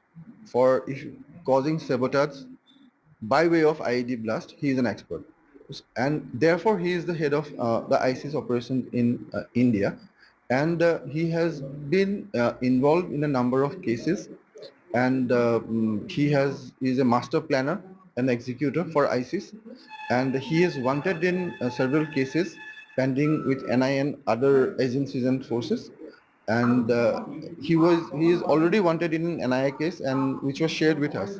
Therefore, as soon as we picked him up, and both of them, we have handed over to NIA. And especially the Delhi module. NIA case is about the Delhi module, and it is his brainchild. He has started it. He has worked on it right from the scratch. And therefore, in that pending case of NIA as well, there will be some important revelations. Investigation will reveal a lot of important facts, and if there is anything that involves Assam, and Assam police will take action, and obviously for the rest of the country, action will be taken by NI. In other news now, Sadhguru underwent an emergency brain surgery at a private hospital in Delhi after he suffered life-threatening bleeding in the skull and is now recovering. According to the doctor who's treating him, Sadhguru is improving beyond expectations. Prime Minister Modi also spoke to Sadhguru, who has undergone this brain surgery, and wished him a speedy recovery. Let's just listen into what Dr. Vineet Suri had to say. We could get him off the ventilator post-surgery, and he has actually done extremely well, much beyond our expectation. And you know, we were joking with him that, you know, we have done what we could, but you are healing yourself, you know. So we are actually seeing, you know, the kind of improvement we are seeing is beyond our expectation. He is now extremely well. He is now back to his normal self. All his brain, body and vital parameters are normal, and he's making a steady progress. All right, now some cricket news, and MS Dhoni will not be leading Chennai Super Kings as the franchise announced a new captain on the eve of the start of the new Indian Premier League season. CSK announced that opening batter Ruturaj Gaikwad will lead the five-time champions in IPL 2024. Well, let's go across to Osama now for more. And Osama, it's really the end of an era. MS Dhoni no longer a captain of Chennai Super Kings. Well, Gargi, it is absolutely an end of an era for MS Dhoni and for Chennai Super Kings, because remember, MS Dhoni has been the captain of, and the fans as well, yes, absolutely. And MS Dhoni has been the captain with this franchisee since the tournament began, that is in 2008. There was only a 2-year period when Chennai Super Kings was banned in 2016 and 17 when MS Dhoni was not the captain. He, in fact, captained the Pune franchisee. But he has been there, won it all.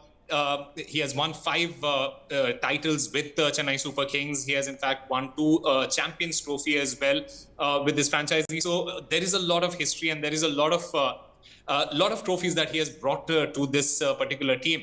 And there was a brief period in 2022 when he relinquished his captaincy. He gave it to Ravindra Jadeja, who only captained for 8 matches, and then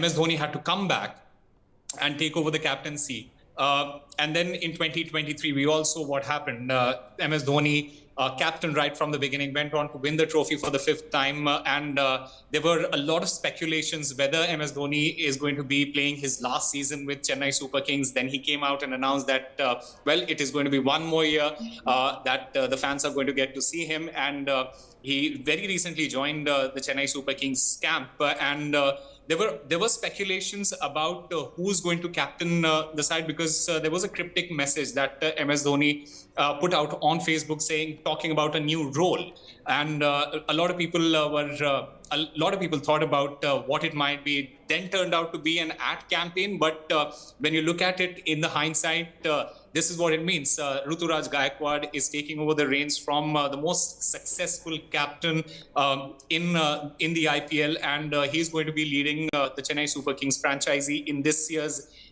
tournament. And he has massive shoes to fill, because you remember what happened when MS Dhoni left his captaincy with the Indian team. India has not won an ICC trophy since then. So it is going to be a massive task for Ruturaj Gaikwad, who has played over 50 matches for Chennai, and he has been touted as the next captain for Chennai, and this has ultimately happened. He is at the helm of Chennai, and he'll be leading out his team tomorrow. But remember, despite the fact that it is Ruturaj Gaikwad who is going to be leading out his team when Chennai faces Bangalore at the Chepauk, the loudest cheer is going to be for MS Dhoni when he walks out with the team. Right, absolutely electric when MS Dhoni walks out, and you have the fans all cheering. And just before we let you go, so is this the final IPL of MS Dhoni, or we still don't know? Well, this is something that only MS Dhoni can decide. And remember, he has done this before. there has been no information Right. about this when he retired from the Indian team just after the 2019 World Cup. He just posted a message on Instagram saying, Right. yeah, that this is it. That's my time, guys, and this is what he might do with the Chennai Super Kings as well. So we'll just have to the wait last and year see. when All right, Osama, Absolutely. completely out of time. Thank you so much for joining us there. Really, at the end of an era, Chennai Super Kings no longer will be led by MS Dhoni. With that, we'll slip into a short break.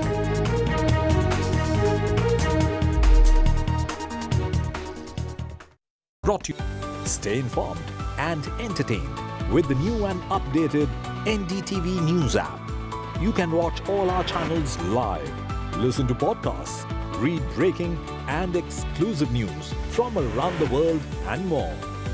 Download the NDTV app today and get access to the best journalism and storytelling on your smartphone or tablet. The NDTV app. News that matters to you.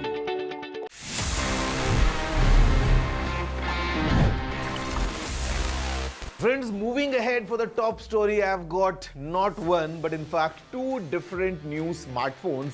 These are from the Samsung Galaxy A series. What I have with me is the all-new Samsung Galaxy A35. साथ में Galaxy A55 भी है. Both are, of course, 5G smartphones. Interesting design, interesting configuration और काफ़ी fresh लग रहे हैं दोनों phones coming straight from Samsung. और यहाँ पे Samsung is promising a few things. सबसे पहले एक काफ़ी interesting और premium design. Second thing is amazing durability because यहाँ पे on the front and on the back what we have is Corning's Gorilla Glass Victus Plus. At the same time यहाँ पे Samsung is promising a complete awesome security suite along with awesome performance. So let's see up close कि आखिर इन दोनों phones में Samsung ने क्या कुछ pack किया है. रेडी हो जाइए for cutting edge features and A seamless Android experience. Samsung ने इंडिया में ऑफिशियली डेब्यू किया है the Galaxy A55 5G and Galaxy A35 5G, bringing powerful performance and impressive technology to the popular A series lineup. Both devices boast stunning 6.6-inch Super AMOLED displays जो जाने जाते हैं for their vibrant colors and immersive visuals. With an ultra smooth 120 Hz refresh rate, you'll enjoy buttery transitions and log-free scrolling whether you're gaming या फिर catching up on shows. Plus, Corning Gorilla Glass Victus Plus offer करता है superior protection against those accidental drops and scratches. Capture your world with incredible detail. दोनों smartphones pack करते हैं a triple rear camera setup with the A55 5G spot.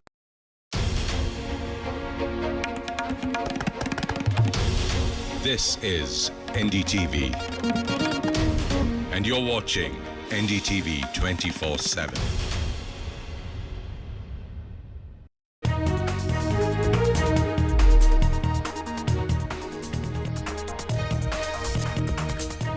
Supreme Court stays Centre's fact-check unit notification. Bombay High Court had allowed Centre to notify the unit.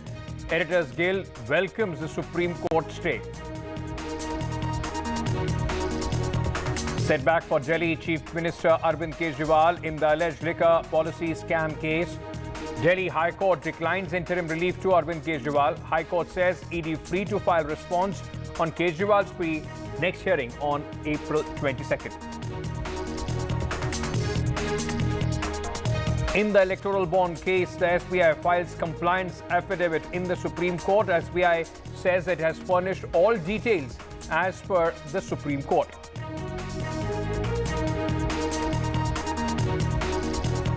On Bengaluru blast remark controversy, heat now on Union Minister Shobha Karanjale after Election Commission's action against Union Minister, FIR against the minister in Bengaluru. Supreme Court criticizes Tamil Nadu Governor C.T. Ravi for not appointing Ponmuri as minister, takes a strong view against him, says he has time till tomorrow to act. BJP counters Congress's no level playing field charge. Congress says systematic effort to cripple the party financially.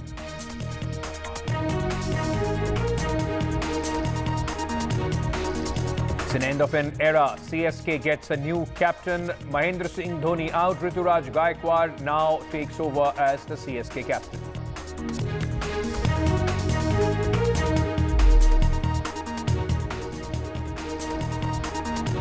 Good evening and welcome to NDTV. I am Ankit Tyagi. Let's very quickly take you to our top story. The Supreme Court on Thursday put on hold the centre's March 20th notification setting up its fact-check unit till the Bombay High Court takes a final decision on the petitions challenging the 2023 amendment to the IT rules.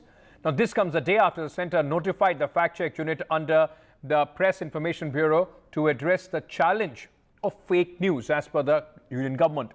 The Supreme Court today paused the notification, setting aside the Bombay High Court's go-ahead for the centre to notify the rules.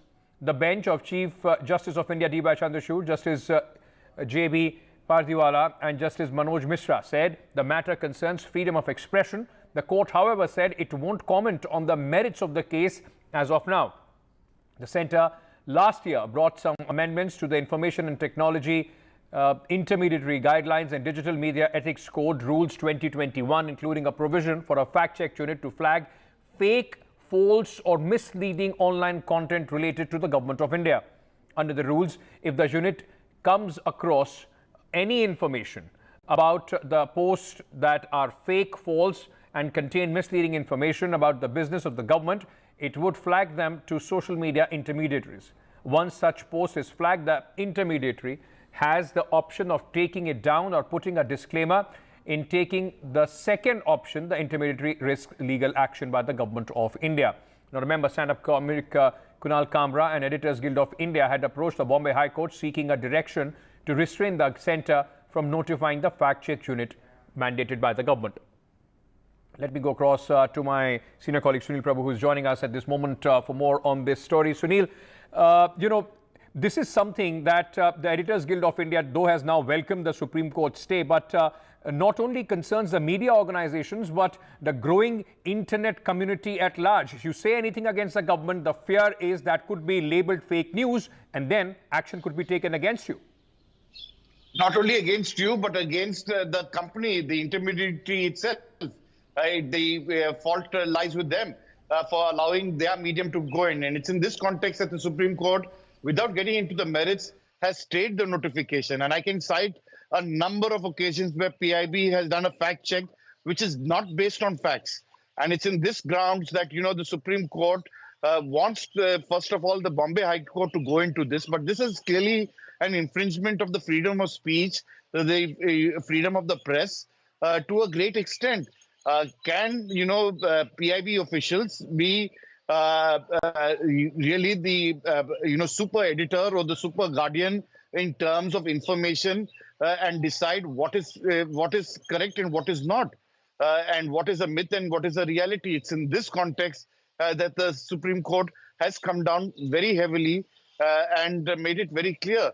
At this present juncture, we're not getting into the merits, but we are staying the notification because that would have caused a situation where there would have been an infringement, as I said, of the freedom of the press and the freedom of speech to a great extent. So, Sunil, just very quickly, so what happens now? The case is going on as far as the Bombay High Court is concerned. So the Supreme Court stay will continue till the time the Bombay High Court decides on this matter. And then for the petitioner or the government, the option of going to the court, depending on the verdict, Supreme Court is always open, isn't it? Absolutely. It's always open. At this present juncture, it is stayed the notification because there were 2:1 on that entire issue. And once they take that entire matter, fresh, once the Bombay High Court really adjudicates on this matter, depending on how the verdict comes, either side can move the Supreme Court because that's the top court of the country. Right. And then they will look at it in terms of what exactly should be done or not. But pending that decision, the Supreme Court has decided to give relief and not allow and state the notification of the fact-checking unit, which really would have created a lot of havoc, not only for people like you and me, as you point out, but for people on the internet or anybody else. Right. It would have stifled their freedom of speech as well as the freedom of the press. As the court said, that it is a very, very important, in fact, topic. It also touches upon the freedom of expression as far as citizens and journalists are concerned. Sunil, thank you for joining us at this moment. Let me go across now to Mr. Anant Nath. He's the president of the Editors Guild of India. Sir, thank you for speaking to NDTV. The Editor Guild of India has welcomed the Supreme Court stay as far as the fact-check unit of the government is concerned. What were your apprehensions regarding this, and what are you expecting in the case now?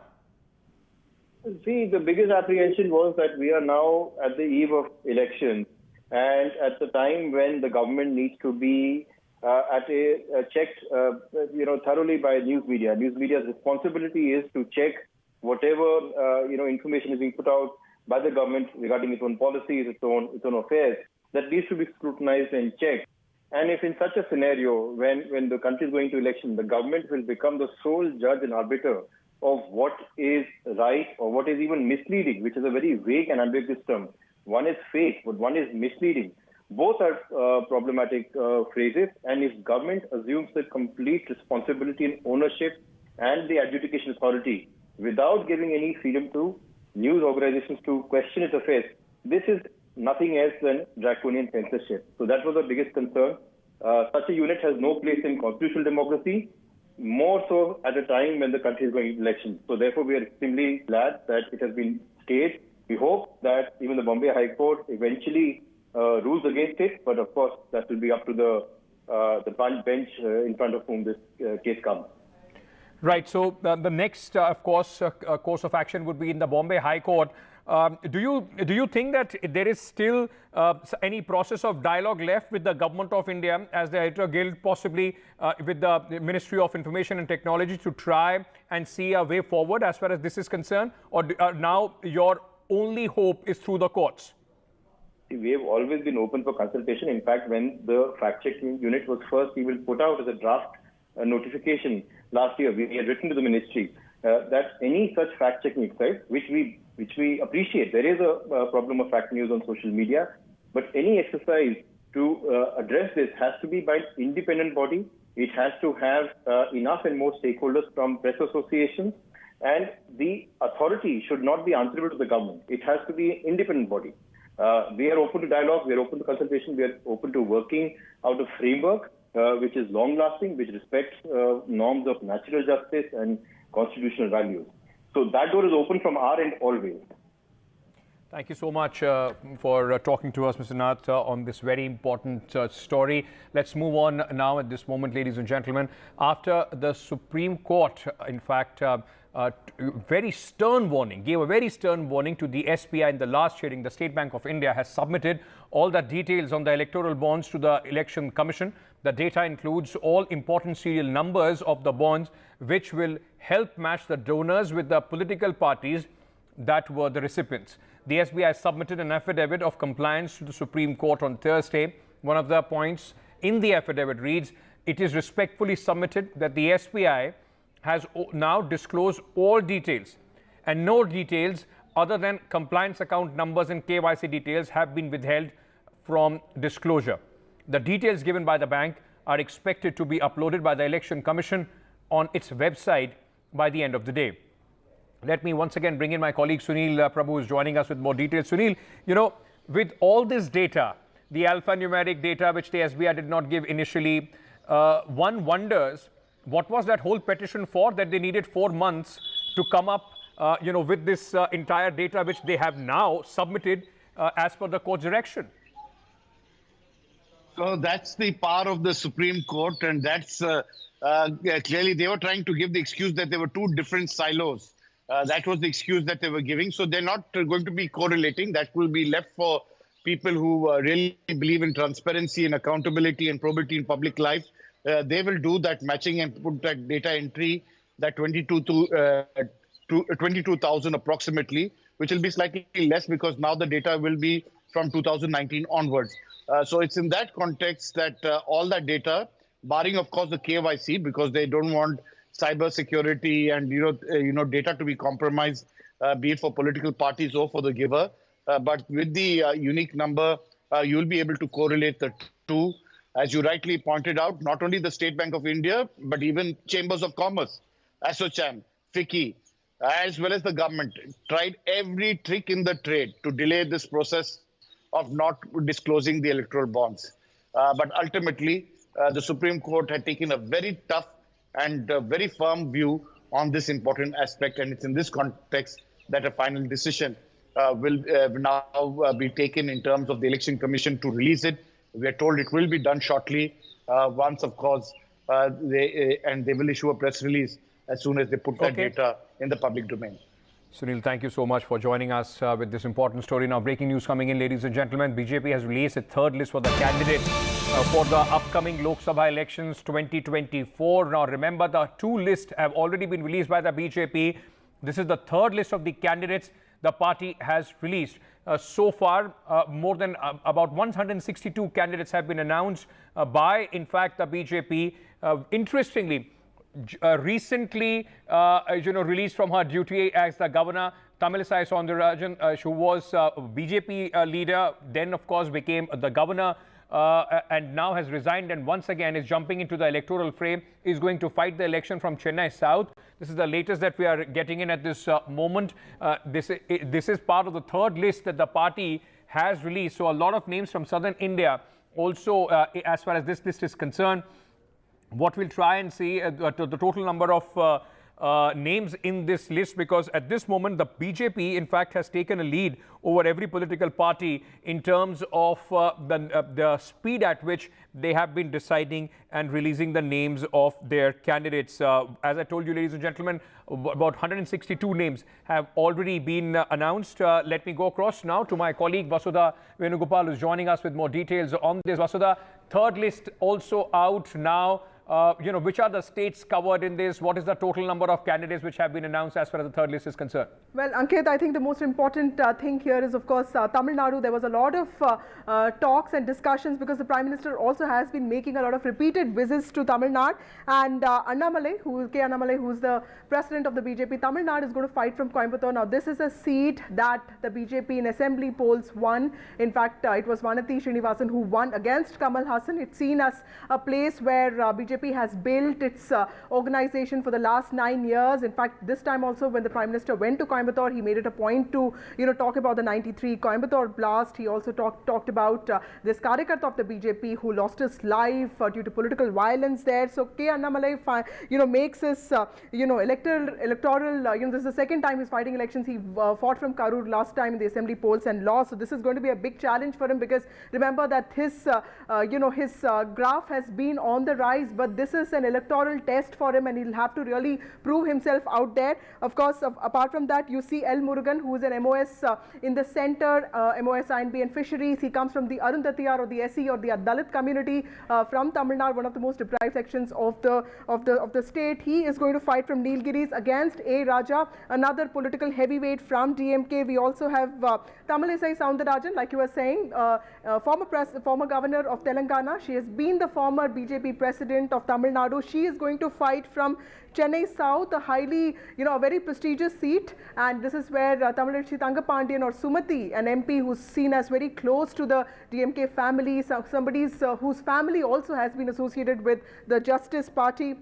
She's going to fight from Chennai South. That is going to be another battle. Apart from that, Nainar Nagendran, a political heavyweight who shifted to the BJP from the AIDMK, also has been fielded from Thoothukudi, and this is against Kanimoi from DMK. So that again becomes a high-profile seat. Ponna Radhakrishnan, who won the 2014 seat for Kanyakumari from the BJP, but lost it in 2019 November. It went to Vasant, who's a Congress MP. That seat actually sees national parties doing well, BJP versus Congress, because it has Hindu population and also a predominant Christian population. So Ponna Radhakrishnan will fight again on a BJP ticket. He has been an MOS for urban development in the 2014, in the first regime of the Narendra Modi era. So he again is going to fight from Kanyakumari. So clearly this is what we know about the Tamil Nadu list. I'm told that more meetings are being held, and someone like, say, an actor turned politician Radhika Sarath Kumar could also be fielded, but there's a lot of discussions as to what seats would go to the PMK. PMK is also an ally now. It wants not just the 10 seats, but it wants a lot of those good seats which have a good population of the Vaniyas. It also wants to increase its strike rate. So it'll be interesting to see how many of those seats get announced in the coming days. CEC meeting is going to take place day after tomorrow. So we'll hear more then. Right, so third list is out. Vasudha, stay on with me. Let me also go across to Sam Daniel, our colleague who's joining us from Chennai. Sam, the BJP, in fact, without any alliance as far as the AIDMK is concerned, has come up with their list. What is the reaction that you are getting there? And just bring our viewers a sense of how these contests are now stacked up with BJP throwing in their hat. Well, Ankit, the larger strategy by the BJP looking at this first list for Tamil Nadu and the third list for the BJP on the whole looks like the party, as we have been reporting over the last few days, has chosen to field high-profile candidates to make sure, although they don't have a great alliance in Tamil Nadu, by virtue of the high-profile nature of these candidates and the frequent campaigns by Prime Minister Modi in Tamil Nadu and the recent Padayatra by Annamalai could help them to expand their footprint and possibly give their best shot to win seats in Tamil Nadu. For example, Annamalai, the BJP state president, would contest from Coimbatore, where the party has a considerable presence compared to other districts in Tamil Nadu. Secondly, L. Murugan, the union minister who was recently elevated or given a second time berth in Rajya Sabha, has been fielded for Nilgiris. It will be an exciting battle there because already DMK's blue-eyed boy, as they call him, A. Raja, would be contesting from there, and it will be a fascinating fight there. Pun Radhakrishnan, a veteran in BJP who lost last time to father-son duo. First to Vasant Kumar, later to his son after he passed away. He has been again fielded there. He is a former union minister. Parivender, who last time won Perambalur seat in alliance with the DMK, has been fielded in the same seat without an alliance there. And Vinod Selvam is a kind of a firebrand youth wing leader. He has been fielded to Chennai Central, where he will be facing DMK's Dayanidhi Maran from there. And interestingly, Dr. Tamilisai Soundararajan, former governor, as we have been reporting, has been fielded in Chennai South, where she will face another DMK woman leader, Tamilachi Tangapandian. But the factual position, Ankit, on the ground is that the BJP has a negligible presence in the state, less than 3%. And last time it was able to win because of the alliance with AIADMK. This time the AIADMK has snapped its ties. And it has a few smaller parties. The one significant is the PMK, which has a considerable presence in the northern part of Tamil Nadu among the one-year community. So arithmetically, this alliance is not enough to take on either the ruling DMK, which has a formidable alliance, or the opposition AIADMK, which again has a strong alliance. Okay. But the BJP claims over the last 2 years, the party's footprint has expanded, largely due to Annamalai's Padayatra and his charismatic firebrand kind of appeal in Tamil Nadu. And they hope the high-profile candidates and the expanded or increased footprint of the BJP now could actually increase their vote share, possibly win elections. Will that work? That's something we'll have to wait and see. But absolutely, BJP over the last few years has been seen as a liability in Tamil Nadu. The AIADMK, which fought 2 elections in alliance with the BJP, lost both elections, both the Lok Sabha elections earlier and the 2021 Assembly election. That's why ADMK decided to part ways and fight alone. You're right, but things have changed since then. In fact, the Prime Minister, Vasudha, as Sam was also saying, for the BJP, the trump card is the Prime Minister, and they are hoping that at least with the the way AIDMK has been weakened with their inner fights, they would be able to cannibalize some of that vote as far as the AIDMK is concerned.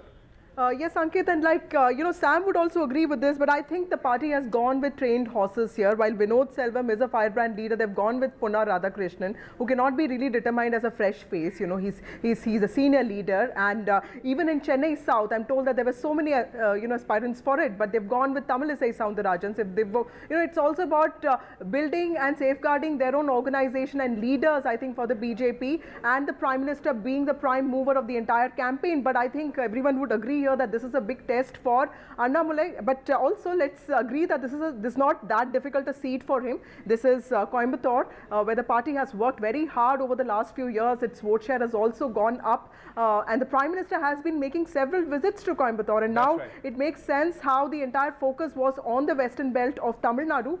So clearly 9 seats have been announced, but more seats, I'm told, are going to be announced in the coming days, and there are many discussions out there, so we'll get to know what's going to happen in the far contentious areas also. But L. Murugan, we know that he lost that last time, but then he was given a Rajya Sabha seat. He has been in MOS here. The Prime Minister in fact took part in his Pongal Day celebrations, and that outreach is also seen as a big BJP outreach with the SCs of Tamil Nadu, and Arundatiyar community is specifically important because it's seen as the most deprived section, so this is seen as a larger message to that community. Sam, I remember just a couple of days back when the Prime Minister was on his roadshow in Coimbatore, and we were discussing that whether Annamalai is going to contest the election, from that constituency. Just bring our viewers a sense about the kind of work that possibly Annamalai has done. And this is also the first time, like you were mentioning, the BJP largely is going to take on both the Dravidian giants as far as Tamil Nadu politics is concerned, AIDMK on one hand and the ruling DMK on the other.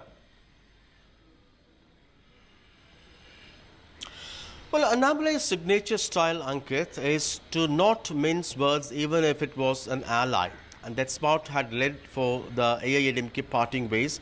He took on both the ruling DMK and the AIADMK, even when he was in alliance with the AIADMK.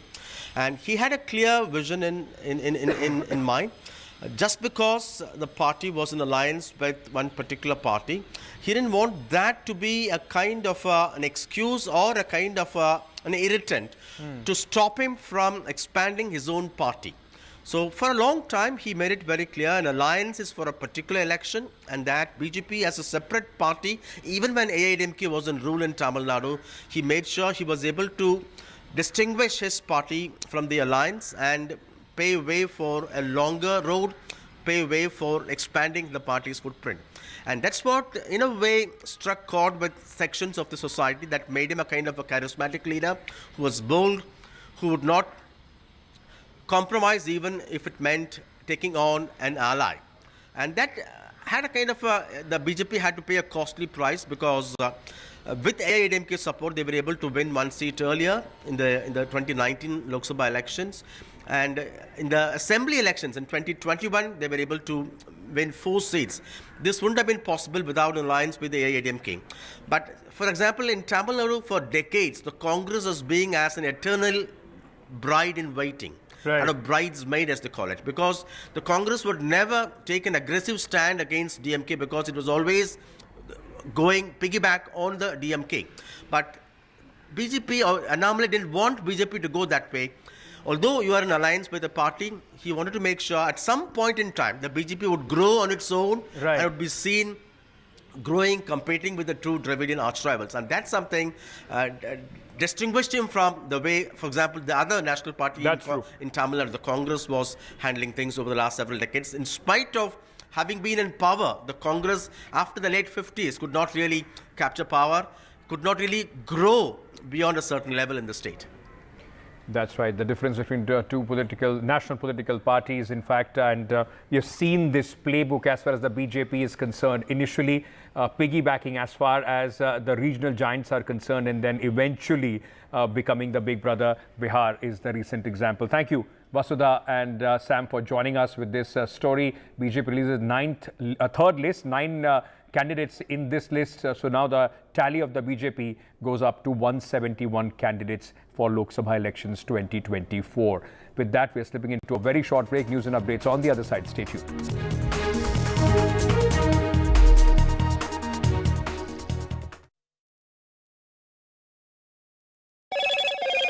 Hello, Moto.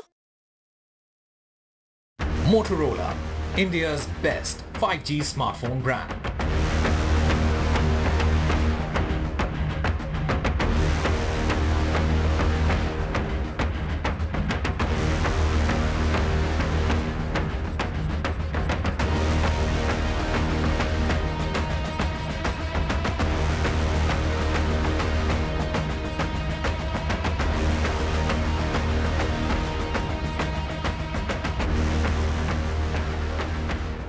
Brought to you. Some people say the metaverse will only be virtual. One day this lecture hall will be made of code, and driverless cars would be trapped in intersections. But even in this maze of the future, you can't wish away health. It's time to become more resilient.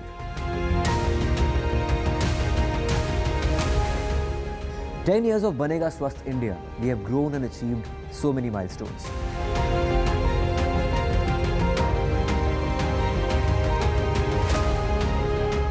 And now I have a plan to beat the urgency, to stop breathing with difficulty, to relieve getting choked with inactivity.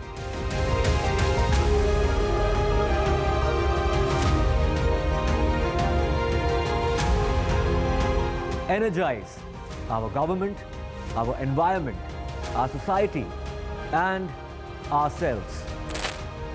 Everyone, everywhere, every day.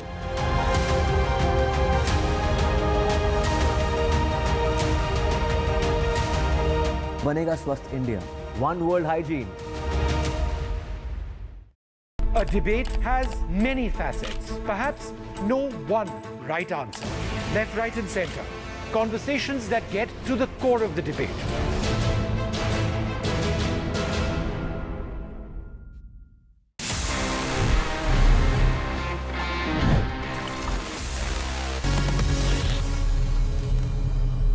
So friends, it's time now कि मैं आपके सवालों के जवाब दे दूं in this section Ask TG, and this is one of my personal favorites क्योंकि इतना मजा आता है when we connect, when we talk about gadgets, technology, directly one on one. तो आज देखते हैं इस एपिसोड में हमारे पास में क्या questions आए हैं across different domains और मुझे क्या इतनी abilities हैं कि मैं इनके जवाब दे पाता हूँ.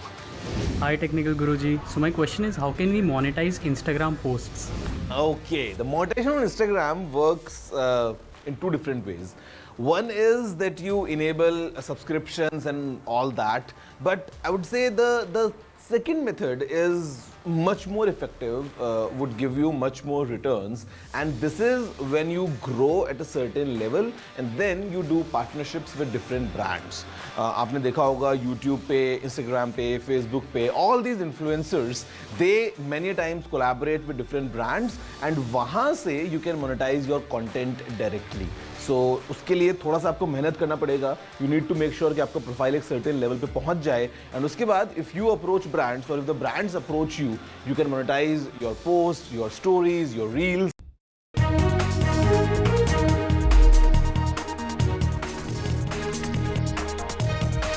Welcome back. Now, Maharashtra seat sharing, as far as the opposition is concerned, the MVA's tussle continues. Sources have informed NDTV that Congress is only going to get 2 seats in Mumbai. Sources say Shiv Sena Uddhav Thackeray faction is likely to contest 4 seats, and of the total 6 seats, 2 for the Congress. Now, this will be a setback as far as Congress leader Sanjay Nirupam is concerned. According to sources, Congress has only 2 seats in Mumbai. Shiv Sena Uddhav Thackeray faction will get remaining 4. Congress will get North Central Mumbai and North East West. Congress has given up the claim for the Northwest Mumbai Lok Sabha seat. This is the seat where Sanjay Nirupam has been in fact asking to contest this election. North Mumbai seat is also Shiv Sena Uddhav Thackeray's share. The formula is 4-2. Now, will Sanjay Nirupam, who has been continuously saying, come what may, he is going to fight the election, does that mean he's going to rebel against the Congress party? Will he fight as an independent, or will he join the ruling alliance at this moment? That now is an open question. Let me go across to my colleague Radhika, who is joining us with more details on this. Radhika, now that's the key question. Sanjay Raut, who has been a long-term Congress leader, What are the options for him if this formula is enacted?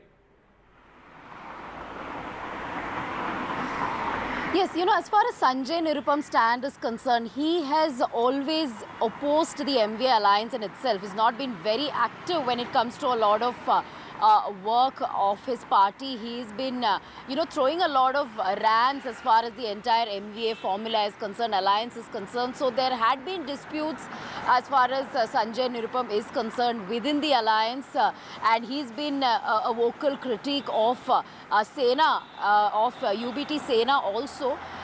Now, there is a possibility Sanjay Nirupam may not be contesting from the constituency that he's been contesting from. Congress has almost given up that constituency. In most likelihood, it would be Sena, that will UBT Sena, that will be contesting from that particular northwest constituency. So, in this whole equation, MVA equation, as far as Mumbai is concerned, Congress would fight in 2 seats, which is north central and northeast constituencies. Northwest will be going to Sena and other 4 constituencies as well. As Congress wanted an equal share in Mumbai constituency list, however, looks like Congress has conceded and has agreed to take just 2 seats, and which means UBT Sena will get 4 seats. As far as the entire MVA formula is concerned within Maharashtra, we are made to understand that both Sena and Congress may get equal number of seats, perhaps a little more for Sena. So 18 to 20 seats each for Congress and Sena, and perhaps 10 seats for NCP, close to 10 seats for NCP. This is the formula that MVA may arrive at. Of course, there were series of meetings today. One was headed by Sharad Pawar along with several MVA leaders. Seats were discussed, but no consensus yet, no final declaration of or announcement has happened yet. Perhaps it will take another couple of days. And in the entire state of Maharashtra, at least about 5 to 6 seats are in dispute among the allies within MVA. But as far as Mumbai is concerned, looks like 2 will go to Congress and 4 will go to UBT Sena. Sanjay Nirupam may not be contesting this time. And will he rebel against the Congress? That remains to be seen. That will be an important, in fact, question that will only be answered in the days to come once the formal announcement actually is made. But it's not only trouble there as far as the opposition alliance is concerned. The seat sharing formula has not yet been arrived at, even with the ruling alliance as well. Eknath Shinde's 45-seat pitch in Maharashtra for the upcoming assembly, elections. For the upcoming Lok Sabha elections, Shinde had said that will bring Narendra Modi back to power. Eknath Shinde, the Chief Minister of Maharashtra, has also said that Prime Minister made Ram Temple a reality. He said in the meeting with his MLAs, the next election will be the real test. The work you do as an MLA will decide how your progress book is, and which will decide whether you get a ticket or not for the assembly. Your work in Lok Sabha elections will determine your ticket for the assembly elections. ये party की बहुत ही महत्वपूर्ण बैठक थी। लोकसभा चुनाव शुरू हुए हैं और महाराष्ट्र में उत्तर प्रदेश के बाद 48 सीटें हैं। इसमें 45 से ज़्यादा सीटें हमें महायुति को लानी है और मोदी जी को उनके हाथ मजबूत करने हैं। मोदी जी को फिर से प्रधानमंत्री बनाना है। ये आढावा बैठक आज हमारे कार्यकर्ताओं की, पदाधिकारियों के लिए हुई है। Let me go across to Radhika, who's joining us with more details. Radhika, all this is all right for morale booster, but what as far as the seat sharing formula within this alliance is also concerned? I mean, there are too many stakeholders, uncertainty whether Raj Thackeray, what role is he going to play if after he has joined the alliance as well. So what's happening in the ruling alliance at this moment ahead of Lok Sabha? Certainly a lot of uncertainty at this point, because we believe that today, in fact, post the meeting, there could be some sort of consensus on at least a few seats. That's what we were made to understand yesterday. However, nothing really concrete happened today post meeting of Eknath Shinde with his set of MLAs and MPs. Of course, he did make that statement saying that Mahayuti is going to win 45 seats. Prime Minister Modi is going to come back to power, and he's also given instructions and directions to MLAs saying their work in these elections will determine their, assembly tickets and so on. Besides that, when we did ask him about the seat sharing formula, he said discussions are still on and we will tell you in due course, but that has not happened yet. We know that BJP wants close to 30 seats. Sena is negotiating hard for 15, 16 seats. They may end up getting just about 12 seats. All the 13 MPs, existing MPs of Sena, want tickets. Will that happen? Not sure. NCP only going to get about 4 seats. NCP also trying hard to get more seats. Certainly a lot of seats under dispute, at least about 12 seats, including seats in Mumbai, are contentious as far as Mahayuti is concerned, and also the MNS equation. We did ask Eknath Shinde about his thoughts on MNS allying with NDA. He did not say much, but from sources we believe that Sena is not very happy with this, possible alliance that could happen with MNS, because that would divide Marathi seats and so on. So at this point, no clarity on whether there will be an alliance with the MNS. Right. If so, how many seats will he be given? And as far as the other Mahayuti alliance partners are concerned, when will the final list be out? No clarity yet, perhaps in a couple of more days, but more meetings certainly in the days to come. There is still a lot of meetings and hectic parleys which are going on to try and come to a conclusion on the 48 seats of Maharashtra, and both the alliance at this moment on the edge before the election candidates are announced. Thank you, Radhika, for joining us with all those details. Moving on now, in a serious allegation against the government weeks before the Lok Sabha elections, former Congress President Sonia Gandhi has said that Prime Minister Narendra Modi has made a systematic effort to cripple the party financially after the party's accounts were frozen by the Income Tax Department over non-compliance. The Congress party said there was no level playing field for the Lok Sabha elections. Rahul Gandhi also attacked the government for freezing the party's accounts, calling it a criminal action by the Prime Minister and Home Minister Amit Shah. He said that due to the freezing of the party's accounts, the party was not being able to campaign, and the BJP instead had filled its coffer through the funds via electoral bonds. The BJP has dismissed the Congress's charges and said the party is seeking to create an alibi in utter desperation over its imminent defeat. Mr. Rahul Gandhi, what do you mean by this? Don't insult Indian democracy. Rahul Gandhi, Bharat के लोकतंत्र को इस तरह से आप शर्मसार नहीं करें। ये देश आपकी पार्टी से बड़ा है, ये देश का लोकतंत्र आपसे बड़ा है। और आज इसी देश में आपने झूठ बोला है, गाली दी है और सब देश ने देखा है।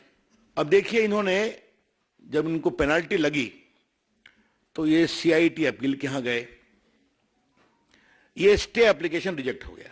उसके बाद फिर ये गए सीआईटी के यहां, कमिश्नर अपील के यहां, वहां भी रिजेक्ट हो गया। Systematic effort is underway by the Prime Minister to cripple the Indian National Congress financially. Funds collected from the public are being frozen, and money from our accounts is being taken away forcibly. However, even under these most challenging circumstances, we are doing our very best to maintain the effectiveness of our election campaign. साजिशन मुख्य विपक्षी दल का bank account freeze कर दिया गया है ताकि हम पैसों के अभाव में बराबरी से चुनाव ना लड़े और ना लड़ पाए। ये सत्ताधारी दल द्वारा एक खतरनाक खेल है। इसके दूरगामी प्रभाव होंगे, क्योंकि अगर democracy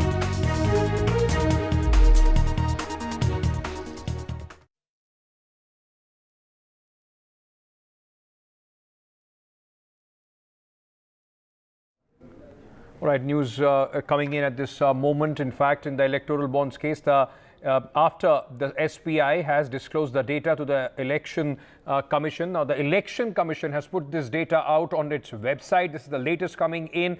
The name of the purchasers of the bond, denomination, specific number of the bond has been revealed. Name of the party that has encashed the bond has also been revealed in the Election Commission's, the data which has been now published on the Election Commission's website. This is the, remember, ladies and gentlemen, we have been discussing this story. The SBI today has said that they have given all the data, including the serial numbers, the alphanumeric numbers to the Election Commission of India. The ECI has now said that they have put this information on to their website. Sunil Prabhu joins me with more details on this. Sunil, like we were discussing earlier, the Supreme Court, once it puts its foot down, of course, that has to be, it's mandated and has to be followed. Now, what is important as far as this data which the Election Commission has put out, what does this mean and what does this signify?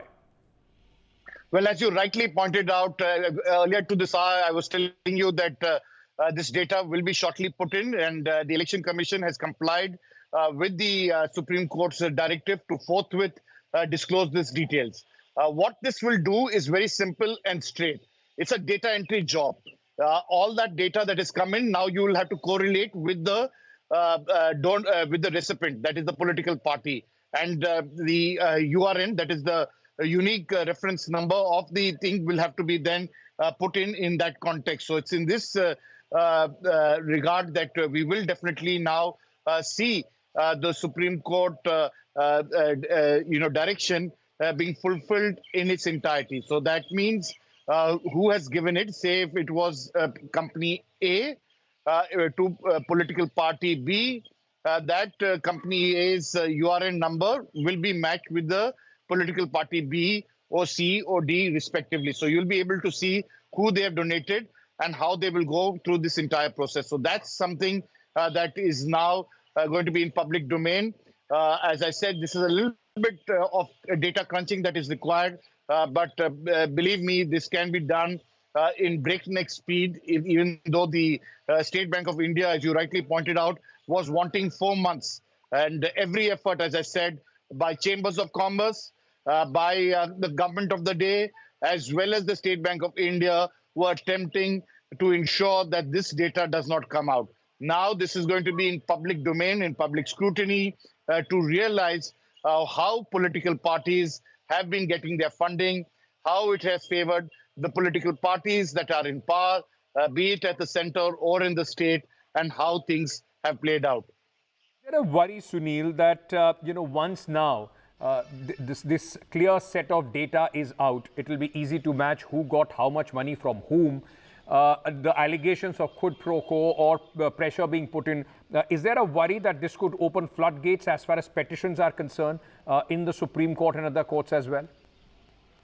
Well, in terms of transparency and accountability, it's important. What did the right to information do? It actually opened up and made it a rightful claim for all of us to be able to get data in the public domain. You can't keep it away from the public because, after all, in a parliamentary democracy, this is the essence. This is, in the sense, what the Constitutional Court has actually done. It has allowed you now, you people like me and anybody else, to actually be able to get this data. The right to information came in because you wanted to do NREGA at that time, the National Rural Employment Guarantee Program, and it was required to be transparent so that the Mahatma Gandhi NREGA would be able to, so the general public would be able to demand from the DM and SP. The whole problem has been the government has been opaque, and especially political parties, unless you whip the stick, crack the whip against them, they are not going to give data at all. We saw that from the 2018 to the 2019. Major political parties, be it the BJP, be it the Congress, be it the Trinamool Congress, haven't disclosed data. The small regional parties who have actually come clean with all the data possible, wherever possible, on who their funders were. Absolutely. And that is in the essence of parliamentary democracy and free play and transparency and accountability and probity in public life. This will definitely open, if you say floodgates, it will be on a case-to-case basis. If there has been acts of corruption, it will definitely have to be taken into account. If the CBI and the ED can start prima facie cases based on evidence that you have seen in the recent past, suo moto. What stops them from doing that in this present case too? Absolutely, and at least the excuses that certain political parties are giving, that they don't know, it was just dropped off to their office, and parties which are still waiting for some sort of a push to declare who did they get the money from, all that will now be public knowledge and for scrutiny as far as the general public is concerned ahead of the 2024 election. Sunil Prabhu, thank you so much for joining us with all those details. With that, we're slipping into a very short break. News and updates on the other side. Stay tuned.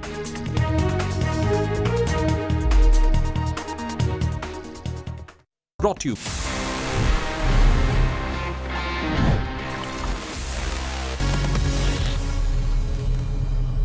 So friends, it's time now कि मैं आपके सवालों के जवाब दे दूं in this section Ask TG, and this is one of my personal favorites क्योंकि इतना मजा आता है when we connect, when we talk about gadgets, technology, directly one on one. तो आज देखते हैं इस एपिसोड में हमारे पास में क्या questions आए हैं across different domains और मुझे क्या इतनी abilities हैं कि मैं इनके जवाब दे पाता हूँ.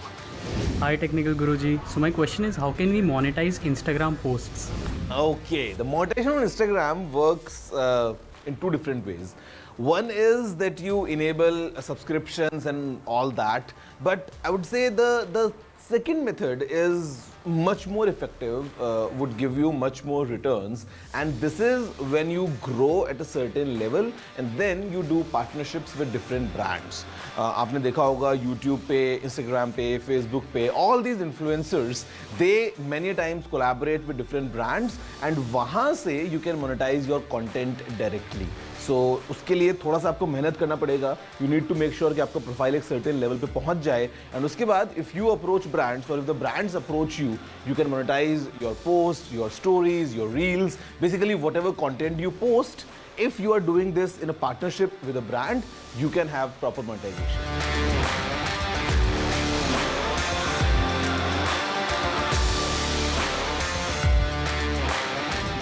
Well, अब जाके हो सकता है.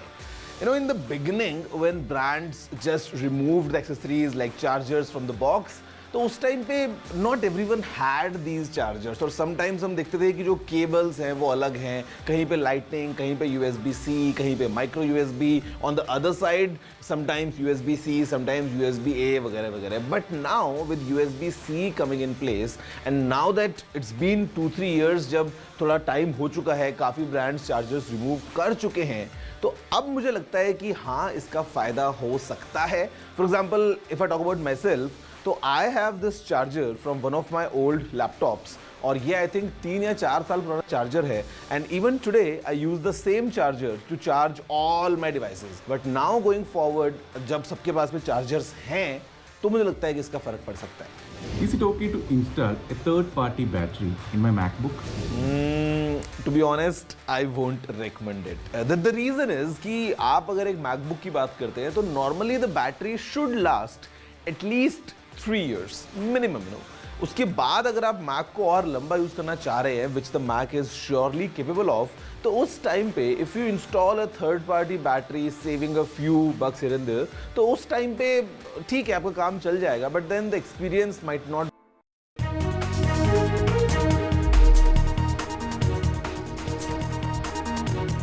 It's an end of an era. Rituraj Gaikwad will take over as the new captain of the CSK from Mahendra Singh Dhoni, as the Indian cricket legend relinquishes captaincy of the Chennai Super Kings for the upcoming IPL season.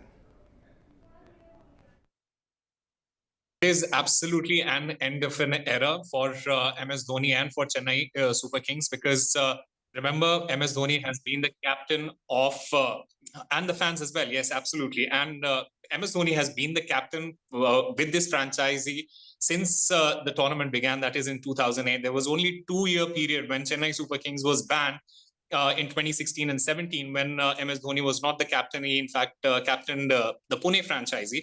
But he has been there, won it all.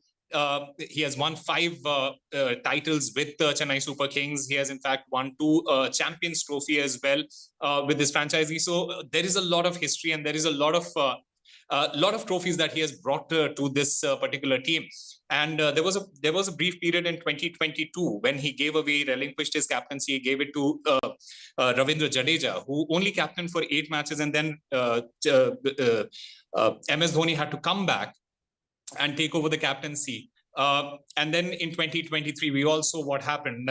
MS Dhoni, captain right from the beginning, went on to win the trophy for the 5th time. And there were a lot of speculations whether MS Dhoni is going to be playing his last season with Chennai Super Kings. Then he came out and announced that, well, it is going to be one more year that the fans are going to get to see him. And he very recently joined the Chennai Super Kings camp. And there were speculations about who's going to captain the side, because there was a cryptic message that MS Dhoni put out on Facebook talking about a new role, and a lot of people thought about what it might be. Then turned out to be an ad campaign, but when you look at it in the hindsight, this is what it means. Ruturaj Gaikwad is taking over the reins from the most successful captain in the IPL.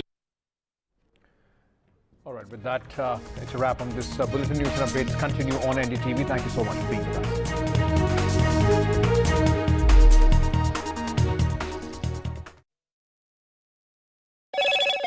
Hello, Moto. Motorola, India's best 5G smartphone brand.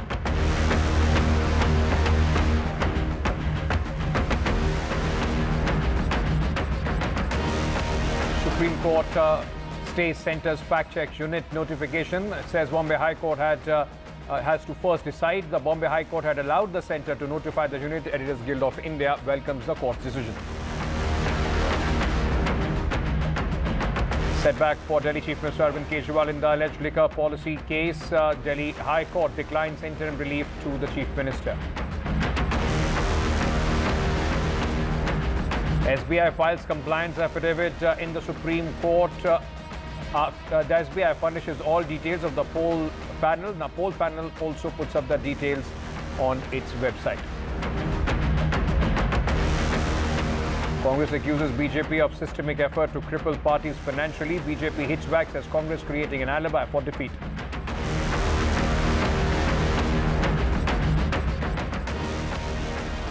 This show isn't just about news from the southern states. It's one that looks at the rest of India and the world from a diverse South India point of view, because NDTV has always taken the southern view seriously. The Southern View with Veera Raghav, only on NDTV 24/7.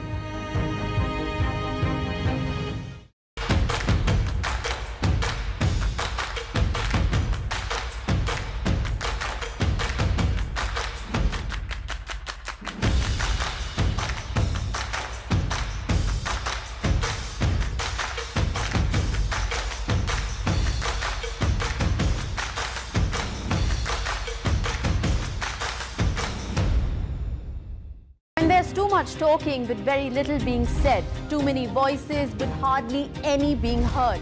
You turn to a show that puts you front and center. A show that headlines the stories of the people, by the people, for the people.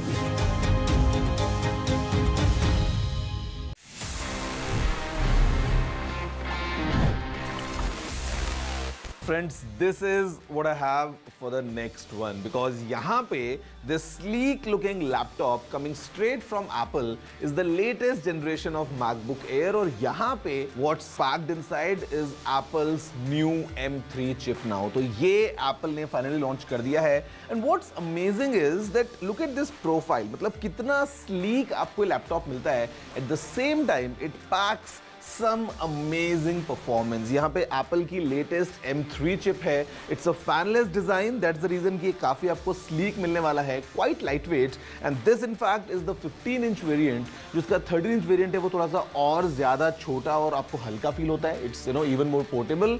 At the same time, it packs some serious power because यहाँ पे जो memory है, it goes up to 24 GB.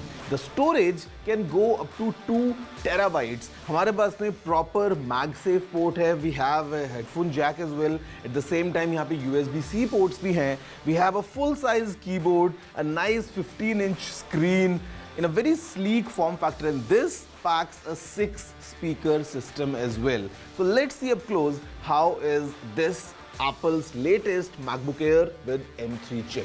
The beloved MacBook Air just got a superpower upgrade with the brand new M3 chip. Ready हो जाइए for blazing fast speeds, longer battery life and mind-blowing AI capabilities. Apple claim करता है कि the M3 chip is up to 60% faster than the already speedy M1 chip. Imagine करिए कि editing videos, creating music or even casually crushing your enemies in an intense game, ये laptop काफी आसानी से ये सब कर ही सकता है, no sweat. Apple promise करता है whopping 18 hours of battery life on a single charge. That's almost a full day of work or actually even play बिना किसी power outlet की जरूरत पड़े. Talk about freedom. The new neural engine makes this the best MacBook Air yet for AI tasks as well. Think about super intelligent photo editing and much more. You can also now hook up 2 external displays, perfect for those who need a big screen workspace like for editing and all. The MacBook Air M3 is a sleek, powerful and undeniably cool way to compute on the go.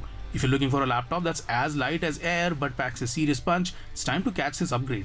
Friends, इस नए MacBook air के आने के बाद 2 interesting बातें हुई हैं. पहली बात तो ये कि हमको एक नया मैकबुक मिल गया है with M3 chip, the MacBook air. यहाँ पे 2 अलग-अलग साइज हैं. This one in particular the 15-inch variant starts at 1,34,900 rupees. But the second thing is even more exciting because Apple has reduced the price for the 13-inch variant. क्योंकि अगर आप 13-inch का M2 chip वाला MacBook Air अब लेते हैं तो उसकी प्राइस 20,000 रुपए कम हो गई है. And now you can get it at just 99,900 rupees. So basically the lineup for the MacBook Air, M1 chip भी है, M2 chip भी है, and this is the latest M3 chip. You can choose basis of your requirements or your budget, and I would say all these laptops, they are really good because Apple Silicon के साथ में the kind of optimization Apple has done in terms of performance, battery, you know, the entire experience, it's really elevated. तो अगर आप ये laptop लेना prefer करते हैं, let's say for college या maybe even for professional work, I would say this would be a really good pick.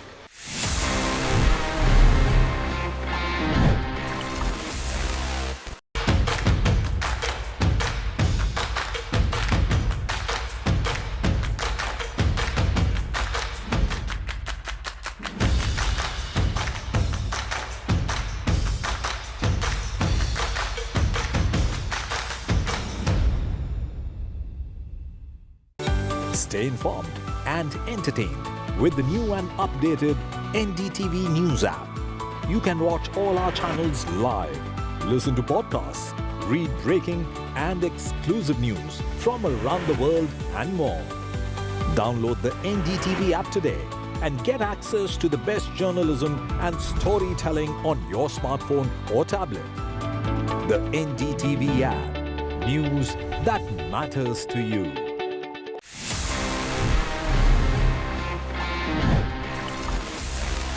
Friends, moving ahead for the top story, I've got not one, but in fact 2 different new smartphones. These are from the Samsung Galaxy A series. What I have with me is the all-new Samsung Galaxy A35. साथ में Galaxy A55 भी है. Both are, of course, 5G smartphones. Interesting design, interesting configuration और काफी fresh लग रहे हैं दोनों phones coming straight.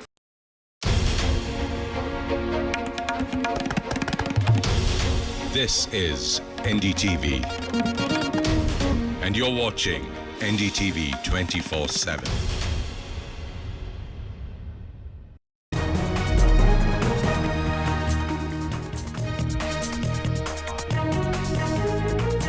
Hello and welcome to the Southern View. I'm Veera Raghav. Special focus on the big Carnatic music divide on the show and why treated water could be the solution for Bengaluru's water shortages.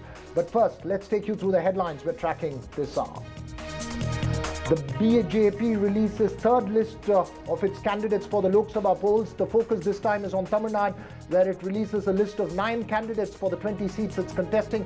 Fields former Governor Tamilisai Soundararajan from Chennai South, Party President Annamalai from Coimbatore as expected.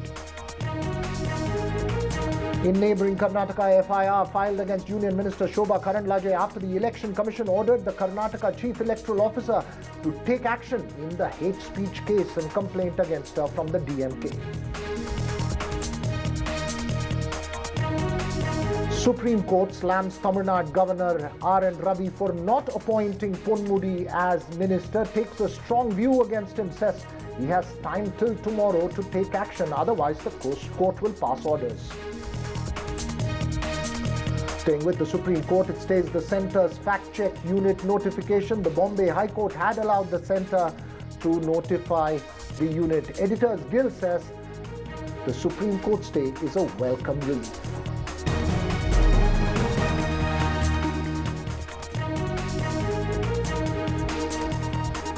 But first, a quick check of that political story breaking this evening. The BJP announced its list of candidates, its third list, but this time specifically focused on the state of Tamil Nadu. Party President Annamalai will contest the Coimbatore seat as expected, which he's been nurturing for a while now. Former governor of Telangana, who just recently quit and returned to state politics, Tamilisai Soundararajan, will contest from the Chennai South seat. Remember, she contested from the Thoothukudi seat in 2019. Pon Radhakrishnan and L. Murugan, both former presidents of the BJP.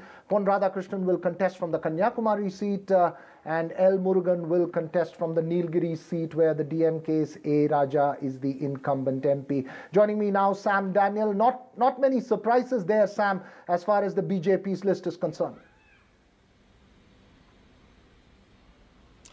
That's right.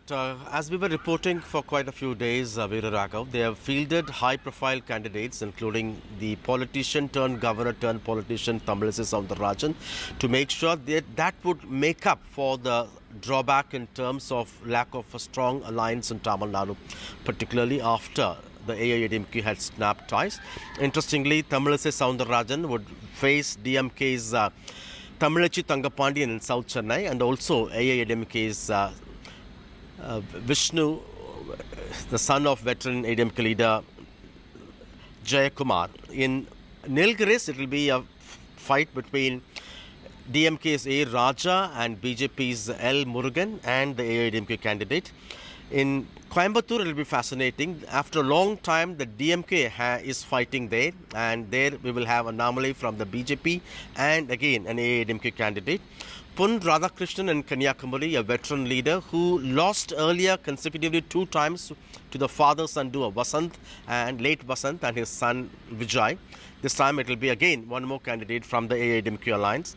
So they hope that this high-profile nature of these candidates and what they call the impact of Prime Minister Modi's frequent visits to Tamil Nadu would actually help them to win seats, not just expand their footprint.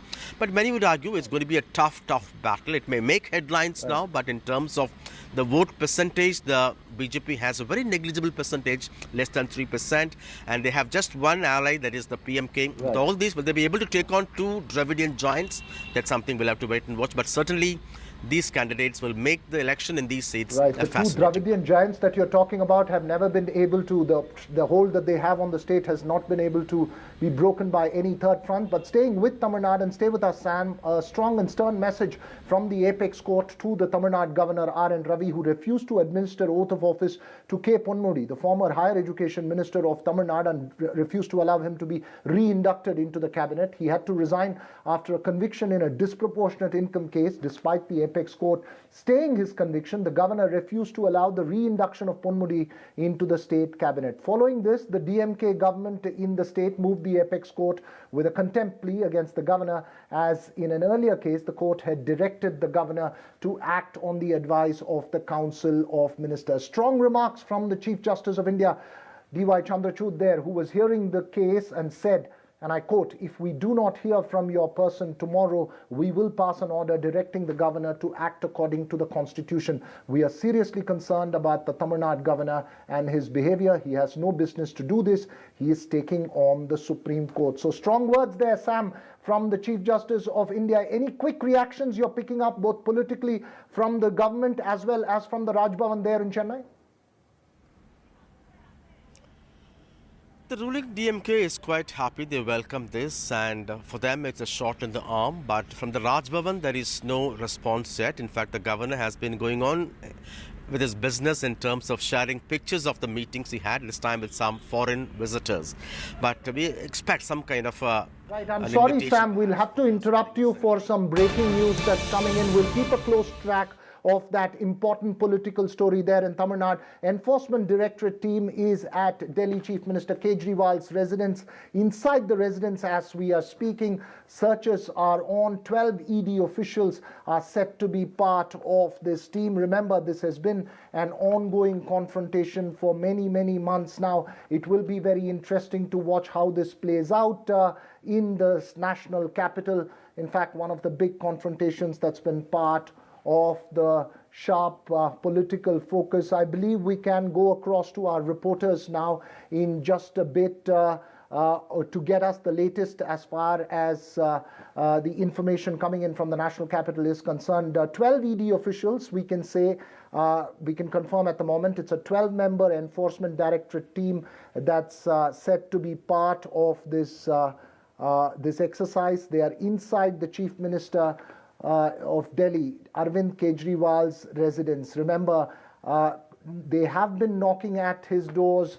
There have been several summons that were sent, which he had refused to respond to. This is as part of investigations in what's been known as the Delhi liquor scam. So those are pictures that you're seeing there coming in from the national capital. 12 ED officials have entered Arvind Kejriwal's residence in the national capital there. So that's the information we have. I believe we can go across to my colleague Vasudha Venugopal. Vasudha, give us the information you're picking up at this stage.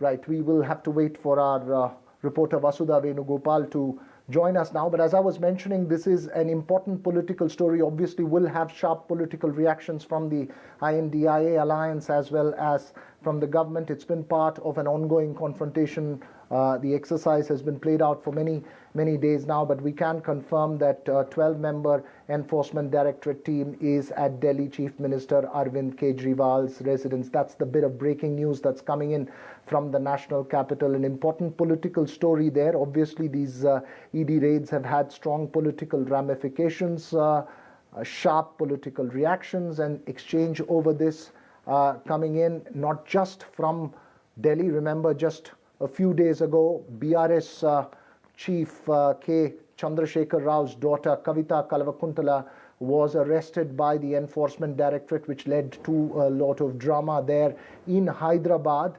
Now, of course, this could be potentially another escalation in this entire confrontation that's been playing out. Remember, Arvind Kejriwal has been seen as a key figure both in terms of the opposition and in terms of attacks from the government as far as this particular case is concerned. How this plays out could be extremely important and could have many, many different political ramifications. I believe we can go now across to my senior colleague Vasudha Venugopal. Vasudha, if you can fill us in terms of any information that you're picking up at the moment, just give us a context to this 12-member ED team that's entered Arvind Kejriwal's residence in the national capital. Veera, what we understand is that the ED team is at Arvind Kejriwal's residence. The Delhi Chief Minister has been under the lens of investigating agencies for over a year now. Senior ministers of the Aam Aadmi Party cabinet have also been, scrutinized. Some of them are in jail. This is all with regard to the excise policy case. And this comes just hours after the Delhi High Court refused to grant any interim protection to Arvind Kejriwal. Remember that he has been skipping multiple ED summons and he had actually sought a stay on them, seeking that no coercive action should be taken against them. But if you look at what the court had said, the court in fact said today that it had heard both sides and that it was not inclined at this stage to grant protection to the Chief Minister. And in fact, the respondent is at the liberty to file a reply. This is what the court said today. In fact, the court had listed the Chief Minister's application seeking protection for further consideration on the 22nd of April when his main petition,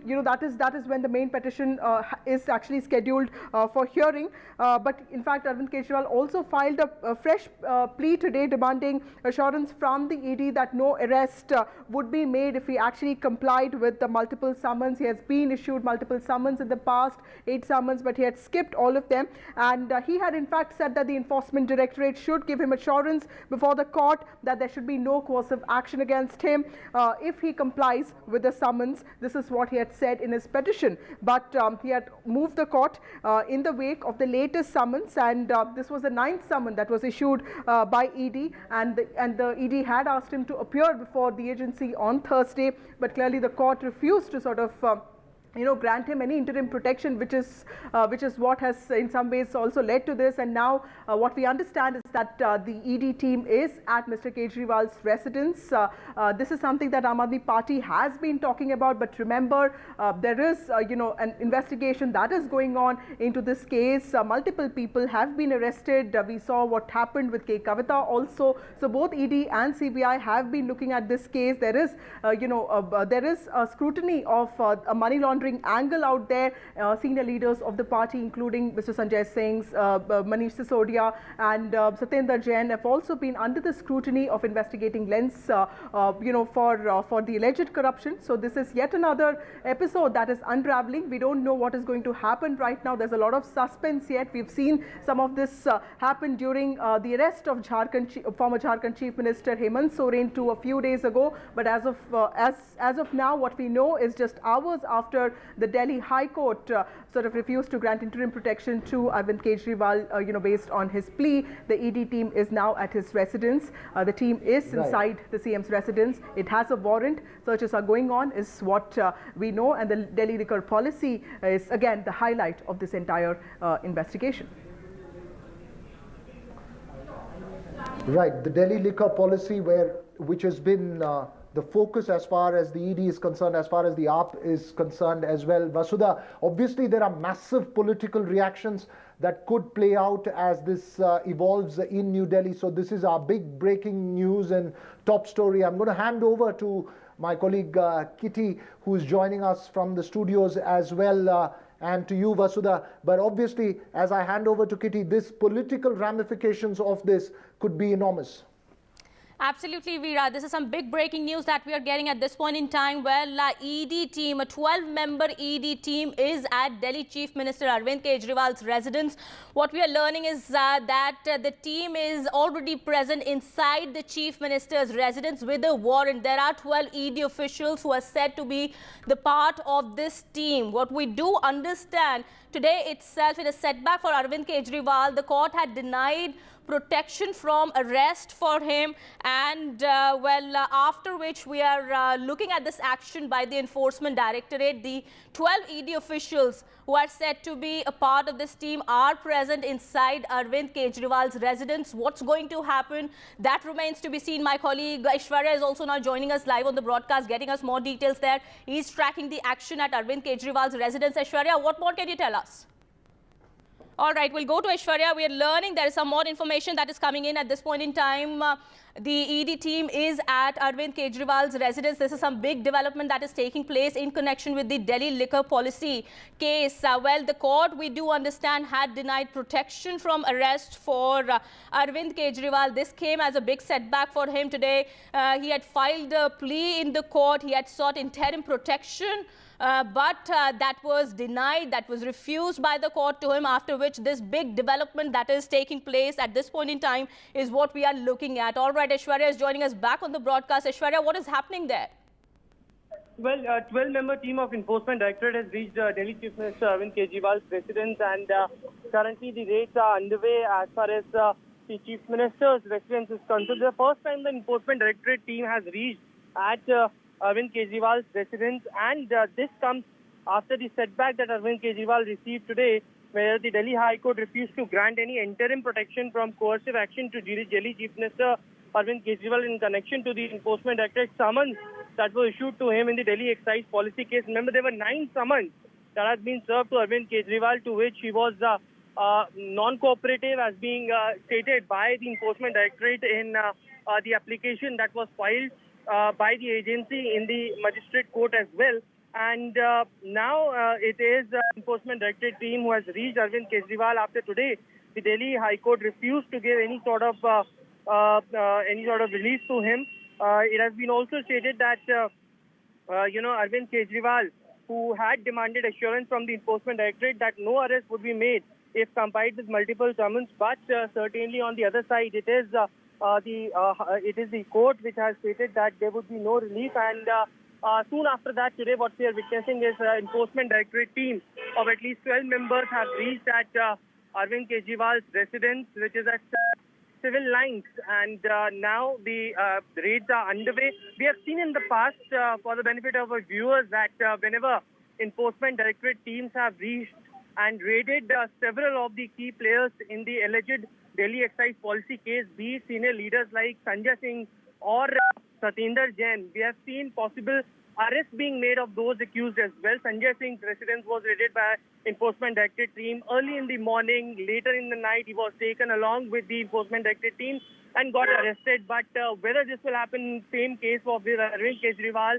or it is just raids that will take place and the documentation evidence that the Enforcement Directorate is seeking in this alleged Delhi excise policy case, that would be is something remains to be seen. But big development as far as the Delhi liquor policy case. For the very first time, Enforcement Directorate team has reached at the Delhi CM's residence.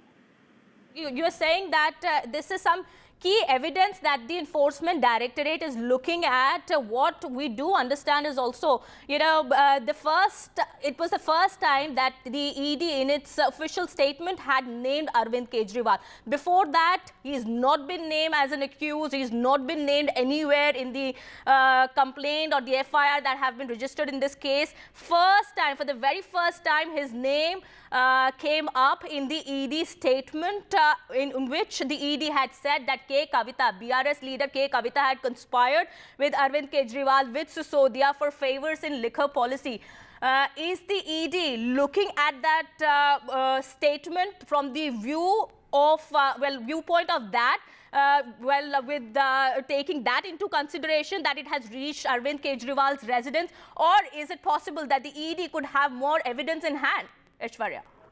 Well, in the last few days, there had been several rounds of investigation and statements being recorded by the Enforcement Directorate at the ED headquarters. Remember, when there was an arrest which was made of K. Kavita, it was a statement that was recorded. And at that point of time as well, Enforcement Directorate clearly stated that they wanted to confront K. Kavita with the key accused in the case, and therefore, the reason perhaps they needed more time as far as the custody of K. Kavita is concerned. Now, after K. Kavita's arrest, it is Arvind Kejriwal who had been under the radar, and it has been also stated in the charge sheet filed by the Enforcement Directorate that the key meeting that took place with the South Group in 5-star hotels in Delhi, and also when Arvind Kejriwal was in attendance, it was also the Delhi Chief Minister who knew all about what's happening, and therefore the reason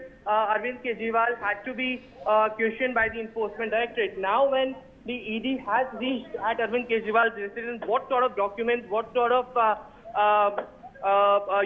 statements the ED wanted to record is something that remains to be seen. But a massive team, 12-member team, had reached Arvind Kejriwal's residence, and currently the raids are underway as far as the alleged Delhi excise policy. Okay, we've seen some high-profile arrests in this case already. I'll go to Aishwarya. Let me go across to my colleague Vasudha here as well. She is with us on the broadcast, tracking the developments as well. We've seen some high-profile arrests earlier as well, Vasudha. And, a number of Aam Aadmi Party leaders have been in the ED net in connection with the case.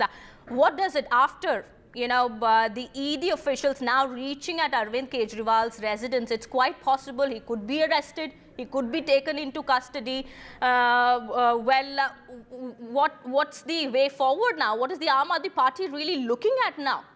Of course, Kitty, I think that is a question for which we'll have to wait for a few more hours to sort of, get an answer to. But remember, like you rightly said, the CBI also arrested Manish Sisodia, who was this high-profile education minister of the Kejriwal cabinet in Delhi. And he was arrested in February 2023 last year because the CBI did find problems with the formulation and the implementation of the Delhi excise policy, which of course then eventually got scrapped. But then then there was problem with that, and what the agency had then said was that certain vendors, who allegedly gave kickbacks to the party, which was later on used for its political campaigns, especially in Punjab and Goa, those vendors were given special preference and priority, and there was large-scale corruption involved in this whole Delhi excise policy, which is why former Minister Manish Sisodia was also arrested. And of course, after the CBI case, what we saw was the ED,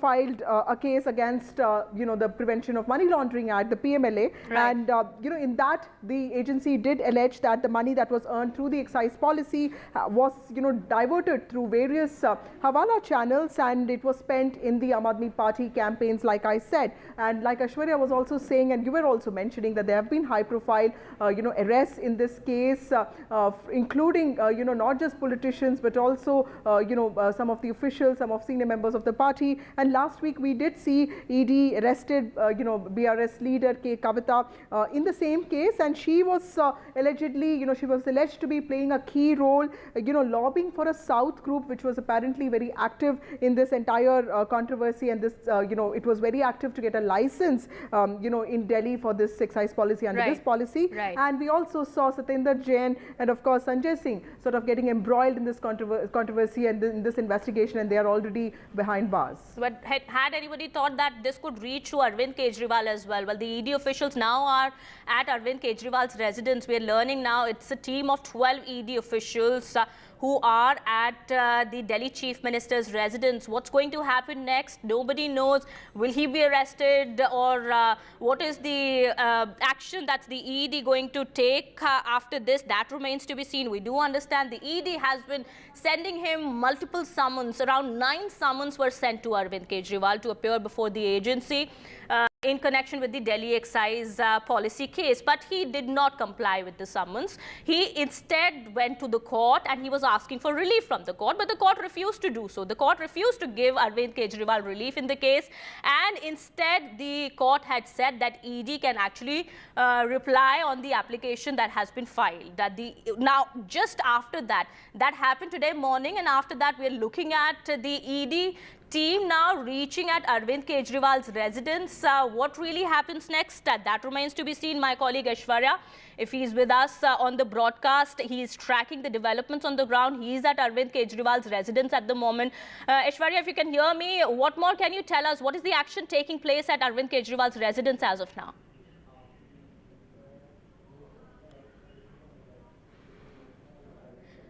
All right, we'll go to Aishwarya in just a bit. We're learning, gathering more information in connection with the Delhi liquor policy case. We do understand this action has been necessitated by the ED team. The ED team is already at Arvind Kejriwal's residence. We've seen some high-profile arrests that have taken place, that have been made in connection with the liquor policy case. And the South Group nexus is also has been talked about by the ED, by the CBI in the chart sheets that have been filed. BRS leader, we do understand, K. Kavita has already been arrested, and she's in the ED custody as of now. My colleague Aishwarya joins us back on the broadcast here. Aishwarya, what more can you tell us? What is happening on the ground?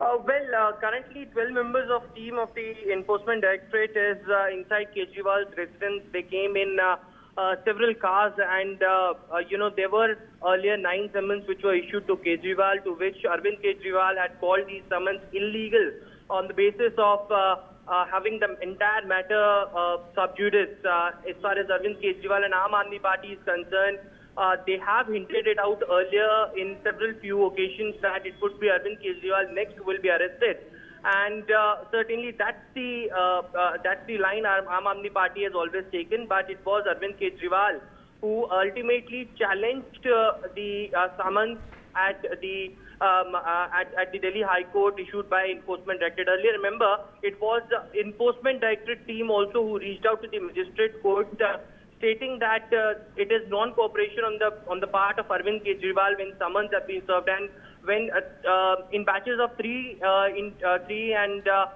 again 3, 2 of the hearings and applications were filed by the Enforcement Directorate. On March 16, remember, Arvind Kejriwal was summoned to the court. He appeared in front of Magistrate Court, to which he got bail of 15,000 rupees, and he came out. But that didn't mean that Enforcement Directorate cannot reach out to and could not summon Arvind Kejriwal, and that happened too as far as the 9th summon is concerned. Now, today when he didn't got any relief from the Delhi High Court, ultimately it was Arvind Kejriwal residence that we are witnessing currently. Enforcement Directorate has reached, and the raids are underway. Now, what sort of evidence, what sort of statements the Enforcement Directorate team is looking forward after K. Kavita being arrested? Because when K. Kavita was arrested, it was Enforcement Directorate team which clearly stated that they wanted to confront with several of the other key players of the alleged Delhi excise policy case, and therefore the reason perhaps now these developments are taking place. Okay, stay on with us. I'm also being told Vedant is also joining us on the broadcast. He's also getting us more details. Vedant, we do understand you have some more details regarding the ED searches that are taking place at Kejriwal's residence. Right, Kiju. So what we're picking up from sources right now is that a 12-member team has reached Arvind Kejriwal's residence and is there to serve a summons. This is what we are being told by sources as of now. And I also spoke to senior leaders within the Aam Aadmi Party. And what we are being told is that they've been caught completely off guard. They did not anticipate this sort of, an ambush really by the Enforcement Directorate team there. And this has come clearly immediately after the Delhi High Court sort of came down hard at Arvind Kejriwal. And also a key point that the Delhi High Court made, in response to Dr. Abhishek Manu Singhvi's argument that there is no evidence. That was the key point that Arvind Kejriwal also made in court, that there is no evidence, there is no incriminating evidence that has been found. And to that, the Delhi High Court said that till the time Arvind Kejriwal appears for summons, it will not be clear as to what is the sort of capacity and the evidence that the Enforcement Directorate wants to confront Arvind Kejriwal with. So taking a cue from that, the Enforcement Directorate has landed up, sort of ambushed Arvind Kejriwal. It remains to be seen. It's going to be a long night of searches is what we are being told from sources. It remains to be seen whether he's taken in custody or not. So far, we cannot go that far because sources within the agency are telling us that they are there just to serve summons, but searches are going on. So, yes. Remember, Arvind Kejriwal has already been summoned 9 times, which he has all of the summons that he has skipped. Remains to be seen what happens tonight. Right, Vedant, we do understand. We've been talking about this before also, that, Arvind Kejriwal has not been named as an accused in the case so far. But the ED team, as we do understand, is at Arvind Kejriwal's residence. What it is looking for, it's looking for more proof, more evidence in connection with the Delhi policy alleged scam case that it is looking at. So what we do also understand is that this is right after K. Kavita's arrest and the ED official statement in which it had mentioned Kejriwal's name. It had mentioned that it was the conspiracy between Arvind Kejriwal, Manish Sisodia, senior Aam Aadmi Party leaders, and the South Group, which has been headed by K. Kavita. This is what the ED so far has said, that the ED team reached Delhi Chief Minister's residence today. It is on the basis of that, are we looking at these developments? That's a very important point, Kitty, because remember that was a key development in the investigation. Just 2 days after K. Kavita was taken into custody, the Enforcement Directorate, by our sources, senior officials from the Enforcement Directorate had told us that as per the investigation, as per the questioning, what has come out is that there was a sort of a nexus between the South Group headed by K. Kavita, former Excise Minister Manish Sisodia. We must remember that Manish Sisodia was heading the Excise Department back then, and Mr. Arvind Kejriwal, and that there was a sort of a conspiracy, and that is the evidence. That is the sort of, the sort of evidence that has come out in the questioning. That is what the Enforcement Directorate wants to confront Arvind Kejriwal with. Now, this is all in the realm of allegations. The Aam Aadmi Party says that no money trail has been established so far. Because remember, that is what the Supreme Court had said earlier as well, that the money trail has to be established within 8 months as far as Mr. Manish Sisodia's bail hearing was concerned. Now, Arvind Kejriwal, remember, has already challenged the summons in the Delhi High Court. The next hearing is on the 22nd of April. And before the next hearing, the Enforcement Directorate sort of landing up at Arvind Kejriwal's residence is critical, because the Aam Aadmi Party will make the point that this is illegal because a court hearing is pending. This is unconstitutional constitutional based on that. So Okay. that aspect also we must keep in mind. But certainly a very important development with searches now underway at Right, Kejriwal's residence. right. All right, let me go across to my colleague Vasudha also here. All right, I'll go to Vasudha in just a bit, but we do understand that the Aam Aadmi Party so far has been making these claims that they have, the Aam Aadmi Party leaders have information that suggests that there are a